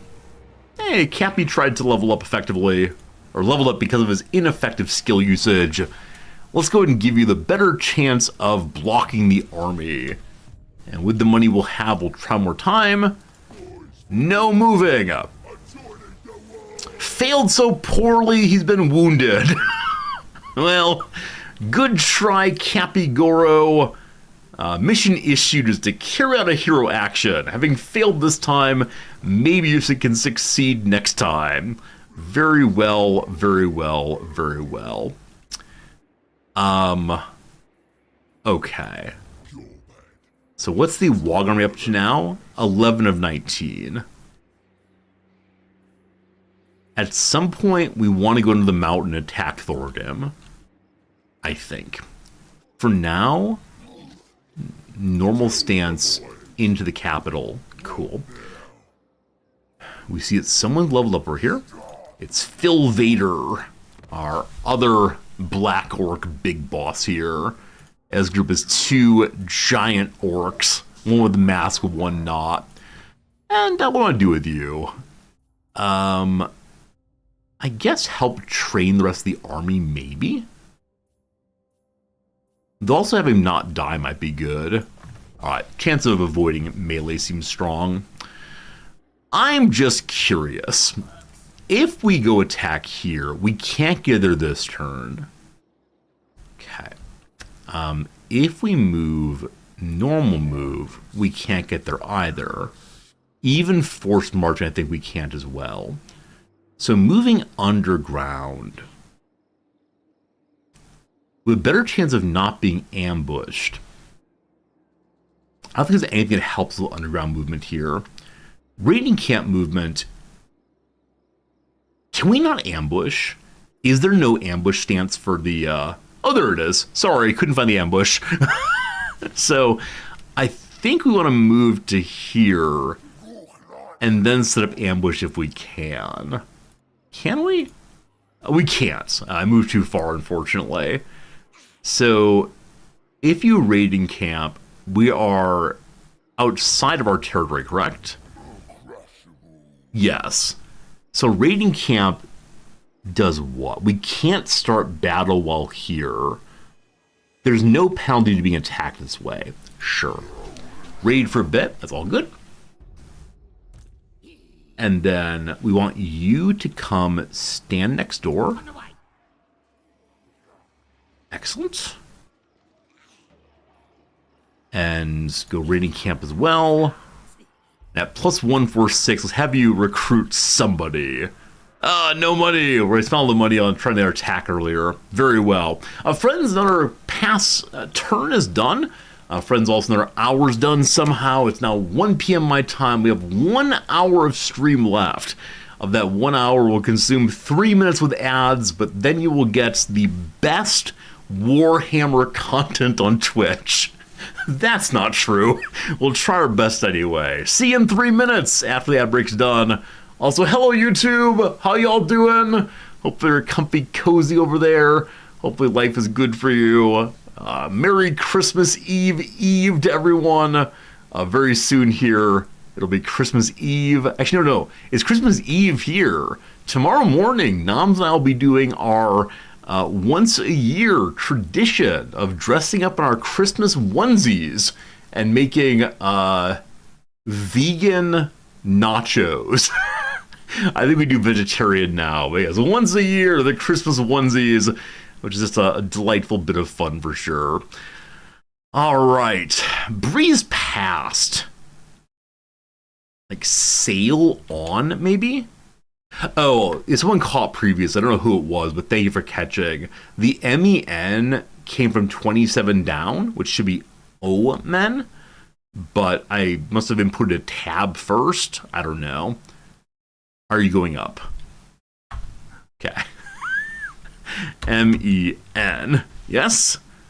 Yes? Hey, very good. Okay, I put 2 N's accidentally. So breeze past. Sail by feels good. So maybe instead of un beso, it'll be beso may, possibly. I don't speak the Spaingo terribly well, but that seems plausible at least to get sail by in. I'm looking forward to after stream figuring out how to turn off graphic acceleration in this thing. If that actually saves my Firefox from hanging this way, I'll be so pleased. I feel like I'm playing a game back in like 1987. You put in the input and hope the game notices eventually. There we go. To the Downs. Bye. There we go. Took 30 seconds, but one answer in. Accomplished. How about did? Unreturned serve. That's in tennis. It's called an ace. The sushi bar appetizer is edamame. I don't really like edamame. My apologies. I like the salt on it, but not the actual bean. Organization that sells LIRR tickets on its train time app. I assume it's like the Metropolitan Transit Authority, but I have absolutely no idea. I think it might be a New York specific clue. Not much, a bit surely. Swimming. The cross here is a place to search for lingonberries. The Urban Dictionary? What are lingonberries, friends? Is this like one of those words that has an ordinary meaning involving food, and then it has some other meaning in the ordinary speech? Well, I have no idea. I have no idea. Huh. So, swimming. Well, I have no idea. No idea. I'm actually going to pause and look up lingonberries in the Urban Dictionary. That's the wrong button. I don't want to show you what I'm doing right now. So I'm pulling up myself in case it's vulgar. I'll show you otherwise what it is. Alright, so Urban Dictionary is nothing in particular. Okay. So they're just trying to show how cool they are for the kids. How about jam? Huh. And when I mentioned Urban Dictionary as opposed to, other dictionaries in particular, I'm guessing it's the first time Urban Dictionary has ever been used in a crossword puzzle in the New Yorker. Often you'll see unusual kinds of answers. Somebody's going to do it for the very first time. All right. Here is the meaning of lingonberry. So you lingen, well, lucky you. If you're Sweden, you're inside the cult of Swedish lingonsylt. It's more Swedish than surströmming. You eat lingen, welcome to Sweden, my man. Lingonberry is 99% Swedish and 1% Chinese.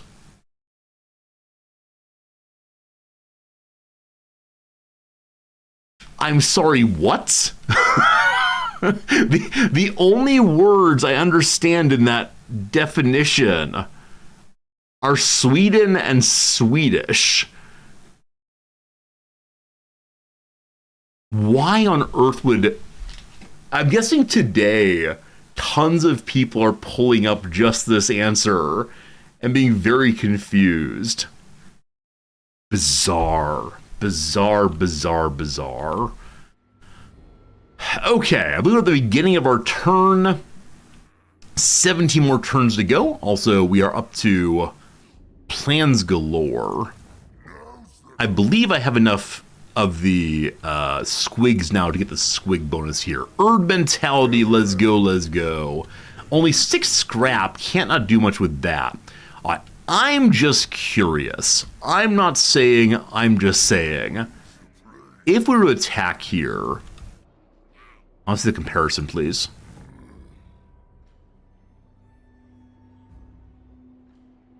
Doesn't the comparison pop up? I forgot to say, yeah, we're gonna see the comparison. I have no idea. Anyway, we're gonna fight this. Not sure we should, but we're gonna. Probably should have given us, additional troops last turn, but let's do it. Oh, doesn't work under settlement. Okay, you have to commit to the settlement bit. Why can't you move?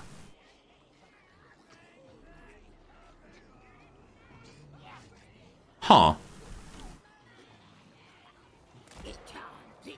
When you come out of raiding stance, can you not move very far for a turn?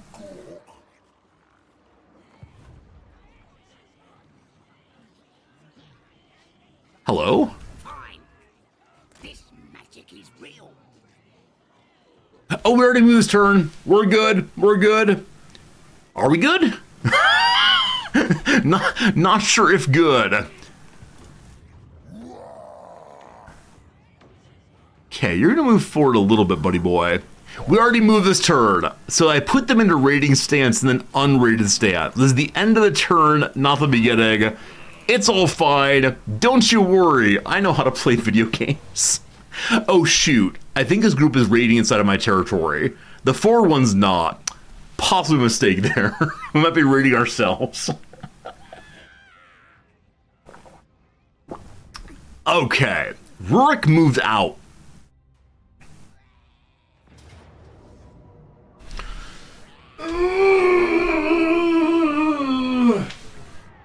Hello, friends. This happened in my first playthrough also. There is nothing I find more maddening than what just happened here. The enemy just walked right through the lines. No. Why that is possible, I just... It's fine. We'll recover. It's all good. I think I'm supposed to block bridges. Block bridges for sure. Yeah, they have flamethrowers and fancy gyrocopters, and we're all gonna die. Oh, goodness. For a brief moment, I was so excited. I said, oh, you fool. You're leaving your garrison. You fool. But he didn't. He left his garrison at tech mine. The ambush stance stops that. Oh, I should have been ambush stance, not in raiding stance then. Well, I got overexcited about that one. Alright. You taking my little fortress here? He didn't.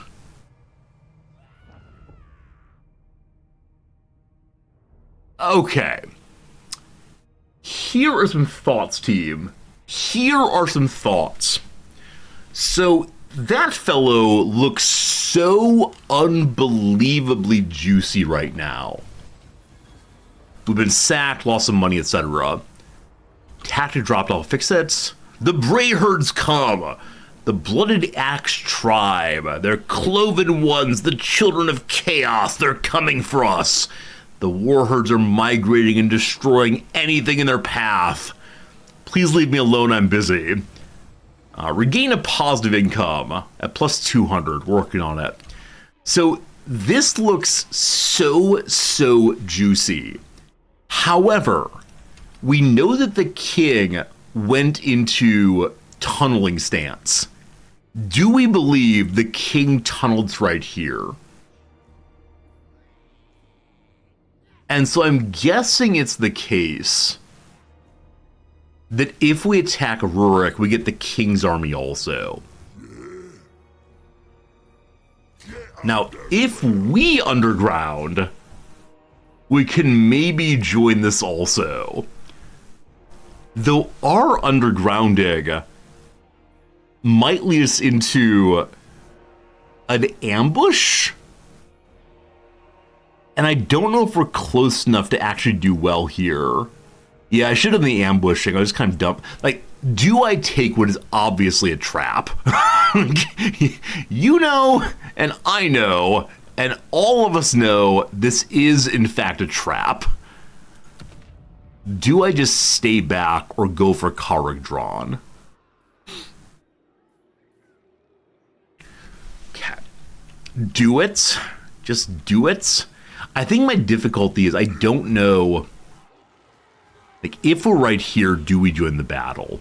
I don't think we do. And that'll be so uncomfortable. Well, let's find out. Okay, so just for a moment. So if we fight Rurik here, then Iron Rock will join the battle. Now, Iron Rock was just, you know, rocked. And so it has some very, very poor quality troops.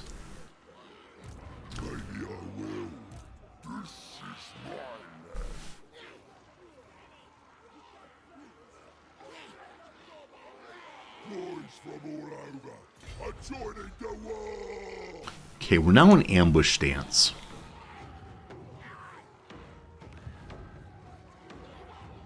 We're putting everyone to ambush stance now. Everyone's being sneaky.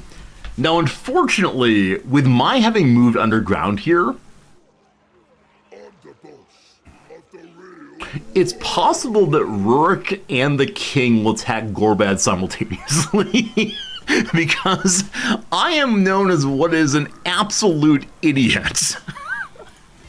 Might be smarter for us to attack Rurik and hope that the king's not nearby.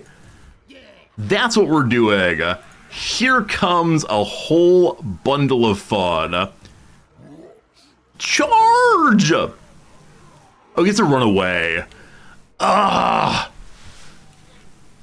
I hate this game so much. I want to love you, but why do you get to run away?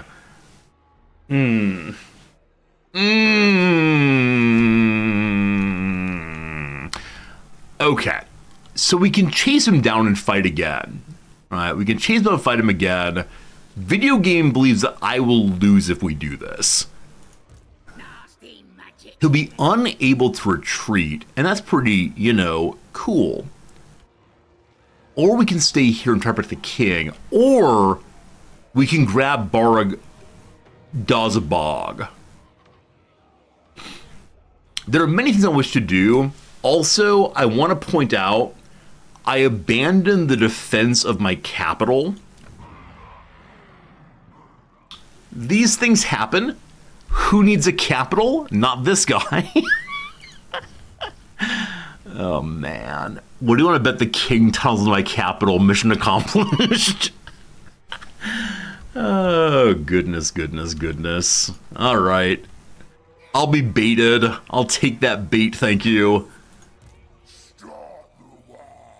Charge! Allegedly, we'll get a decisive victory.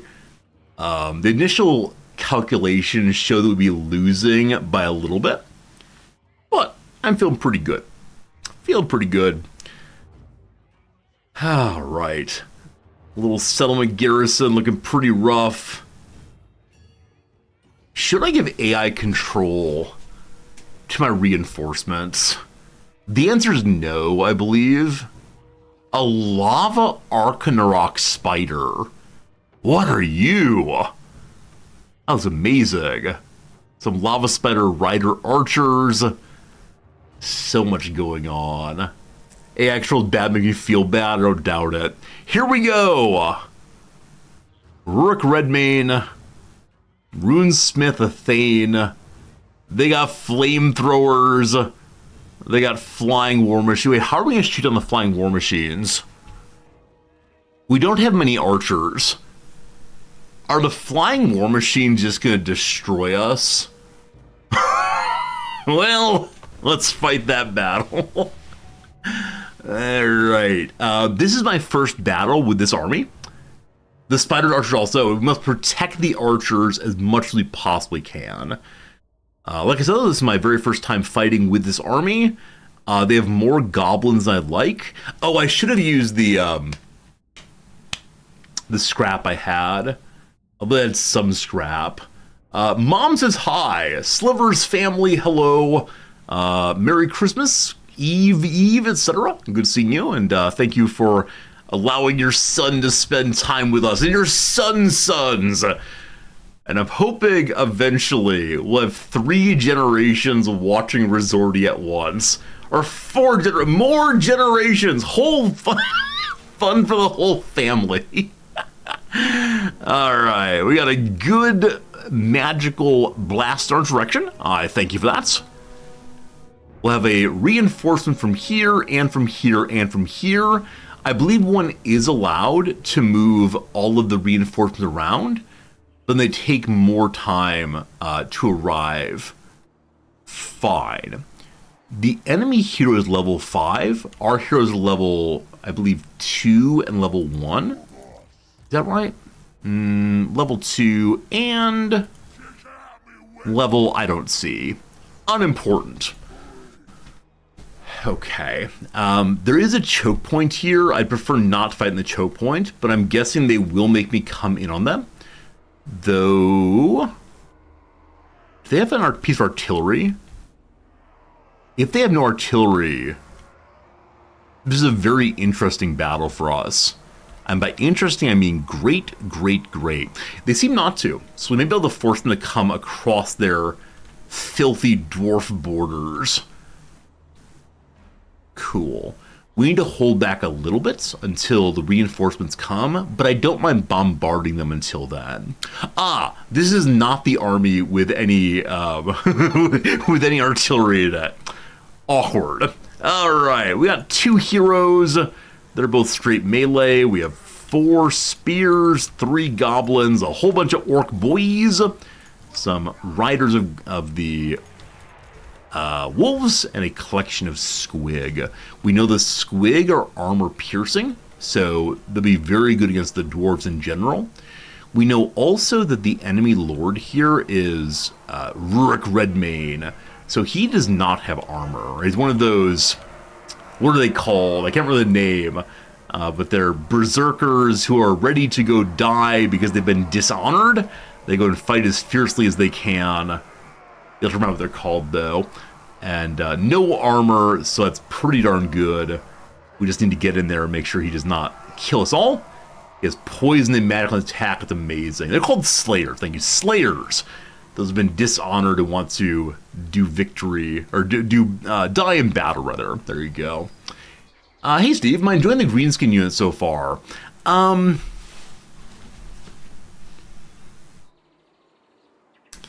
Maybe no. I'm not sure, Steve. I like the biggins. They seem pretty fun.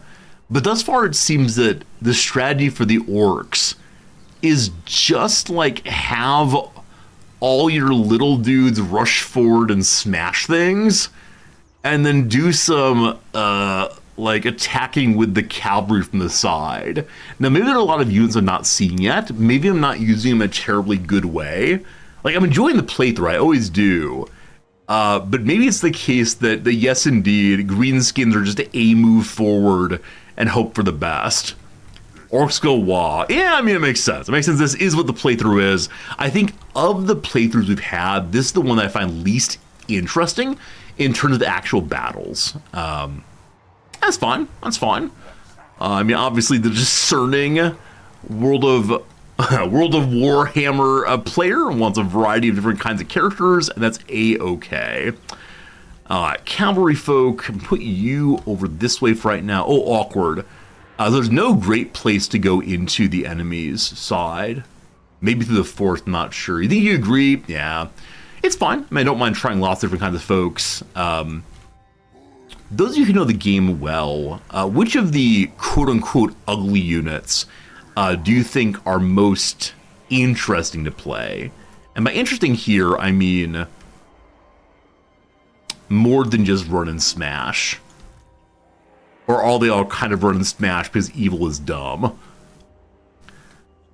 I think we're just going to wait back here until the enemy, or until the reinforcements show up after 2 minutes.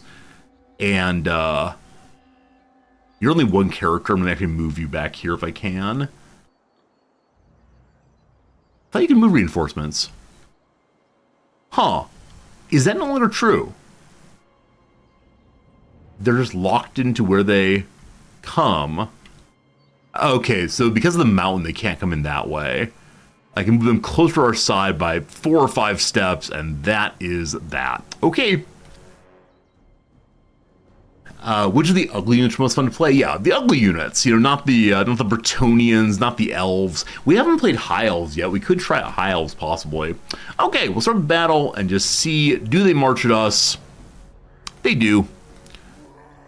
Their range units worry me quite a bit, especially the flamethrower buddies. I think Orcs on Fire should not be on the menu today. Are they gonna wait here? 1 second. They're gonna make us march into the flamethrowers. Anti-infantry armored flaming attacks. Well, we have a mage coming. We have Okay, I'm hoping the giant spider will help us. I've yet to see a giant spider at work. And what's that other thing there? Huh, it's a unit I don't recognize. And this group is the garrison. They're very, very weak. We'll see, we'll see. Hey, Cliff, how's it going? Welcome back. Look at that. A new viewer comes back a second day in a row. What a nice feeling that is. Such a great feeling to recruit people and have them be sticky viewers, at least for a while. We could play at higher game speed.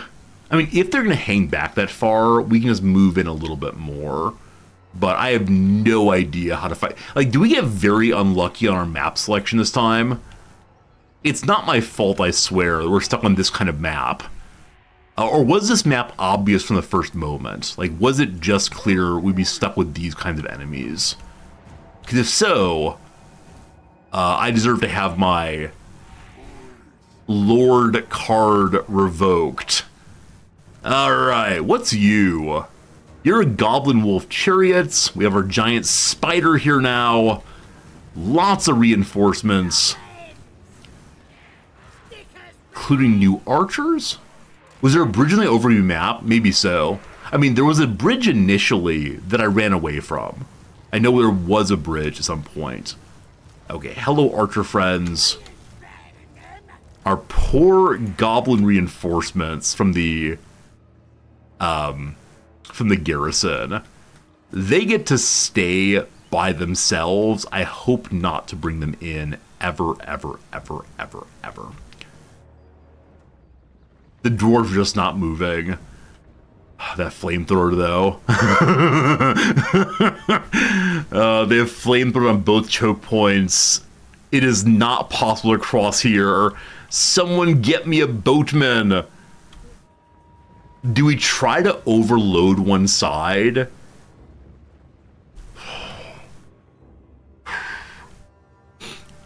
Couple things. You all combine. You all just hang out back here in case we need you. You can go stand on the mountain. Fine. Cat, tell me of the new monstrous lava spider. Notably, are you immune to fire? It causes fire. Siege attacker, fire resistance of 40%.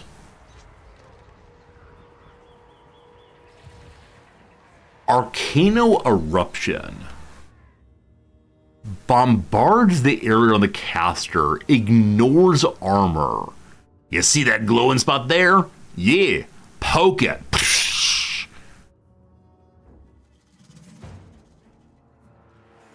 Okay, you have 10,000 health. This monstrous spider really is our best character. Because it has fire resistance, it's going to lead the charge. I think we go in this side, and we try to explode in the middle because it ignores armor. I don't know if this is a good idea, but it is my idea. And I want to see it skitter along. Skitter, my friend, skitter! I hear fighting. No, I hear orcs yelling. Fine. Okay. Shaman reinforcement also. So this is a legendary lord. Has Trickster Shard. We can stop effective casting. I don't know if there are any casters. Oh, there's one Rune Lord, right? Rune Lords are the equivalent of caster, I believe. Also has Sneaky Stabbin', a little wog. Gives bonus armor piercing to one unit group. And then a Vindictive Glare. Magic missile against a single combat needs line of sight. As we do have a caster now, I have way too many troops. I'm going to get so confused about which group is which. It's just a mess. Lords and such, you go there for right now. This is why people suggest having the AI control some of the army. Who is unassigned? Goblin Wolf Chariots. I'm going to add to our Goblin Wolf Rider group. The Lava Spider Rider Archers, I'm guessing we could use very effectively if we micro them quite a bit. Are they immune to fire? They have high fire resistance also. Okay, our fire resistance boys are going to get together and possibly lead the charge. I don't know. I don't want to waste the archers, but we'll see what happens. Breaking a dwarf siege. Let's see how this goes. Do you believe? Do you believe? So my current hope is as we push in this side, this group will get dispirited, give up its choke, and move this way. We can then use our cavalry to charge in the back, attacking the armored troops. We'll see. We'll see what happens. Okay, group 8, you're my archers. If they drop back, I let the archers get in behind. If not, no idea what we're going to do. I'm genuinely, repeatedly, no idea what we're going to do. What a good time, what a good time, what a good time. Forward, everyone! I think when we play the dwarves in this kind of situation, which we have played before, just the great joy of being able to set up a choke point. It is so much fun knowing that unarmored melee units are going to walk into this. It is such a good time. Alright, we got some random Wolf Riders. All right, Wolf Rider group is group number 7? No. Group number 5. Cool. You all will join the cavalry charge here. This is ridiculous.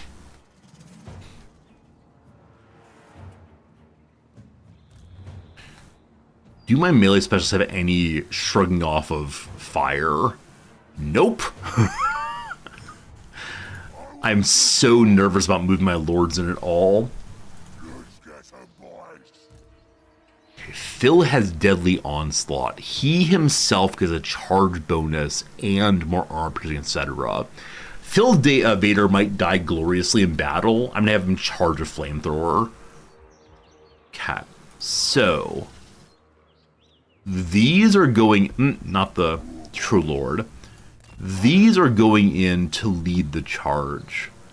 Behind them need to be the archers. Endless planning. 8 is basic archers. They're on the wrong side of the map. Fine. Archers versus flamethrowers seems pretty bad. Also, these miners, I believe, do throw like explosive charges, maybe. Maybe on the other side. Not sure. Okay. You all will be the next line in. You all stay on the mountain. Okay. I kind of want to do a do you believe we'll win this thing bet. But I don't want to see the results. So quietly say your bet aloud. Out in the real world, just whisper quietly. Resorti will win.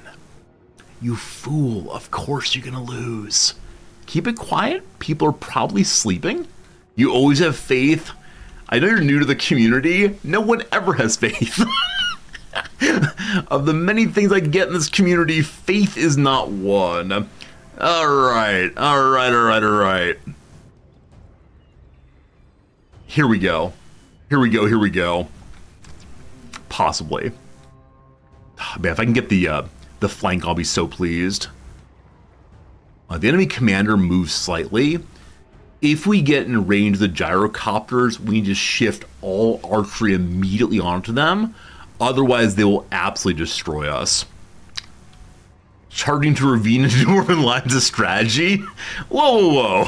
This is not a strategic playthrough, it's a tactical playthrough. We have tactics. There's one group of wolf soldiers who have not joined the map yet. I assume this is a bug group, because there's no number of when they arrive. Well, we'll see. Okay, team. I told you we'd do it. Big lava monster charge into the middle in preparation for exploding.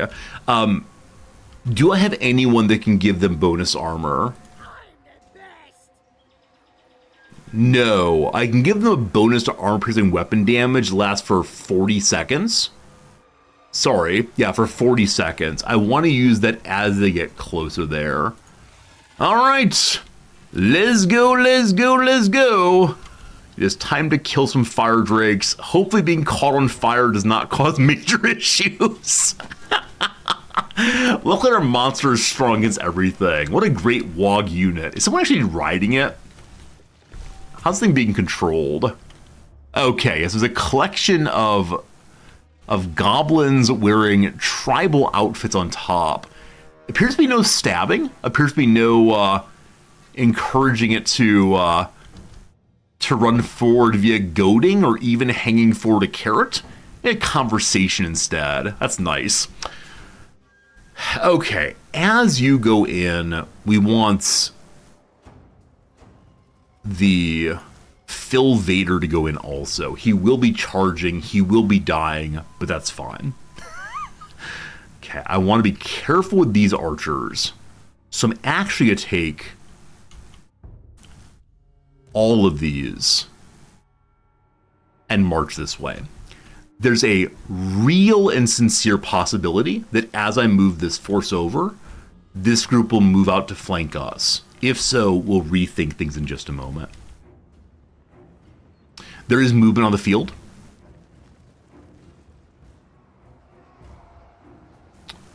The enemy is possibly shifting up the hill, I'm not sure.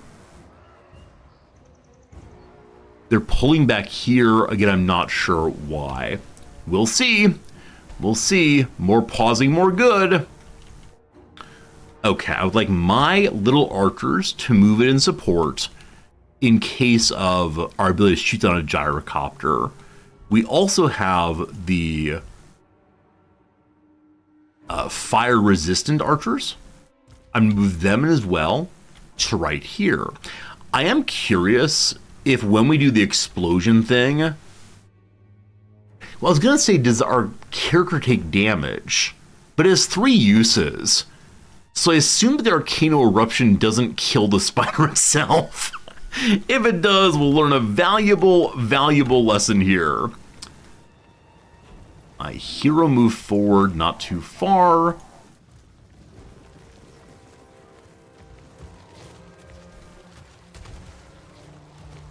Are they running? The flamethrower begins. Flame resistance go. Come to me. All of you come to me. All right. I've never seen this before. I cannot wait to see what happens when you explode. The armies are all moving. Very interesting. Here, wait 1 second. Shaman friend. I wanted to have you cast on this thing. A little late. Here we go. Arcano explosion ignores armor. Fire everywhere. Okay, unfortunately, the spider's becoming a little dispirited. Though it's broken the line, kind of, sort of, it's not clear it wants to be out here anymore. So it might skitter away in just a second and replace them with the normal soldiers here. We may have gone in early. So normal soldiers just get on the flamethrowers ASAPly. Little spider buddy, you're going to stay for a moment longer. This group is back here. My spearmen, why are you so far away? I have no idea. You go this way also and get on in there. The right side is broken. Fantastic. Fantastic. Okay, so as planned then, I would like to use my group 6 to skitter on in and hopefully cause some problems. We'll see in a moment that works out. You are my wolf riders also. I like to have my wolf riding group also charge on in. Which group are you? Group 5. Okay. You're going to charge in also. Hopefully they continue to pivot backwards. We'll see, we'll see. Okay. My big boss was supposed to be charging in with a spider. I got a little bit overexcited.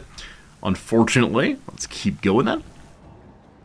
Spider taking big damage. 78-second cooldown on the spider. Right now, disengage. Took a good amount of damage. Could probably stand longer, but you know, these things happen. Archers, get shooting. We'll go in and explode again in a moment. Archers shooting awesome. The gyrocopter moved in, so you all disengage for moments. Other archers, I'd like you all to move in and begin firing on the gyrocopter unless it pulls back. Man, I could leave the spider in so much longer. I may have made a major mistake by pulling the spider out. I just didn't want it to die early, you know? You know? I'm so pleased that my plan to draw this army to this side has actually worked out. Now, we are still running into flamethrowers. The flamethrowers are currently on fire. That's great. I didn't realize they would catch on fire. Apparently little dwarves are as barbecuable as anything else. How swell, how swell, how swell. Okay. Okay, we'll take our lava spiders now. Looks like the lava spiders can fire while moving. I don't know if they're only in one direction or what, but that's very cool. We'll fire on the gyrocopter. There are more coming in also. My archer all here, that's fantastic. So unfortunately the drakes here have reset their positioning. Because of that, I'm going to pull back the squicks right now and charge in with, gosh, I don't know what. We have no one who's good against this nonsense, unfortunately. It's just going to be kind of rough.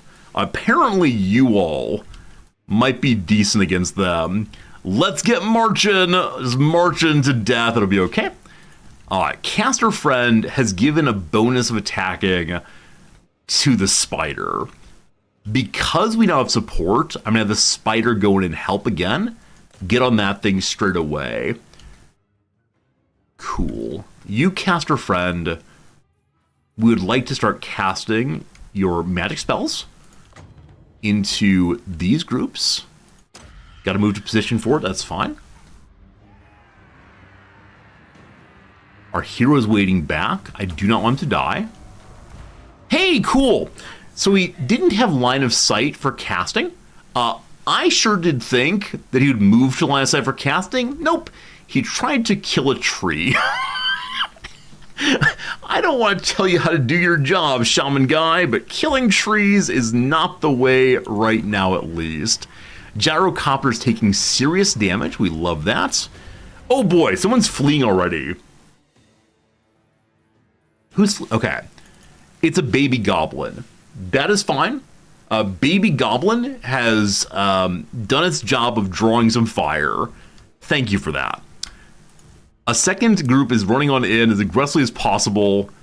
We'll see how it goes. The flamethrowers are both turned the other direction. That is amazing. We're all about that. Okay. Man, run it again second. The bombardment here. We're getting bombarded terribly. Okay. How is the movement on this side? So we're being flame thrown. That is fine. The archers are returning fire. That is good. These archers are in really bad shape, but I need support. So the two garrison archers will come on forward and join this force of firing. Spider on fire again at half health right now. Spider can explode in 3 seconds. Through the line you go! Through the line! I don't want to blow up my own characters. Come on, push your way through, big boy! Yes! Yes! I give you death! 3, 2, 1! Ha ha! Ha ha! Fire for one and all! Spider's taking some damage again, so I'm going to move them back. Fine. Give me a second then. We had a re-rally on someone. I didn't see who it was, but someone's back fighting. Probably the Gobos again. We'll see. Okay, on this side, what are we seeing? We're seeing a lot of damage being taken, unfortunately. That said, the flamethrowers are not aimed at the squibs now, and so we want them to just rush in and get to work on armor piercing if we can. Cool. We've managed to fully dispirit the first gyrocopter. Great. So now these archers would like to have engage on the second one if possible. Goody good.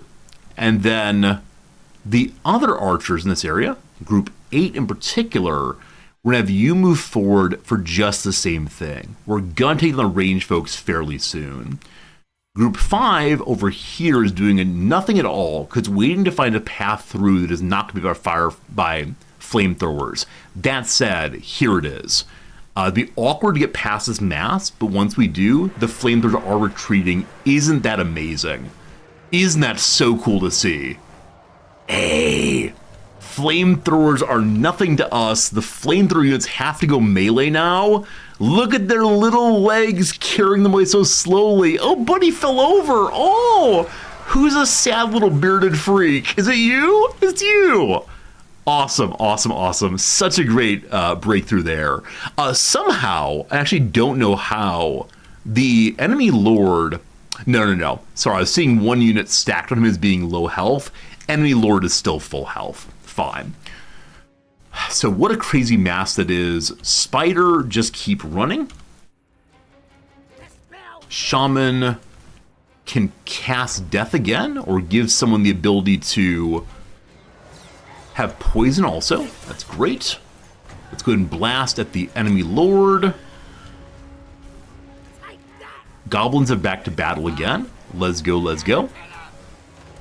And time for a spider go! Run, spider!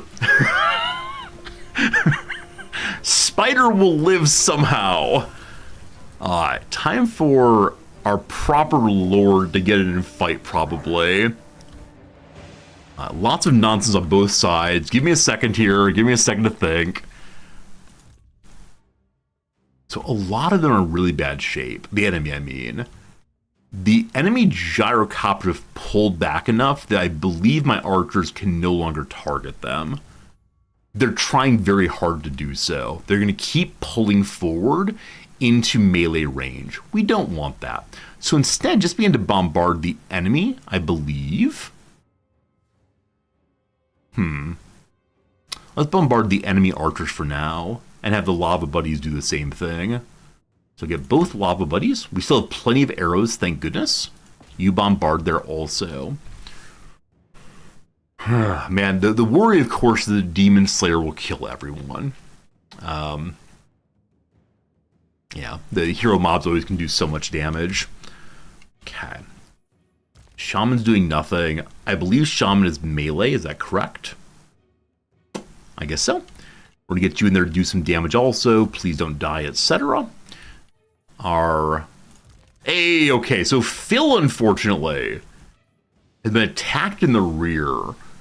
He's currently on fire also. Phil has morale. Phil is being attacked in many directions. Phil, just kill, thank you. I rushed him in early intentionally. If we can get these to disengage, we'll let him rush him at the miners there, who are currently throwing blasting charges. What a terrible situation this one is. So the gyrocopters switched to this side. I believe we have archers here. We do. Goblin chariots, start shooting at them, please.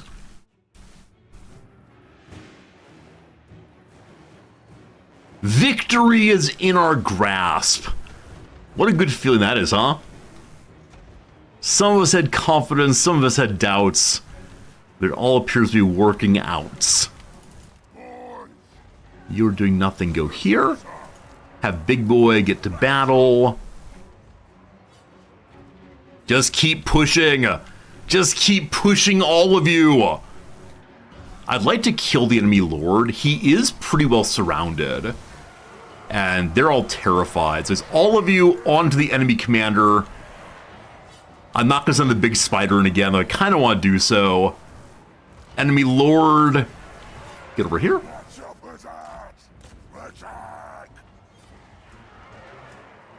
Okay, right side almost fully broken. My archer over here. My backup archers from the garrison need to move forward again. Okay. Archers here keep firing there. My lord's under attack. That's true. It's intentional. Phil Vader has a way of upgrading his damage. I should have done that much earlier. I forgot to have it earlier, though. Hey, the WHIII! How long has the WHIII been ready? Sorry. We had our major attack ready for a very long time and just didn't use it. We want to make the game even harder for ourselves. Why would anyone use the main powerful attack we have? Oh boy, oh boy, oh boy. Oh boy, oh boy, oh boy. It's been there for a very long time? Alright. Just kind of missed it. These things happen. These gyrocopters are doing serious work. I need to have my lord pull out now, because otherwise you'll die. Have big boy go beat up these ones. Archers! Archers! Gyrocopter, please! Lord's gonna finish off. He has no special skills. He'll finish out the group very, very quickly. Only a hit or two will do it. He's taking range damage and more flamethrower, not good. This front is going fine. I just need to stop the archers. These are back fighting again. Get you on those blasting charges. The enemy lord is nearly downed. We probably have too many troops trying to fight him. It's better to engage on somebody else. Those are all broken. Those are all broken. Everyone's broken.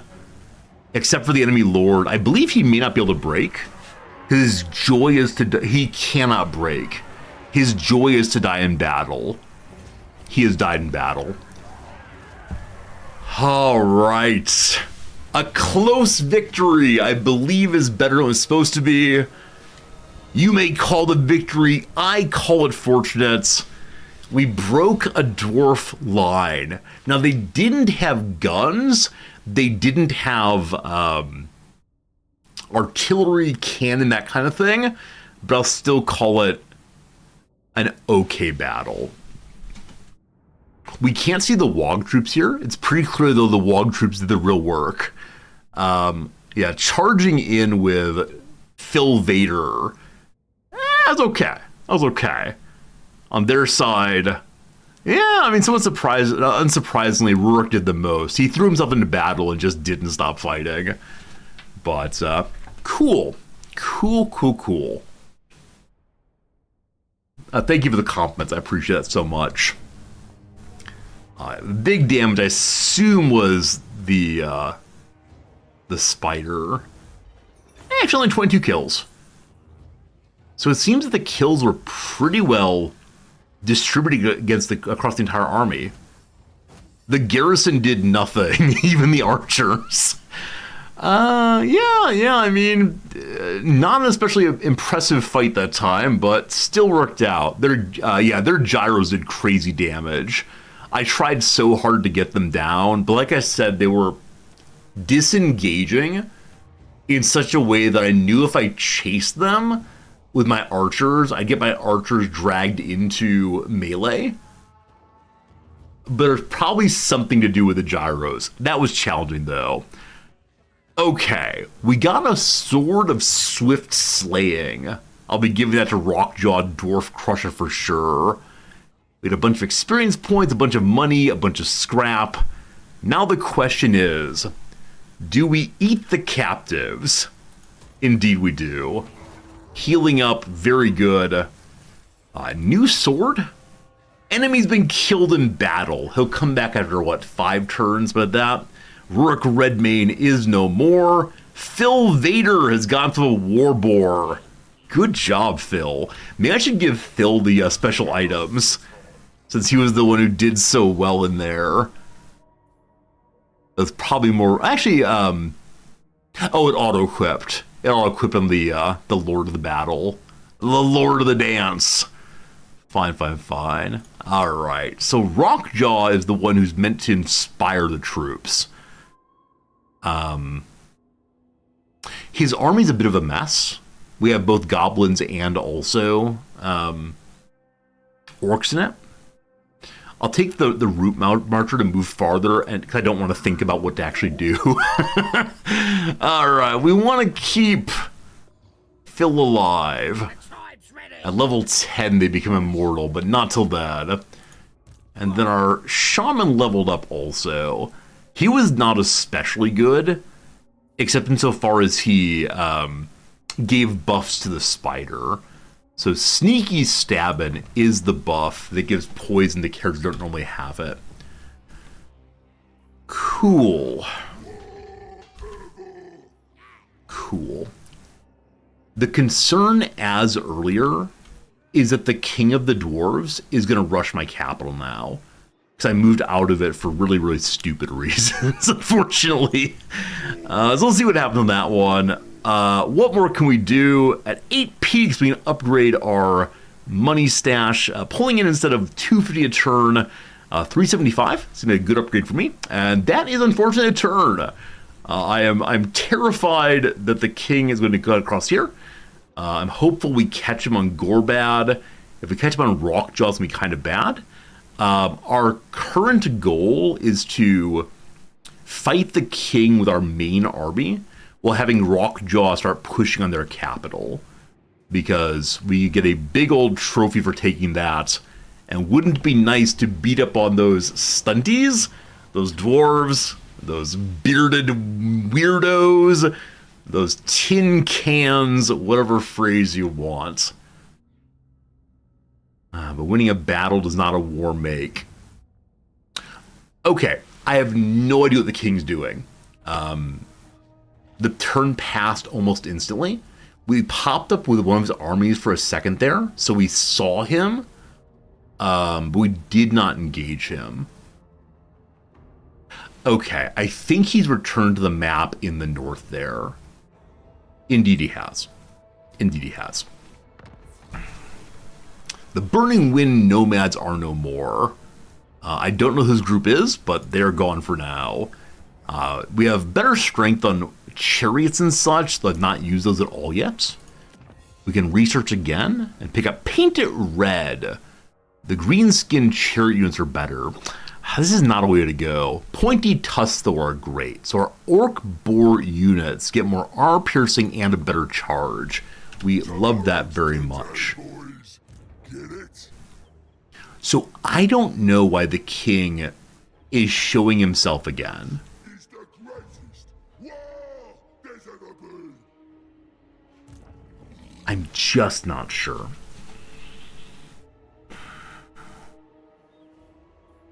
So we have one turn left of Gorbad's boys. We'll then need to spend a turn for this to be available again.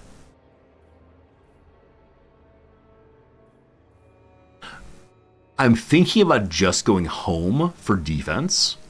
I'm thinking about setting up an ambush right here also. Maybe I will. They have a giant spider as well. Everyone gets a giant spider. The other possibility would be to use Gorbad's army to begin moving on the enemy.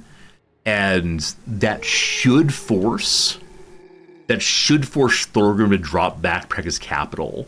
While that's happening, I then use Rockjaw to push on Caragdorn. This is me believing that the AI behaves in sensible ways. Is that true? Probably not. I'm gonna do just what I said there. The only issue, though, is we need to spend a turn healing up on Rockjaw. They're not as bad as they could be. They'll fully heal by next turn. Do we have the Moonhowlers? Someone has the Regiment of Renown. Are they in this group? I'm the supreme war boss. Who has the Regiment of Renown? Aren't they purple? Wait, what kind of people are you again? Are you Wolf Riders? No invasion. I thought I gave the Regiment of Renown to... No, we never recruited it. I never actually recruited. I selected but didn't purchase. Oh, it's hard being a big old dum-dum sometimes. It is really challenging over here in Tokyo. I need about 40 money. Alright, hello inventory. What was the item I didn't care about? The Trickster's Shard against...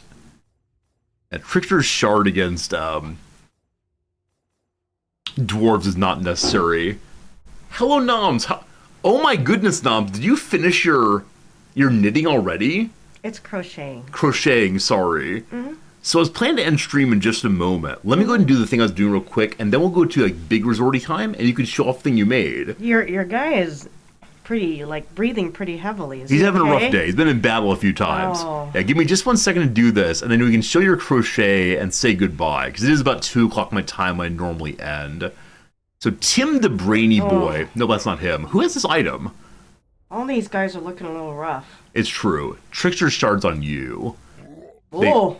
They're all fighting, have a good time. He looks okay, except he looks very old. He is very old indeed. Oh. Grits Guts Gut Stabba. So his shard, I would like to destroy for money.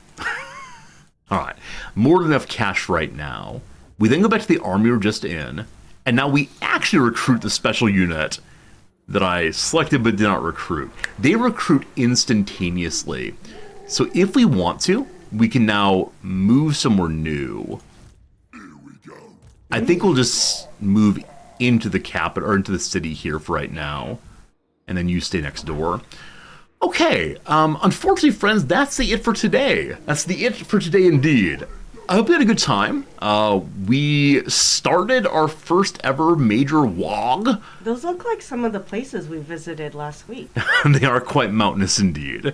And burninating. And burn it. Wait, what was... Oh, wait, we saw some sulfur pits last time. Next time, friends, which is tomorrow, we'll continue the war against the dwarves. I shouldn't say it, but I believe we're going to defeat the king of the dwarves. Oh. We'll see what happens. Maybe, maybe not. For now, though, Buddy. a quick ad break's running. What we're going to do is go to Big Resorty for a moment and chit-chat with Noms. Then we will do the work of choosing a raid target, and hopefully you'll be here for some raidy chit-chatting. Be a lovely time. Tomorrow, I know for many of you, is Christmas Eve. Hope it's a good one for you if it comes to that, but if you're not here, no worries. Also tomorrow, we are doing some giveaways. Warhammer-related giveaways, free game giveaways. It's going to be a really nice time to spend time with those of you who maybe don't do the Christmas thing for religious reasons, cultural, familial, whatever. It's going to be a really good time tomorrow and the day after. So, yeah, we'll have pictures tomorrow because Noms and I also do a once-a-year Christmas tradition. We'll have pictures to show you, and it'll be a really nice time, I think. Anyway, Noms, would you please show us the thing that you made over the past only couple hours? Here it is. They can't see it. I can move on the camera, or you can tip your toes. I'm just being funny. Silly. Yeah, it has some green in it, unfortunately, which is getting green screened out. Noms, what is the thing you've made for yourself? It's a cowl. A cowl, it's called. C-O-W-L. It's a scarf that's round. A round scarf. So when you say round, do you mean it is fully completed, and so you have to put it on and off like a shirt? Like this. Indeed you do. On and off There you like go. a shirt. There you go. I haven't sewn in the ends. There you go. Again, a lot of green and becoming black here. That's pretty cool, Noms. It's So made with super bulky yarn, so it takes no time at all. the yarn is very, very big here. About how long does it actually take you? Couple hours, I don't know. Couple hours. It would be faster if I remembered how to crochet, so I had to relearn how to crochet. Yeah, you hadn't crocheted in A year. a year or so. Yeah. Knitting, you're pretty quick at, right? Yeah, that I'm. It's deep inside of you somewhere. It's like bicycling. Absolutely. But crocheting, very cool. Noms, with the speed you can make these, we should definitely set up some kind of like booth at the local farmer's market. I need you all winter long to just be churning these things out. Better yet, we can put them in the Resorty merch store. Yeah, the problem is that nobody wants to pay that much for this. Right, because like the labor cost is substantial on these things. It's not the labor cost, even if I don't care about how much my labor costs. The yarn, and this is actually quite warm. It's part acrylic, but part lamb's wool, I think. So sometimes a yarn can get quite expensive. Okay, and so helping people understand that the material that goes into it is already pretty pricey. People are confused often because I think they're probably used to buying things that have made by machine somewhere or by workers and product that's somewhat cheaper.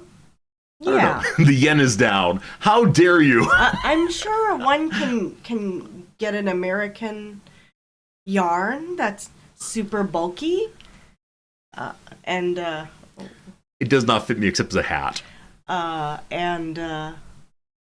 yeah, and knit it for yourself. It is in fact a free pattern online. That's wonderful. We can put a link to it in Discord if you're feeling like doing this kind of thing. And some of you do make lovely textiles and such. There you go. It took me a little bit to get the hang of things, but it's really easy. Do you have another intended